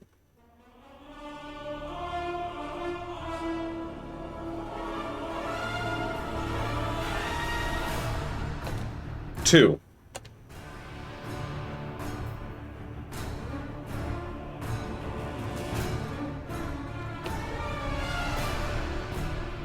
In case you missed that, the interaction cost for logging into WoW is 2. That's from the launcher, by the way. You hit play on the launcher to launch the game. You hit log in on the character to log in. 2. If you want to switch characters, that goes up to 3. Which is fair, because alts are such a big deal in WoW. But still, that's good interface design right there. To be quite... I mean, WoW lives and breathes good interface design, so that makes sense. Oh, I see Kira Whitenose is working on her home.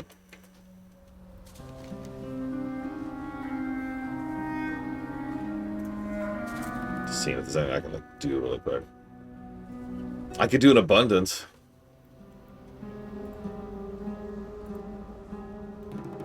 Yeah, even FF14. I use FF14's launcher, by the way. FF14's launcher is 2, I think, actually. Because the launcher just dumps you in-game immediately. So you hit log in, and then you hit play on your character. It's pretty much the exact same that WoW does. 1 to start the game, and then 1 to log in the character.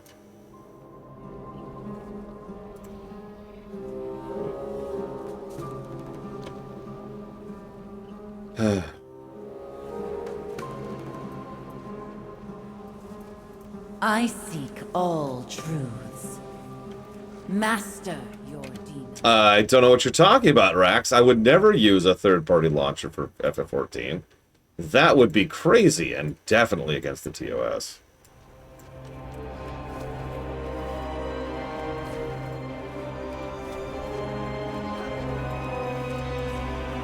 Yeah, I've never even heard of add-ons. What are you talking about? Okay, surely I'm logged out by now.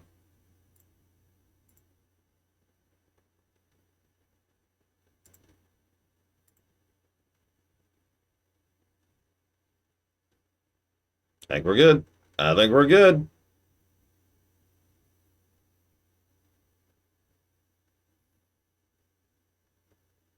Okay. Now, to go back to what I was just saying... It probably will, Kitten Fan. I don't think the game will score as bad, but I think the combat will. Yes, I was right! I was right! Earlier today, I was in this stupid dungeon for the beginning of the Winter's quests. And I had to go all the way over there to, like, what is that? Like, I-8, and then I had to go back around down here to G8. And then I was like, you know... I'm gonna go get that waypoint. And I literally, at the time, I was thinking, there's no reason I will ever come back here, but I'm gonna go get that waypoint just in case. That's where I am right now.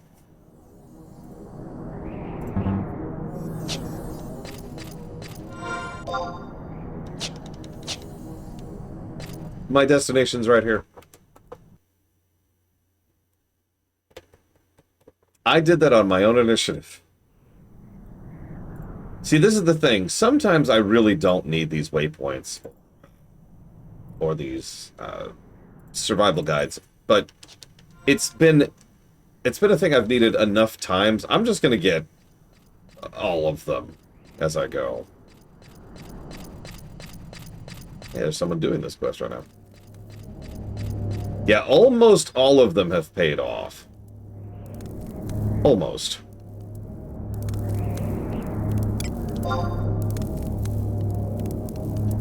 And yeah, Color Splash basic combat is just... I legitimately think it is worse than Sticker Star. I think they learned all the wrong lessons. Now, the level design is better, the quest design is better, the padding is better. Or less, I guess. Peace be. By grace of the Yaguda Holy One of the Star Symbol of Winters, I be holding Bulga contest here today. In the south corner, representing the Yugudo, Blade Master Bulo the Bloodfaced. In the north corner, yeah, the story is actually good in Color Splash. In the north corner, representing Windurst, Lore Runner the Unremarkable. Is that actually my title right now?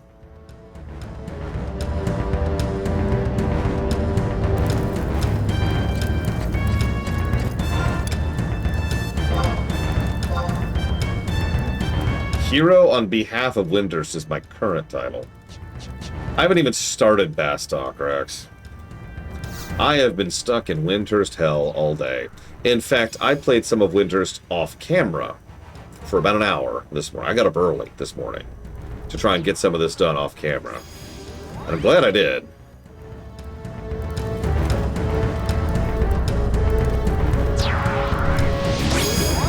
Yeah, keep in mind, canonically, at this point, I have already killed the Shadow Lord.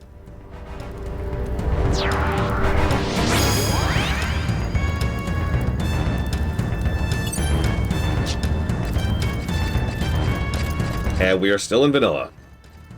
If I am very good, we might beat vanilla tomorrow. That's kind of the goal here.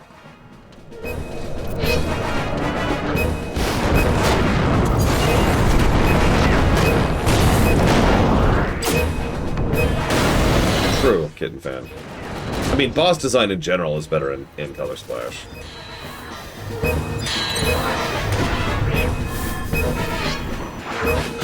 It's true, Blade Devil. Wow, these actually hurt. Can I get a heal, please? Healer person?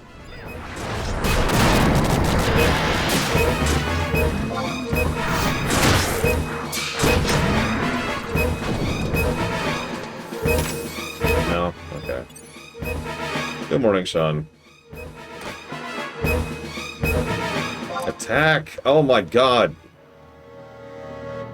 Yeah, no, you described to me the process of walking up there. In fact, there's going to be some negatives in this game's immediate future. No reason.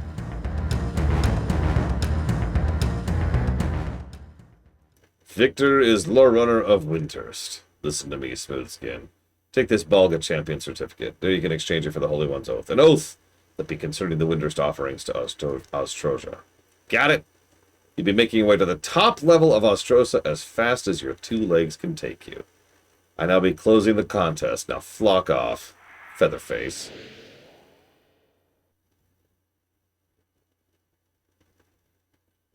Nice guy. Alright, so.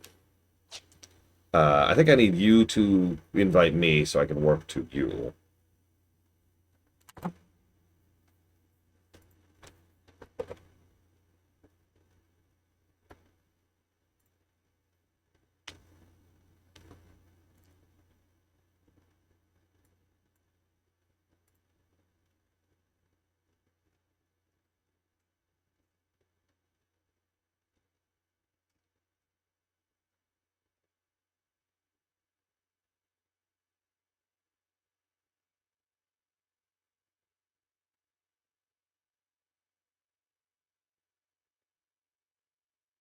Okay, door, a switch puzzle, a massive stretch of stairs, tons of enemies, a brass statue, asks you for a password. You also need the judgment key. The judgment key can drop a pile of mobs. Difficult to get this. Using the courtyard, take to here. Yeah, okay. Yeah, hang on, give me 1 second. Just refreshing myself a little bit.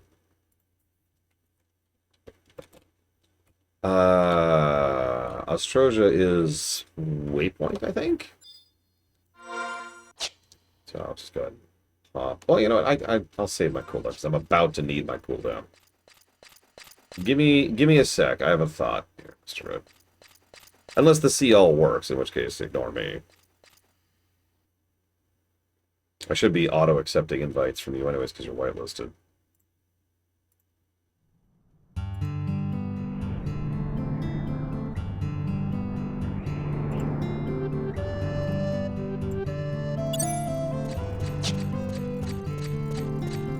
Where the hell is this? Okay, well, I still want to save my recall, so I'm still going to save my recall.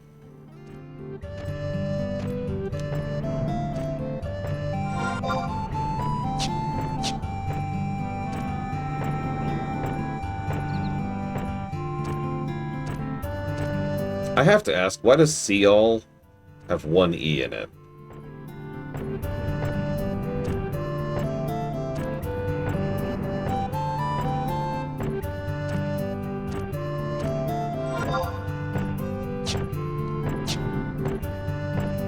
Oh, of course it's search all instead of what I was assuming, which is, you know, see all. Silly me. Oh! I am now in a group. Okay, so, hang on.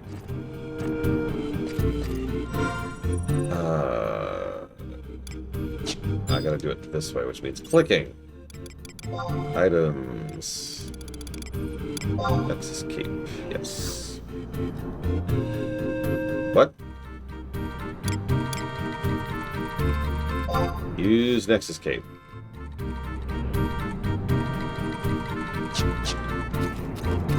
Why? What? It's. I don't have any feedback. Why is it not working?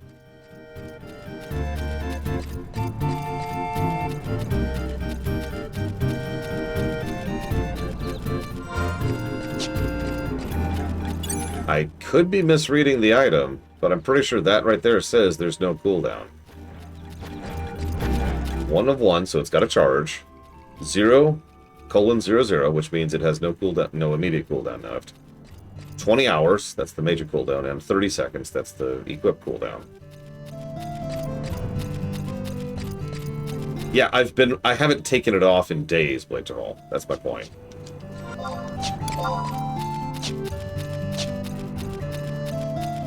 I mean, sitting still is the easy part. Let's do this.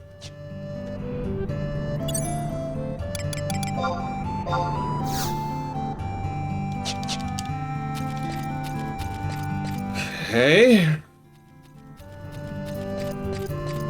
Give me a minute. I'm gonna go and get to Castle Birdbrain. Yeah, it starts casting and then stops. And again, there's no feedback, so I don't know why.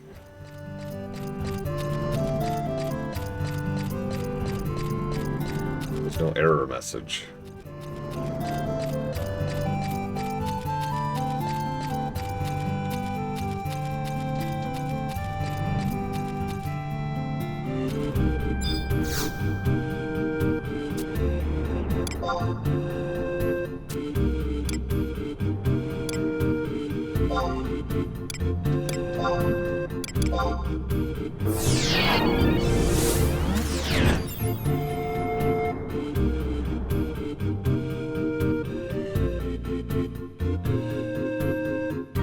I guess I should just use the survival guide.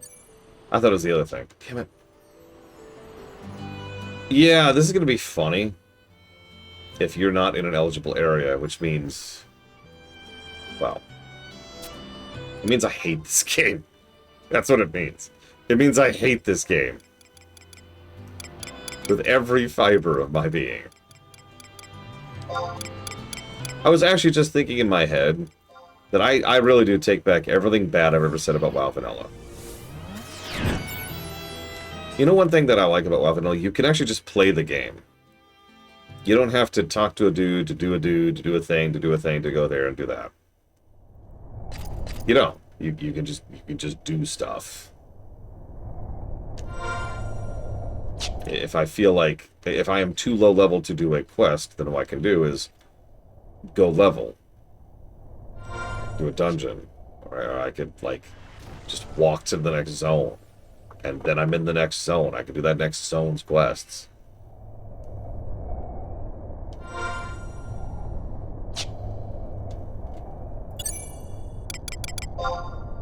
Okay, one last attempt.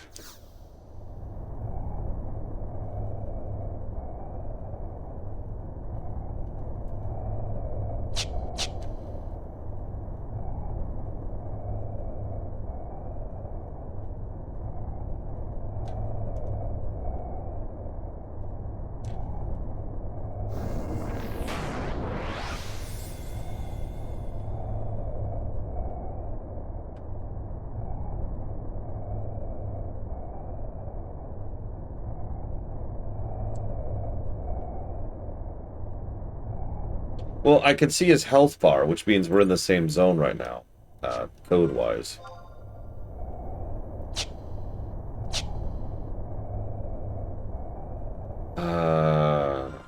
I-8. It's the same one I keep doing. Is this the... Yeah, this is the lever door. Okay.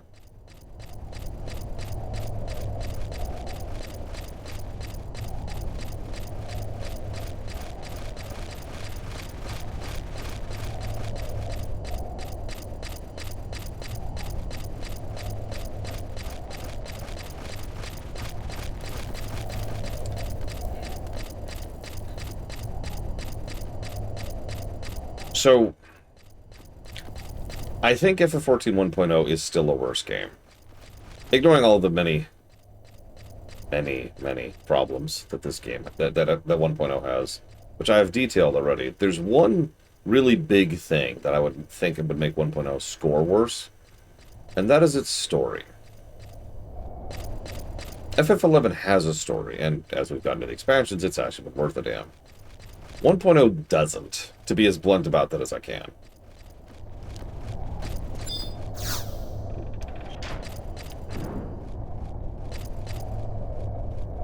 One point oh has, like, the beginnings of a story, if that.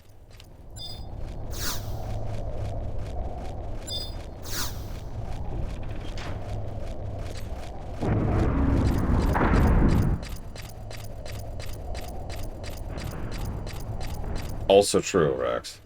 1.0 has no excuse.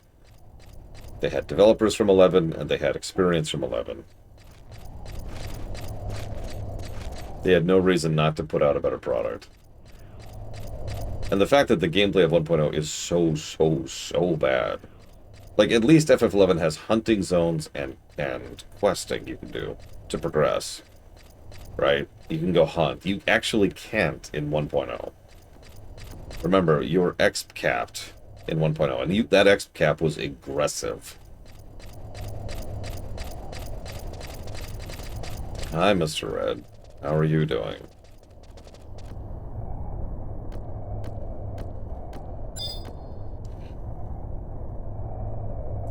Where am I going? So I think we're going to the password door? Yeah, ARR. ARR is the actual evolution of 11, 100%. 1.0 was a weird side/downgrade. So, no, I think I put some real thought into that. But I think I stick by it. I think 1.0 is still worse. I mean, the Nexus Cape doesn't work for the mountain, if you remember. Who drops this stupid thing? Yugo Flagellants drop this. Let's see any. Right out.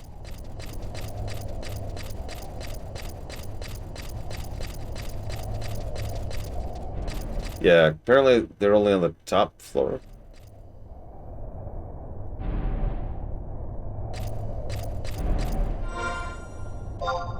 Let's see, I'm looking for... There, so it looks like it wants me to go this way. Yeah, so back to the password door. Yeah, exactly, Pelosius Snow. 1.0, that's another thing. FF11 has honest-to-God positives. FF11, or sorry, FF14 1.0 kinda doesn't.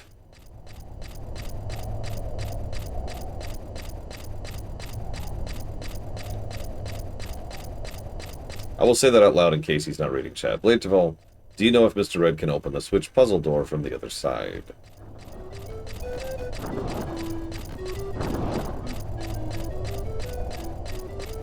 Bladeval's response is, I'd rather die than tell you this information, Mr. Red. Suffer as I have suffered.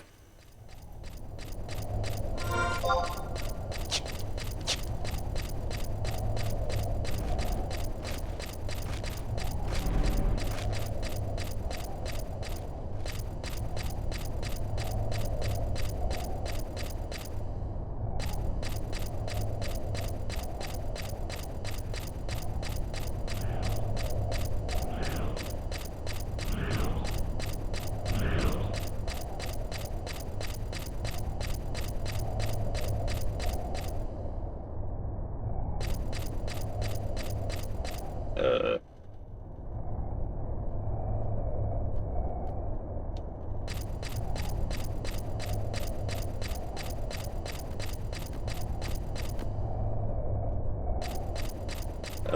What?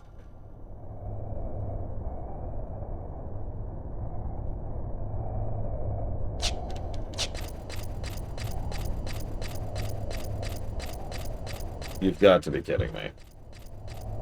Let me guess. I can't climb over... Oh, I hate everything in the entire universe.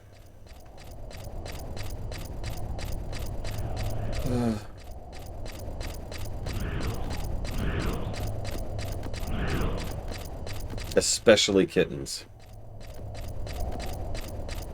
Damn those kittens. They know what they did.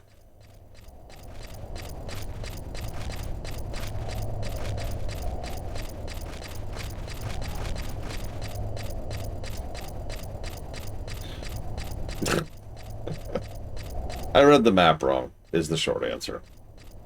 I read the map wrong. I didn't get turned around. I literally just couldn't tell what I was looking for.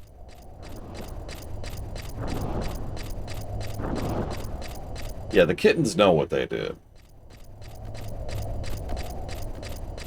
Isn't this just a wonderful audio experience? Audio-visual, actually. We're walking through a giant pile of bird poop. Mixed with mud and clay, of course. Imagine what it smells like in here. While my armor clinks and clanks periodically.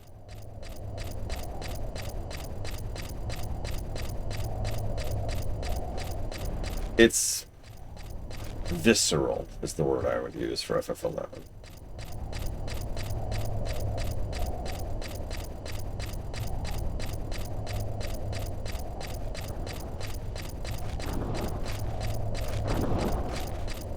I actually like to think that this place really stinks. Like, legitimately, it's just... I'm just holding my breath this entire time. Like, oh god, oh god, oh god.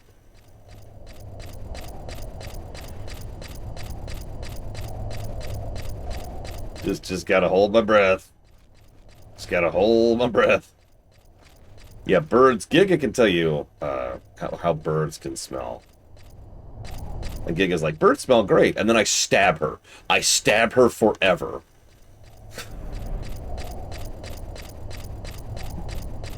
There's a robot I built whose only job is to keep stabbing her until there's nothing left to stab. And then he's going to keep stabbing her. That's just its job. 30 go to 10.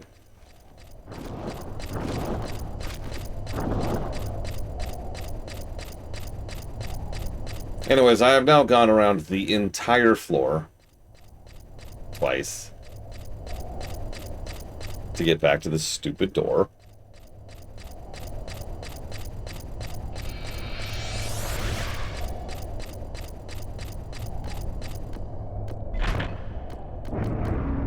Hey! Someone else can open the door. Good to know. I'm almost positive I've seen an ostrich before in a zoo, specifically. Yes, Trihexia. Although I'm not as worried about Costco as I am about Valve. Someday Valve is gonna flip the evil switch, just like Google did.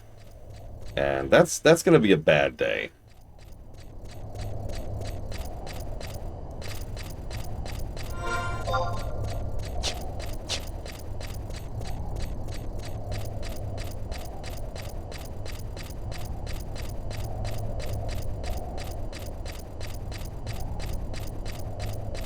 I mean, yeah, correct. They have been way too... I guess the word I want to look for here is lenient with the gambling problem.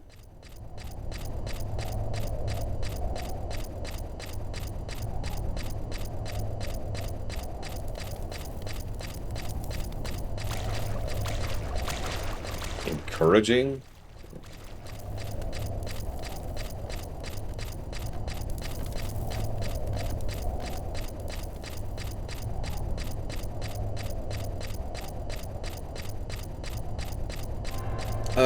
I used to know the exact moment Google went evil. I don't remember right now, but it's when... it was before the original owner sold out. like, right before that. Oh, God, yeah, the rebrand to Alphabet. That probably was it right there. Because remember, the original owners of Google weren't really great people either. Jackass McGee, I can't remember his name, don't ask me, has been lobbying really hard against rich people taxes right now. Spending tens of millions of dollars on trying to not pay taxes. Please think about that for 5 seconds.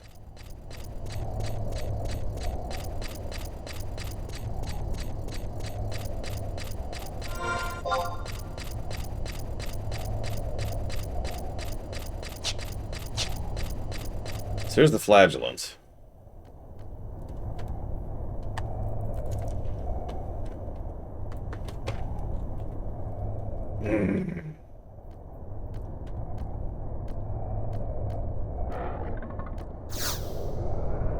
Oh, shoot. Yeah, now we got a farm. Let's see how our luck is, huh? Any bets in chat?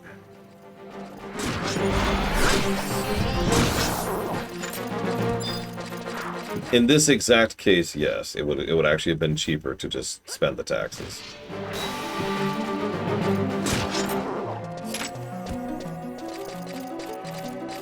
Like, people have already done the math.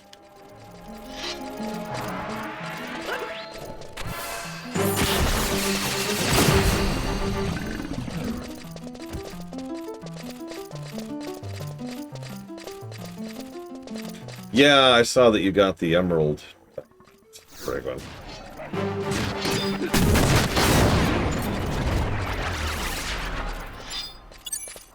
I mean, yeah, Ross, I'm with that.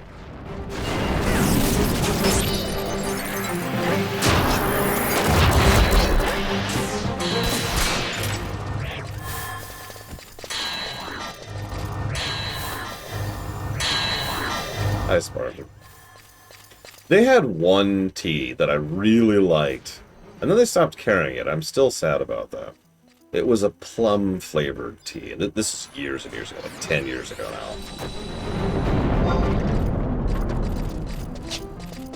2 coffer keys so far.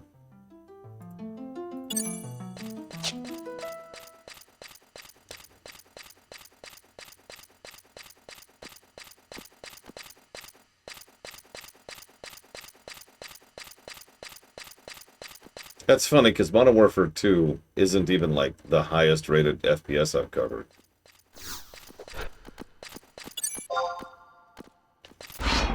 In fact...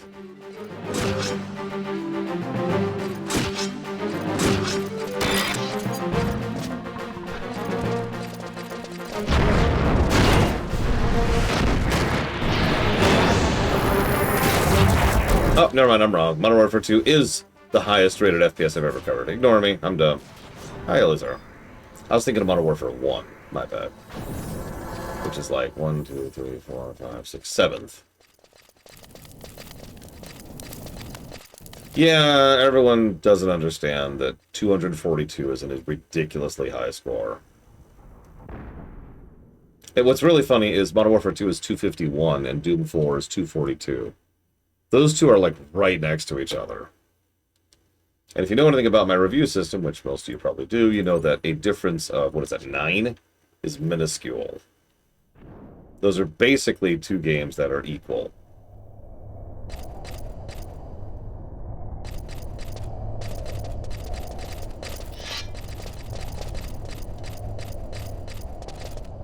Yeah, exactly. That's shoulder to shoulder right there.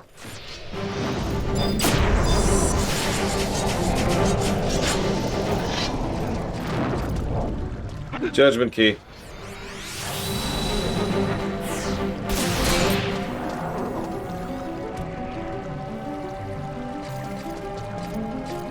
What?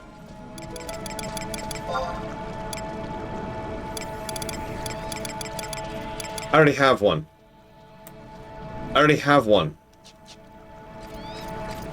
The only reason I even know that is because I can't roll on it. And I was trying to figure out why I couldn't roll on it. And if I moused over, it's like, hey, you can barely see that, but it says you already have one.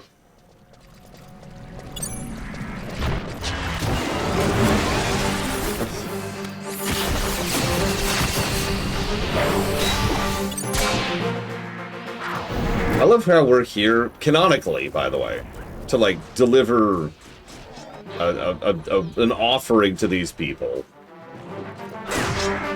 And we're murdering them as we go up, because, you know, that's just how we're at. That's how we roll, apparently. Well, I've got really bad news. I think that's actually it, Ross, yeah. I have to come here at least one more time, but it's okay! I'm pretty sure that one time will be the relatively easy thing I did earlier, and I can just do that. That's fine. I should go back to the walkthrough. Sorry, hang on. Where's walkthrough? Windhurst? Here we go. Okay, where the hell am I? Most OP character in all of Final Fantasy? Lightning.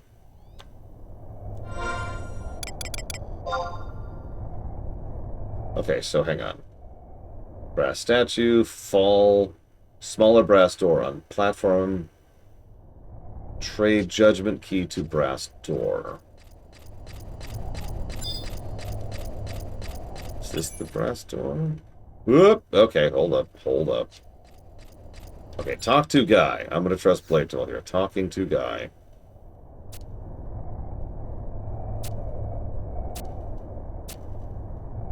Okay. Obtained necklace, obtained key item, Holy One's Oath. Of course, Ross. Why am I not surprised? All the good stuff's in Europe. No, I have enough instinct, Mr. Red, to not do that. The only reason I almost went over the edge is I couldn't tell, thanks to terrible sightlines, that that was a drop. In fact, quite frankly, the only reason I hesitated was I was like, wait, this looks like a weird staircase. that was literally just instinct to stop there. God damn it, game. Alright, so I've talked to him. I've got the stuff. I think I'm actually done?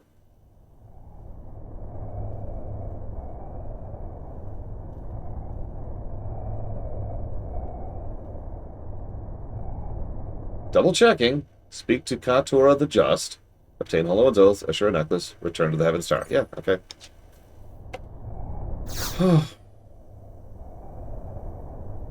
So yes, Lightning, most PCs in Final Fantasy games tend to be strong.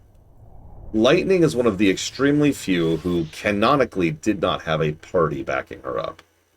She's also one of the very few who actually did kill God. Remember, most FF games do not involve killing God, or even a god. Seriously, Rex.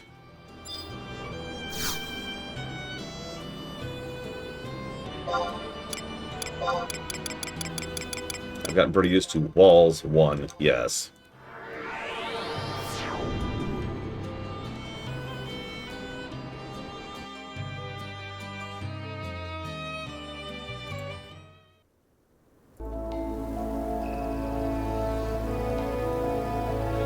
Nobody would stand a chance. Lightning would crush everyone. She killed God by herself and then remade reality. Lightning wins. It's dumb. It's not even a contest. I wouldn't even say Sephiroth is the strongest of the villains, quite frankly.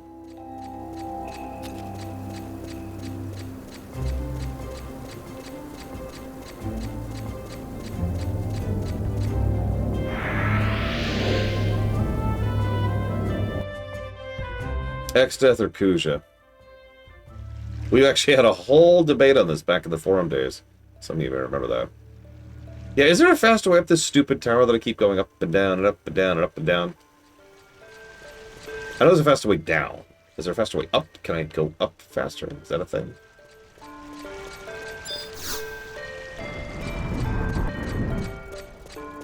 She really does, Arspus. It's not actually a joke. It's one of the many reasons Lightning Returns is ridiculous. Yeah, I actually would agree that Kefka is probably stronger than Sephiroth, but no. The tops are Exdeath and Kuja. Kuja destroyed an entire planet, and Exdeath was many different creatures combined together, and also had ridiculous regeneration abilities. Again, this is in lore, not in gameplay. Although, amusingly, Exdeath is probably one of the hardest of the final bosses, but that's unrelated. Ignore to me.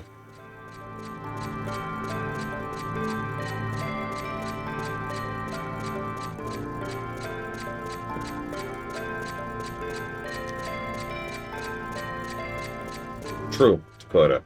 Sephiroth had a few spells, but not much. Yeah, Kuja's big thing is he is super ridiculously powerful in cutscenes. The only times we fight him, he's actually relatively weak. Relatively weak. Even his final form, when he's supposedly trying, the boss immediately before him is actually harder. And the boss after him, for that matter. Although that makes sense.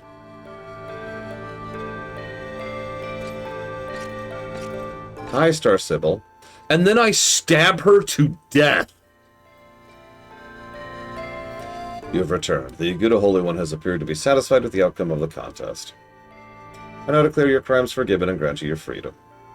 Thanks. But this does not give you the leave to speak of what you witnessed at Full Moon Mountain. I ask you to keep these things locked tight in your heart. If you are a loyal citizen of Windhurst, which I super am not, do not betray my trust. Hey guys, hey! And I just go outside and I start shouting to everyone. Hey!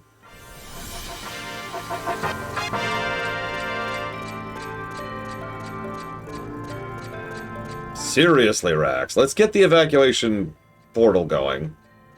It's okay. I know a girl. I talked to Y'shtola. Y'shtola, I need an evacuation portal.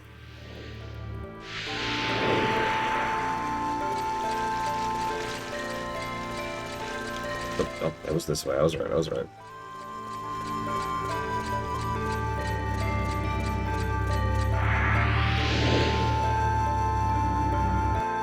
Hey guys! Hey guys! The next quest is to go to the Tora Marai Canal. Isn't that great? Thank God I got the fricking warp points in there.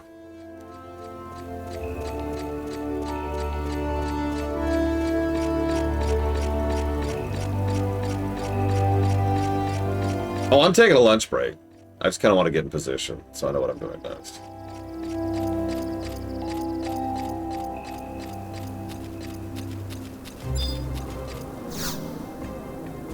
Probably not, Elizar. That would be silly. Yeah, we'll go to Delphut's Tower and be like, alright, let's channel all the power. But that'll destroy Vana'diel. I think that's a risk I'm prepared to take.